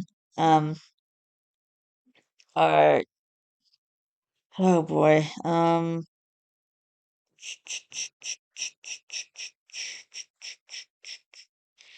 This next one is from r/aromantic asexual, which I joined because that's what I am. I'm AO-ace. So, is my mom right about my sexuality? Couple years ago, I started to label myself as arrow ace. It is how I present myself. I perceive myself, and I was very confident in this label. I just haven't looked at anyone and thought I want to be with them sexually or romantically. I talked with my mom the other day. She talked about how great it is to be in a relationship and how necessary it is. I then simply said, some people never want to be in a romantic or sexual relationship. This developed into a mild argument about romance and relationships. I told her that I had never really felt that way about anyone. It was then she told me that I'm probably blocking off the attraction of other people. I am attracted to people, but I was just telling myself not to be, since, in her words, being in a relationship is one of the greatest things that people can partake in. I said that friends are people that you can trust and can have deep relationships with all the same, just not sexual and romantic. She told me that a relationship is someone you can trust, but friends are people I can trust, I told her. She said that is not enough. I repeated, I've never felt that kind of love.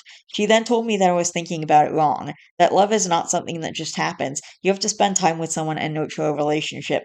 After that, you can have a romantic relationship with someone or can fall in love. Since I don't have any experience with love or relationships, I could not really argue about it. I mentioned that asexual and aromantic people exist, but she brushed it off, saying that is not true. The thing is, I have looked at people and thought, wow, that person is cool or good looking, and I want to have deep connections with people. But I ask myself, do I want it to be sexual slash romantic? I end up telling myself no. That is how I feel. But am I just blocking off like my mom says? My mom cares about me, she really does, and we have a great relationship. At the end of the conversation, she seemed to be worried and disappointed in me. I got the feeling that she thought I was being juvenile. This conversation left me unsure of myself. What if I am too lazy to put time and energy into finding someone to fall in love with? What if it is like she says, you haven't met the right person yet? I have lived for 20 years and I've not felt that way about anyone. How long do I have to wait?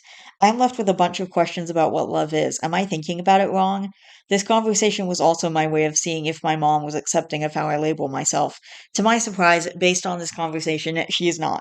This makes me so this makes me so confused and unsure of myself. What am I? Is there something wrong with me? There's nothing wrong with you. I'm just gonna put that out there. I was sure before, but not now. What is love? It makes me question everything I thought I knew about relationships and myself. Anyone with the same experience? Some words of advice? My parents say all the time that I'll get married and have kids someday, and to this day, I stand by my ground that sure, there is a possibility that I might get married and have kids someday, but it's less than likely. I know myself more than they know me. And if I'm wrong about my sexuality, so what? And if she's right about your sexuality, then what? Does it actually make you feel attracted to someone all of a sudden? Does it make you feel like you want to have sex or romance someone now? No, right? The thing is, what you feel right now is the most important. You feel no attraction and don't want to be in relationships, hence you labeled yourself AOAce and see yourself as an AOAce. That's great. Labels are only for people to easily understand you, but you are you. It doesn't matter what your parents or your mom has to say about that matter. For me, I know my parents mean well, but I hated those lines and would argue about it. That's just why we tend to avoid the topic. Just remember that whether your mom is right or wrong doesn't matter. What matters is that you feel about it. Argue if you can, hee hee. Yeah, true. And then OP says, this, you are so right. Whether she's right or wrong doesn't matter. I was so hung up in what she thought that I neglected what I felt about it. That feeling might change, but it might not. Thank you so much for commenting. Yes, that's it. Just be yourself and your AO ace till you say you want it because your feelings are valid. Exactly. So your family isn't like more supportive. So your mom isn't being more supportive of who you are. All right, I think I'm just gonna take a break. Hey guys, so I was realizing if I record um the creepypasta that I was gonna do for the Halloween special, which I'm planning to upload it on Thursday, if I record it tomorrow because I basically have all day tomorrow because I got nothing going on, nothing that I know of anyway, but I've got nothing going on tomorrow. So basically, like, if I record the creepypasta that I'm planning to record right away, then I can also continue working on the video that day. So I'm going to do a little more work on this video tomorrow, and I'm going to make sure I read the creepypasta first because it's kind of a short one. It's about the same length as Cupcakes, and it's well, I'm not gonna give it away. I'm not gonna give it away. Although this might be uploaded like after the Halloween special at this point, and I might even do a part four. I don't know. Do you guys want a part four? You can let me know because I'm probably gonna upload this on either Friday or sometime over the weekend. So you guys just let me know. But anyway, on Thursday I am also busy, so I won't be around to record. So I gotta record the Halloween special tomorrow and make sure it goes up on Thursday. And it's kind of stressing me out because the deadline is coming up and I really want to get it done.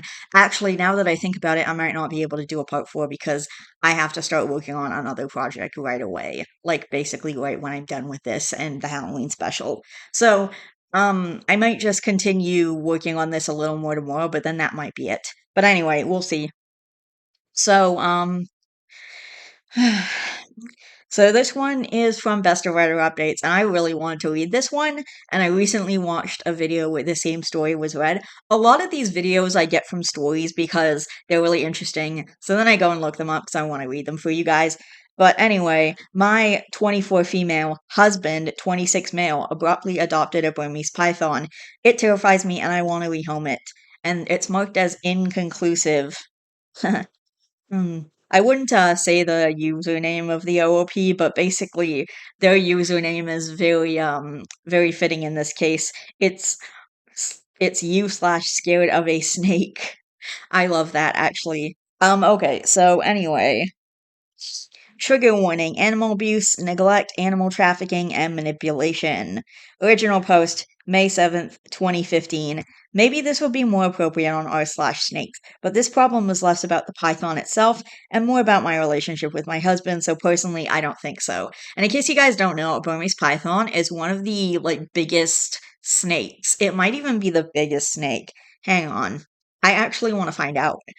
I don't know if I'm correct about this. Is a Burmese is a Burmese python the biggest snake? Yeah. Holy cow! Biggest Burmese python is 20 feet. Or, no, the biggest Burmese python from this person's Instagram, because the first result that popped up is this person's Instagram page, and it says the biggest Burmese python we've ever had, and 20 feet of pure power and beauty. Wow. Okay, Burmese pythons are the third largest type of snake in the world. They don't get as long as a reticulated python, but can still weigh over 300 pounds. How do you pick that thing up? That's a lot of snake, and we don't know if he's done growing. So yeah, these things can get insanely big. 20 feet. Hang on. I'm kind of curious. I have to find out if this is legit or not. Because I read it online, and then eats kid. Burmese python eats kid. Florida couple sentenced to 12 years in python strangling of. Wait. In python strangling of daughter. What? Okay, Florida python owners were each sentenced to 12 years in prison today because the snake escaped from its cage and strangled the 2-year-old daughter of these people. They were convicted last month of third-degree murder, manslaughter, and child neglect. Jeez, man. Burmese pythons are one of the largest snakes in the world and are best known for the way they catch and eat their food. Florida couple on trial after pet python kills child. It's the exact same freaking. Whoa, it's the same people. Vicious python kills two sleeping children aged 5 and 7. What? Python owner was killed by his 8-foot-long pet, coroner rules. 12 years after pet python killed daughter, the victim's mother released blah blah blah. Oh my gosh, dude. What the hell? Innocence lost. A snake, a girl, and a mom who loved pills. Jeez, dude. Okay, so yeah, these pythons literally kill people. They literally kill children. Okay. I don't know, like I originally looked up Burmese python eats kid because apparently there were stories about that. Like, hang on. Snake eats child. I want to find out if this is legit. Snake kills two boys during sleepover, Canadian police say. A 100-pound snake came crashing through the ceiling of the apartment where they were spending the night. They were found dead. So this is actually a thing that happens. Holy cow. Ugh, okay. I'm sorry, this is insane. I can't. Okay, we're going back to the Reddit story right now. I don't know. My mom's gonna be home in less than an hour, and I just want to finish this up. I don't know if I can read any more stories after this. This might legit be the last one, at least for today, because like there's just so much. There, because it's late and my mom's getting home soon, and I kind of have a thing later. I don't know if she's going out, but I have a thing later. So anyway, um, blah blah blah. 6 months ago, a corn snake unexpectedly died. Oh, I'm so sorry. My husband and I were both very upset. I know this was like 9 years ago, but I'm still really sorry. Like, I can still be sorry 9 years later, and I'm very sorry. I have my Kenyan sand boa Yahtzee, and if something ever happened to him, I would cry for a long, long time. Ugh. Anyway, my husband and I were both very upset. He was a cute little guy and still very young. I've seen corn snakes, and I can indeed confirm they are quite adorable. I was actually gonna get one at first before I discovered they need like a big tank, and I didn't have the room for that kind of tank in my, shitty little studio. I don't know about once I get subsidized housing. I'm gonna get a much bigger place, hopefully a 1 bedroom. But either way, it's going to be bigger, and I'm going to make sure it's bigger, and I'm going to be able to hopefully have either a ball python or a bearded dragon or something of that kind of sort. Although I was looking into a crested gecko, and I also want a cat, which is probably going to be the very first thing to happen once I move into subsidized housing. I'm going to start fostering cats right away, and I don't know where that's going to go. I'm probably going to adopt a cat at some point, but I don't know if that's going to be right away or much later down the line, but I definitely want to start fostering cats as soon as I move into my own place because they take care of all the costs. All I basically have to do is just bring the cat into my home and take care of it. That's it. Which is perfect for me because it's taking care of the cat without the financial responsibility of taking care of a cat because I cannot take that on at the moment. Anyway, My husband has owned several small reptiles during his lifetime, and he told me he was thinking of trying a milk snake this time, instead of a corn snake or a garter snake. Instead, 2 months after our corn snake died, he came home with a baby Burmese python, which is not what you agreed to. Apparently, it's always been his dream to own a Burmese. Not only am I pissed that he got something like that without consulting me, on the upside, where we live, they're illegal. Holy crap. Yeah, you can't have. I'm pretty sure it's snakes that are over 3 meters or lizards that are over 2 meters here. So yeah, I wouldn't be able to own like a Burmese python or articulated python or anything like that. There are these little, very small, if you want to articulate a python, there's something called a super dwarf reticulated python, which are really small compared to actual reticulated pythons. And I could own that. I could own like a ball python. I could own a bearded dragon. There's all kinds of animals that I could own that are under that. And Yahtzee is definitely under that. He's 7.5 inches right now. He's just a little guy. And he's probably going to remain a little guy for his entire life. He's one of the tiniest species of snakes, at least that I know of, that you can own as pets. Uh, anyway, but yeah, the main issue here seems to be that he didn't, talk to you about it or respect that. Like, you talked about getting a milk snake, not, which I've seen milk snakes in the pet store, and they're also beautiful. I think all snakes are beautiful. There are some that I definitely like more than others, and some morphs that I like more than others, but I just tend to find snakes gorgeous in general, especially with all the different colors and patterns and stuff that they can come in, like all their different morphs and stuff. It's really cool to see. And when they're all in one expo, like in one building like that, and you can see like the differentials in their coloring, it's so cool. It's really awesome. I love it. Um, and I had several reservations that have only grown since we've owned it. Uh, I have GAD, and that thing triggers my anxiety like no other. GAD stands for General Anxiety Disorder. When I was doing research about Burmese pythons, I kept reading stories about them killing pets and children, and even their owners. So now I'm freaked out and I barely slept for 4 months. Oh boy, yeah. I mean, sometimes research can help or it can hurt. Like, I haven't mentioned this to you guys yet because I was gonna mention it in the vlog. But one time during the night, I couldn't feel my pulse, and so I like woke my mom up, and I went to my mom because I couldn't feel my pulse, and I was like getting worried. And then my mom was like checking, and she was getting worried too. I could tell. And then like she said she could feel my pulse, but very faintly. And then I tried to go back to sleep, but my anxiety was spiking. So I went out to the living room, and I was doing a little research on my cell phone, trying to figure out why my pulse was faint. And a faint pulse could be a sign of some kind of like heart problem, like a heart attack or something. So I called the fucking ambulance, and they came over to the house, and these two guys just came in and like checked me out and looked at my pulse and stuff. And they checked my pulse, they checked my blood pressure. They said everything was fine, and then I was fine.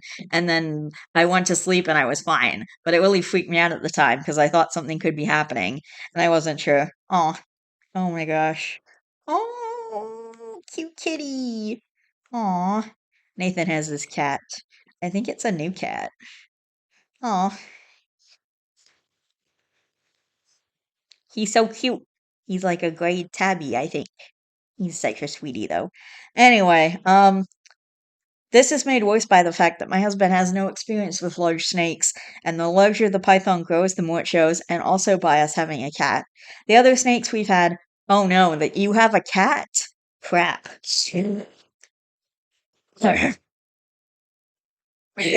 Anyway, yeah, the snake could eat the cat if it gets big enough. The other snakes we've had are corn snake and my husband's old garter snake pose no threat, but now I constantly worry that the python is going to get out and eat her. I've taken to locking the cat in our bedroom at night, which interferes with our sleep since she meows and scratches at the door. Aw, and I constantly worry about her when she's home alone. And yeah, I would be freaked out too. I used to play this game called BitLife, and there was an option where if you bring an animal, like you can get some crazy animals, exotic pets in that game, like lo- super big snakes. You can get like tigers and lions and things. And if you have a smaller pet, there is an option that pops up, or there's a box that pops up that says that the bigger slash exotic pet ate your smaller pet. Like if you have a bird in the same house as a tiger, for example, the tiger can eat the bird. that's a thing that could happen. I've taken to locking the cat, blah, blah, blah. I'll reiterate, this thing is fucking huge. He is already 6 feet long. Yeah, that thing could eat a cat at any moment it wants to. Anyway, I'm home more than my husband, so I have to feed it and change its substrates often. I hate doing both so much, especially now that he's graduated to eating rabbits and pigs. That's one of the main reasons I couldn't get a python like that. Even if it was legal, I would never get that big of an animal because I couldn't deal with the food it has to eat. Not only do I not have a supply of that kind of food, like I don't have a supply of dead rabbits or pigs or live or whatever it needs to eat, but I could not bring myself to feed that food either. It took a while, like, I cannot tell you it took me, I think a year and a half to ultimately decide that I would do the feeding, no matter how much it sucked, that I would and could do it for my snake. Like, I had to think about it for quite a while. I had to, like, look at all the ups and downs and think about rats and mice and think about my snake and stuff like that, and in the end, I decided I could do it as long as it was only eating mice and rats, which this little guy I have now, he only eats mice, so that's kind of perfect. Um, he is a real sweetheart, and he loves to eat mice, and like, yeah. So I like basically made this big deal in my head about whether or not I was going to do it and going over everything. And I really wanted to do it, but I wanted to make sure that I absolutely could before I got a snake. Because I'm not going to get a snake and then not feed it. And the feeding actually wasn't as bad as I thought it would be. And it's actually like a good routine for us now. And like, the snake, I mean, I've been feeding him this whole time and I'm okay with it. Like, it's not the most fun thing in the world, but it's not bad. And you know what? I'm really happy that I have a snake. So, anyway, and he doesn't eat live either. He eats like frozen thawed, which is perfect. He was eating frozen thawed when I got him, so I'm home more than my husband, blah, blah, blah, especially now that he's graduated to eating rabbits and pigs. I honestly think that since my husband bought him without consulting me, that caring for it should be his sole job, but I'm not going to let it go hungry or live in its own waste out of pride. I honestly don't think we'll be able to give this snake the best quality of life, which I think is essential for all pets. He's gotten too big with the tank. He's gotten too big for the tank he's in, which is his third since we've gotten him, and I don't think we have the room in our house for the enclosure my husband wants to build for him. His food is very expensive and eating into our savings, but it's what he needs, so we can't downgrade. The python does not deserve to live in a tiny space and eat inadequate food because my husband wanted one as a kid. At the same time, it's a good possibility it could eat us out of house and home. That's absolutely the thing, and absolutely the same reason why I decided not to go with a ball python because, yeah, I don't have enough space for the place that it needed to live. I didn't at the time, and I still don't. Like, I don't have space for a big enough tank. And I'm not gonna downgrade the animal and have it live in a smaller tank just because I want an animal. Because just because I want a ball python, it's not an excuse to inadequately house a ball python. Like, no, I'm not gonna downgrade to a smaller tank because I want one. Because the safety and happiness of the animal comes before my safety and happiness. Like, the snake needs to have the snake should have what it needs, not only to survive, but to thrive. By the way, someone gave me the tip that I should use walnut sand instead of aspen, so I'm gonna be switching to that. Anyway, but yeah, you absolutely have to make sure that you can give the animal everything it needs before you buy an animal, and obviously you can't do that. I don't want kids where we own a python, and these things can live up to 20 years. So can my little guy. Just because the snake isn't smaller doesn't just because the snake is smaller, it doesn't decrease the lifespan of the snake. My little buddy can live for like 20 years in, in the correct circumstances, which hopefully I'm providing him. He can live for like 20 years. So, same lifespan as a Burmese python. So why does he feel the need to get something big when he could get something really small and have the same lifespan?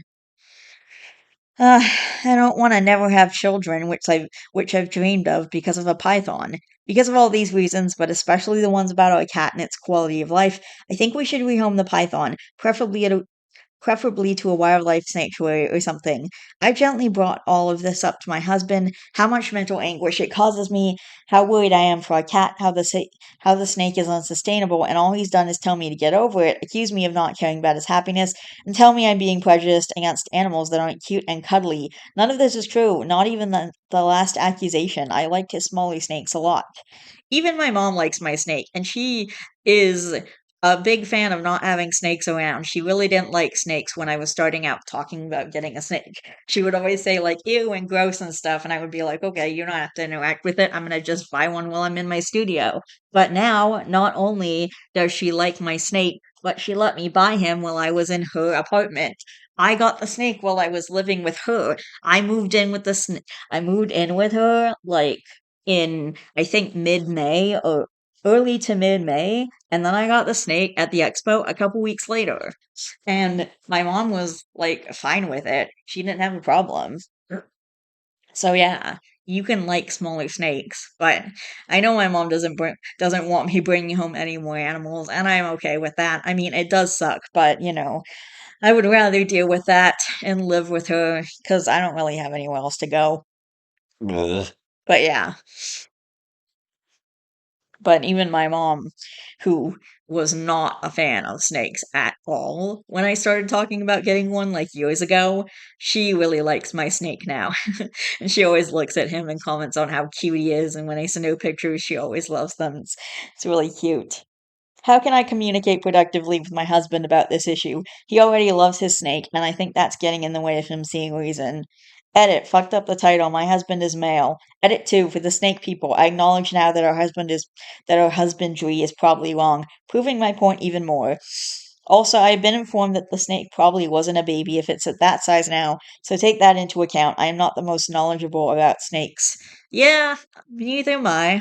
You know, I know like a lot of basic stuff. I'm still learning. Like, if people want to give me tips about taking care of my snake, I will listen. I'm trying to give my snake the best life possible. Too long didn't read. My husband adopted a Burmese python without consulting me for a variety of reasons. Most of all, that I worry that it could kill us and the cat, that we don't have enough experience with large reptiles, and that its conditions are too expensive. I think we should rehome it. My husband thinks this means I hate snakes and is offended I want to rehome the python. I need advice on how to communicate with him in a way that will make him see my perspective. Look, I get it. Like buying a pet and then totally falling in love with it. I get it. If anything happened to my snake, I would cry for weeks on end. But, like, I don't know. It sucks. I mean, it does suck because, yeah, he's wanted this for a long time, but it's absolutely not an excuse to go out and get one without consulting you or without ensuring that he can provide the proper care for the snake. It's not fair to you, it's not fair to him, it's not fair to the snake, it's not fair to anyone in the situation, and it's really upsetting that your husband completely disrespected you and went behind your back and just got this snake without, like, even talking to you. You should have at least talked about it, and you could have told him the reasons why you didn't want it before he bought it, but he didn't even ask you. He didn't even talk to you. Probably because he knew you were gonna say no, so he felt like the only way to get his way is to go behind your back, which is really sucky and manipulative. But anyway, relevant comments, additional info. OOP on her husband's rebuttals to her arguments. Here they were. As far as worrying about the python getting out and killing the cat, future kids, or us, I won't let it get out. You need to go on new anxiety medication. Already. Never mind the fact that both the corn and the garter escaped from their tanks. They are absolutely escape artists. They are escape artists. Like, I posted on Reddit about my snake getting out of his tank, and I was worried that people were going to be like, "You're a terrible snake owner. You should never own snakes ever again." But no, the feedback I got was like, "Don't worry, he'll be okay. They can come back weeks later and be fine." He was fine, by the way. I got him back a couple weeks later. I went to pull the couch back, and he was like just sitting by my phone charger, just chilling out perfectly fine. I checked him over. He was fine. I put him back in the tank. He was fine. He ate a couple days later. And he was like, I don't know. And, but yeah, the feedback I got was that snakes get out a lot. It happens a lot more often than you think. And even the people I even had one person saying there are two types of snake owners. snake owners whose snakes have gotten out, and snake owners whose snakes have not gotten out yet. I don't know. It just made me feel a lot better because one, I was able to get him back safely in the tank, and two, he's stayed in there ever since. And three, a lot of people, and three, instead of getting comments attacking me for being a terrible snake owner, I actually got reassuring comments saying it happens all the time and don't worry about it. And it did work. And like, he was fine, which I'm so happy about. It was a really scary time, you guys. It was like a really scary time.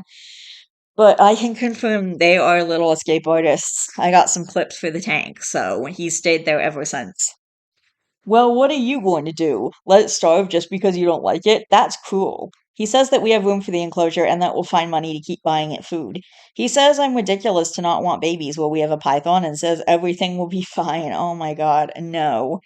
I don't find any of his rebuttals particularly compelling because they're just, no, that won't happen, to a concern of mine without explaining why it won't happen. And then update 1 takes place a week later, May 14th, 2015. First of all, I have to say thank you for the outpouring of support I got, especially from the reptile enthusiasts who happened to be browsing the sub. You guys are awesome. Now, I just want to say at the beginning, so what everyone wants to hear is heard. The snake is gone and my cat is alright. Thank God. Thank God for both those things. It's good for the cat, it's good for the snake, it's good for you. Your husband might not like it, but too freaking bad. He shouldn't have gone behind your back. Thursday night, well, here's how it happened. Thursday night, while I was applying to people in my post, several people suggested talking to my husband's friend, who owns Burmese pythons, is an experienced reptiles is an experienced reptile keeper and could be a huge help. I was too blinded by the situation or my own anxiety to even think of that. I messaged him on Facebook Thursday night and told him the situation. He was shocked at just how bad things were, but apparently he tried to warn my husband that owning small snakes and then jumping to a Burmese python is like thinking owning house cats makes you qualified to own a tiger, but my husband didn't listen. He's been busy going to reptile shows. The dude breeds venomous cobras. He's kind of a badass. So he only saw the snake in person once when we just got it and was immediately disturbed. When I told him about the overfeeding, my husband's desire to start it on live food, and the fact that it free roams and is handed alone. What the hell? Wait a sec. He wants to start it on live food? Why? What's the point? It's dangerous for the snake, and it's like live food isn't exactly the best option when they'll take frozen thawed. Frozen thawed is the better option. And why would you want to feed it live things? Like, if you don't absolutely have to. If you don't have to feed live, you shouldn't want to feed live. I don't understand. It sounds like your husband's just cruel, and it's a bad idea, too. It's not a very safe situation to put the snake in, because if you feed it live, the food's gonna attack back. It's gonna defend itself, and your snake could get hurt. I don't know, whatever. It just seems like your husband is cruel and also kind of an asshole. Blah blah blah. He told me he'd come over the next day, Friday, and give my husband a real talking to, as well as do anything he could to help us rehome it. I decided I couldn't live another day in the house like that, and neither could my cat. So Friday morning, I moved out to my mother's while my husband was at work. It was a bit sneaky, but I knew that if I tried to leave while he was home, he'd try to convince me to stay. I called him on his lunch break, though, and told him I'd left until the snake was gone. He was very upset, but started accusing me of being so petty as to let a snake wreck our marriage. I had nothing productive to say to that, so I told him I'd talk to him later. Well, my husband's friend was so angry at what he saw of the snake that when he got to the house when my husband was home from work, he gave him the tongue lashing of his life and told him in plain terms that now that he saw how woefully inadequate we were as big snake keepers, there was no way he was going to let the snake stay at our house. Being yelled at really affected him. When my husband drove over to my mother's to talk to me, he looked like a kicked puppy. He broke down and told me that he loved me, that he was sorry for the hell he'd put me through, and that it had taken having reason yelled to him by an expert for him to see what was really going on, and that he understood now that the snake could no longer live with us. I noted that at that point that the sorrow he felt was due to having his snake taken away, not of real understanding, not yet. So don't worry, he's not completely off the hook. It was cathartic to hear, though. His friend contacted a herpetology society he works with regularly, and then a member of that society whose specialty is rehabilitating snakes that irresponsible pet owners get and then mistreat on his ranch. So the snake went yesterday to this guy's ranch, where he'll be fed the right food and go on a big diet apparently, and live in a space big enough for him. My husband and I have talked a lot about this, and he acknowledged that his fervent desire to fulfill his childhood dream made him careless and selfish, that he wasn't trying to be malicious towards me, but he just wanted the snake so badly, he'd do and say anything to keep it. It still seems like, though, that he hasn't learned, which I'm not expecting this early, but is still a mite disappointing. He talked yesterday about getting a ball python, and I put my foot down. I don't think we should get another snake for a long time. On Sunday, I sat him down and asked him to tell me the truth of how he got the python, because walking into a pet shop for a milk snake and just finding a Burmese was sounding more and more implausible the more I thought about it. Yeah, that's definitely not gonna happen. It's like going to the shelter to find a cat and finding a lion. Sheesh. He admitted that he arranged to get one with a breeder online while he was telling me he wanted a little snake, meaning he was actively lying to me. This breeder has also stayed away, meaning my husband participated in something illegal when he met up with him to get it. Since transporting Burmese pythons across state lines is against the Lacey Act. What is the Lacey Act? Hang on a sec. What is the Lacey? What is the Lacey Act? Lacey Act of 1900. The Lacey Act, as amended in 1981 and 2008. Hmm.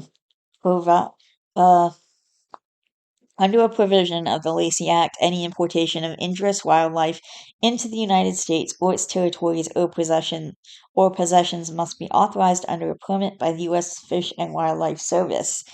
In addition, for any injurious specimens listed in the Code of Federal Regulations, some kind of code, transport between the continental United States, the District of Columbia, Hawaii, the Commonwealth of Puerto Rico, or any territory or possession of the United States by any means whatsoever must be authorized by the service. The Lacey Act, as amended in 1981 and 2008, prohibits the importation, exportation, transportation, sale, receipt, acquisition, or purchase of any fish or wildlife or plant taken, possessed, transported, or sold in violation of any law, treaty, or regulation of the United States or any Indian. Okay, interesting. Uh, hmm, Okay. I'm very angry about this. I'm upset about his lies, and I'm upset that he blew me off for months. He admitted he lied just because he knew I'd say no, which shows such an immaturity that almost disgusts me. I'm upset that he broke the law. I'm upset that he only listened to what I told him when it came from someone else. Apparently, he's been having a quarter life crisis that he didn't tell me about because he feels that he should have accomplished more with his life at 26. He never went to college. I feel sympathy for him with that, but that's no excuse to treat me badly. Unless your husband is going to live until 104, it's not a quarter life crisis. Seriously, I've never understood that, like, the age of 50 or 55 or whatever is said as midlife, like middle age. That's not a middle age. That's 40 is more middle age. Like 50 is getting up there, and 60 is like a senior for sure. Like 55 isn't middle aged because people don't live until 110, most people anyway. I don't know. I moved back home with Kitty last night, but our marriage is in severe jeopardy right now due to the lying and lack of respect my husband has showed me. But I made vows to stick with him, and I don't take those lightly. We're going to be getting counseling, which I hope will make him really see what was wrong with what he did, rather than just a knee jerk response to being in trouble, so to speak, and will strengthen us. If not, well, I'll have to consider my options. P.S. People were saying in the other post that we were actually feeding the snake guinea pigs, and that I was lying to make the snake look bad. Well, I was fudging the truth, but not the way. We were feeding it dead piglets. My husband's cousin owns a working ranch with several pigs, and my husband was buying them from him for a pretty penny. I didn't want to say because I thought people would focus on the snake eating baby animals and start calling for its blood instead of offering me advice. Yeah, I do want to say that's pretty unfair on the snake. Like the snake can't help what it eats. The snake can't help what it needs to survive. If it needs that kind of food, it needs that kind of food. Like it seems like if you feed it mice and rats, that's totally okay with people, like because they don't care about mice and rats because they're ewy animals. But as soon as the snake eats rabbits and pigs, suddenly it's a problem, and they're mad at the snake for some reason, even though the snake can't control what it needs to eat. I don't know. Whatever. Um, too long didn't read. I went to my mother's with my cat, blah blah blah. Update 2, June 13th, 2015.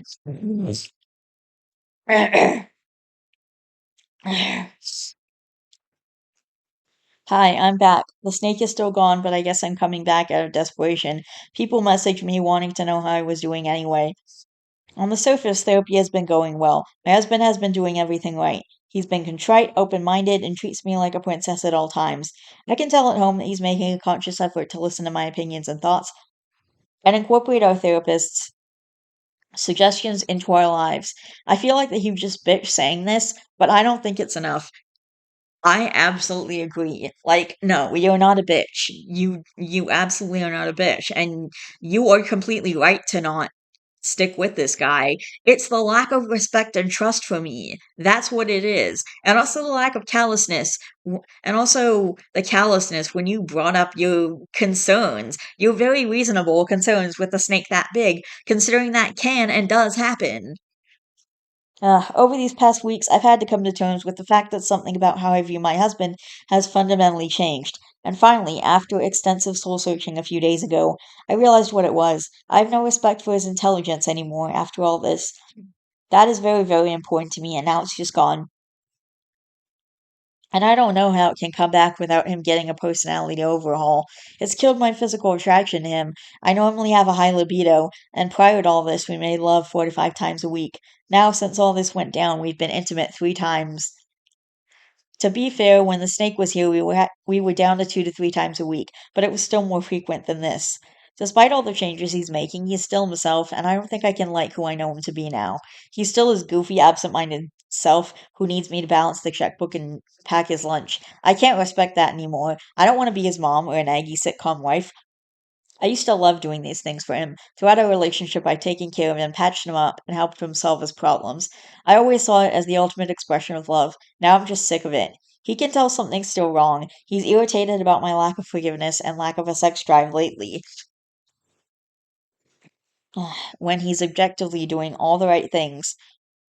When he's objectively doing all the right things. But his lack of understanding towards my apprehension makes my feelings even more pronounced. I realized the other day that I love him dearly as a friend. I've known him since I was 9 years old, but no longer as a husband. That devastates me. I can't believe I'm thinking divorce after less than a year of marriage. I feel like such a failure. I haven't broached these feelings in therapy yet because they crystallized only a few days ago, but I don't know where to start because I know saying them will mean my marriage will be over. I've talked to my mom and friends about this, and they all tell me to wait longer, to stick it out because I made vows. But I feel like I found out something fundamental about my husband that I wish I never had, and that nothing can be the same now. Too long didn't read. I think I'm going to have to divorce my husband, and it's killing me inside. This is a repost sub. I'm not the OOP. What amazes me is that he has passionately wanted a Burmese python since childhood, went through all sorts of machinations, including breaking the law, lying to his wife, and spending their savings to feed it, but evidently never took the time to learn how to provide proper care. It was all about what he wanted without regard for his wife, their cat, and the snake itself. This tells me that his passion wasn't because he cared about the snake. He just liked the idea of it. The fact that he doesn't realize this to the point he immediately wanted to get another snake shows he is terribly immature and irresponsible. I feel sorry for any snakes or other pets he gets after OP leaves him. Yeah, he was power feeding it to make it grow big fast. He didn't give a shit about potential health implications for the snake. His neglect of the animal's welfare alone would have made me divorce his ass, without even considering his complete lack of respect for his wife and her feelings. I didn't consider power feeding. I thought he was just an idiot overfeeding it treats. Power feeding makes sense though for the cool size factor, which would have been his childhood dream. It's so annoying when people get like what like a big snake just so they can have a big snake. Just so they can have a big snake. Like they only care about the bigness of it and they don't actually care about the welfare of the animal itself or like anything else. They just want a big snake to have a big snake. They don't care like about the implications of that and everything that comes with it, which is the bigger the snake, the bigger the enclosure, the bigger the food, the bigger the everything, the more chances it could hurt you. If you have another pet like a cat, it can eat that pet, blah blah blah, etc., etc. Okay, so I looked up power feeding because I was curious, And the response comes from r/ball python. Power feeding is consistently overfeeding your pet, either feeding them too often or feeding them too big of a prey item or both. Okay. Hmm. Is feeding every 5 days for a ball python under a year old power feeding? No, not power feeding as long as it is appropriately sized prey items. Just keep an eye on his overall appearance and adjust as needed. They grow so fast over the first year. Also be aware that the snake itself might have a say in it by not eating every single time food is offered. Yeah. Okay. Dude, that's crazy. Alright. We're gonna do one more. We'll do one more because it's only 4:27. Am I the asshole if I called my husband disgusting for making fun of my appearance?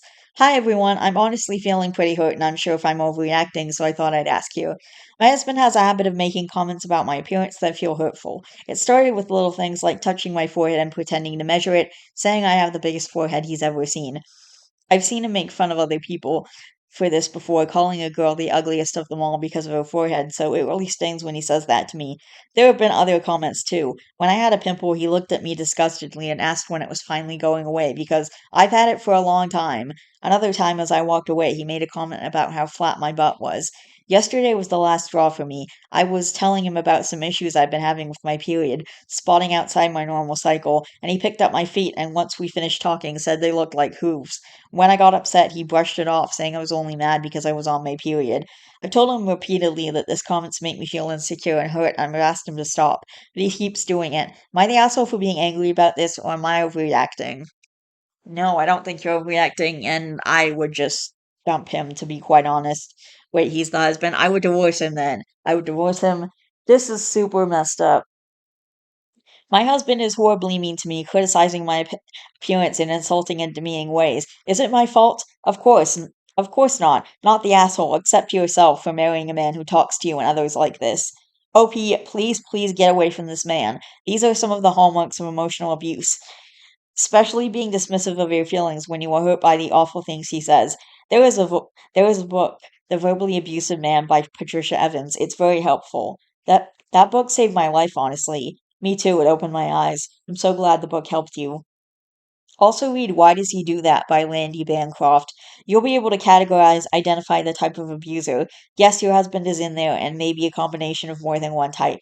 I read that one too, very informative. Helped me see what kind of relationship I was in. Oh, dude, that's so fucked up. Just divorce him, man.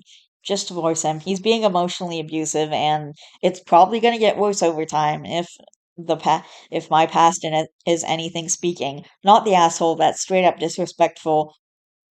Mm. There's teasing here and there in a relationship, and then there is straight up making your partner feel bad. I'd honestly have a serious talk with him. If he can't respect you, then you shouldn't be with him. You want someone who can playfully tease but respect your boundaries. Yeah, exactly. Like, I have this thing with my mom where I tease her about her age and other stuff, but like, she knows if she's ever actually hurt by something that I say that she can tell me not to do it again, and I won't do it again because I don't want to hurt her. I'm not here to hurt her. I'm just like having a little fun at I'm just like having a little fun. It's supposed to be fun for the both of us. We're supposed to both laugh, but if we're not both laughing, then what's the point? If we're not both laughing, it's not okay. But yeah, if she's hurt by it, she would say something to me.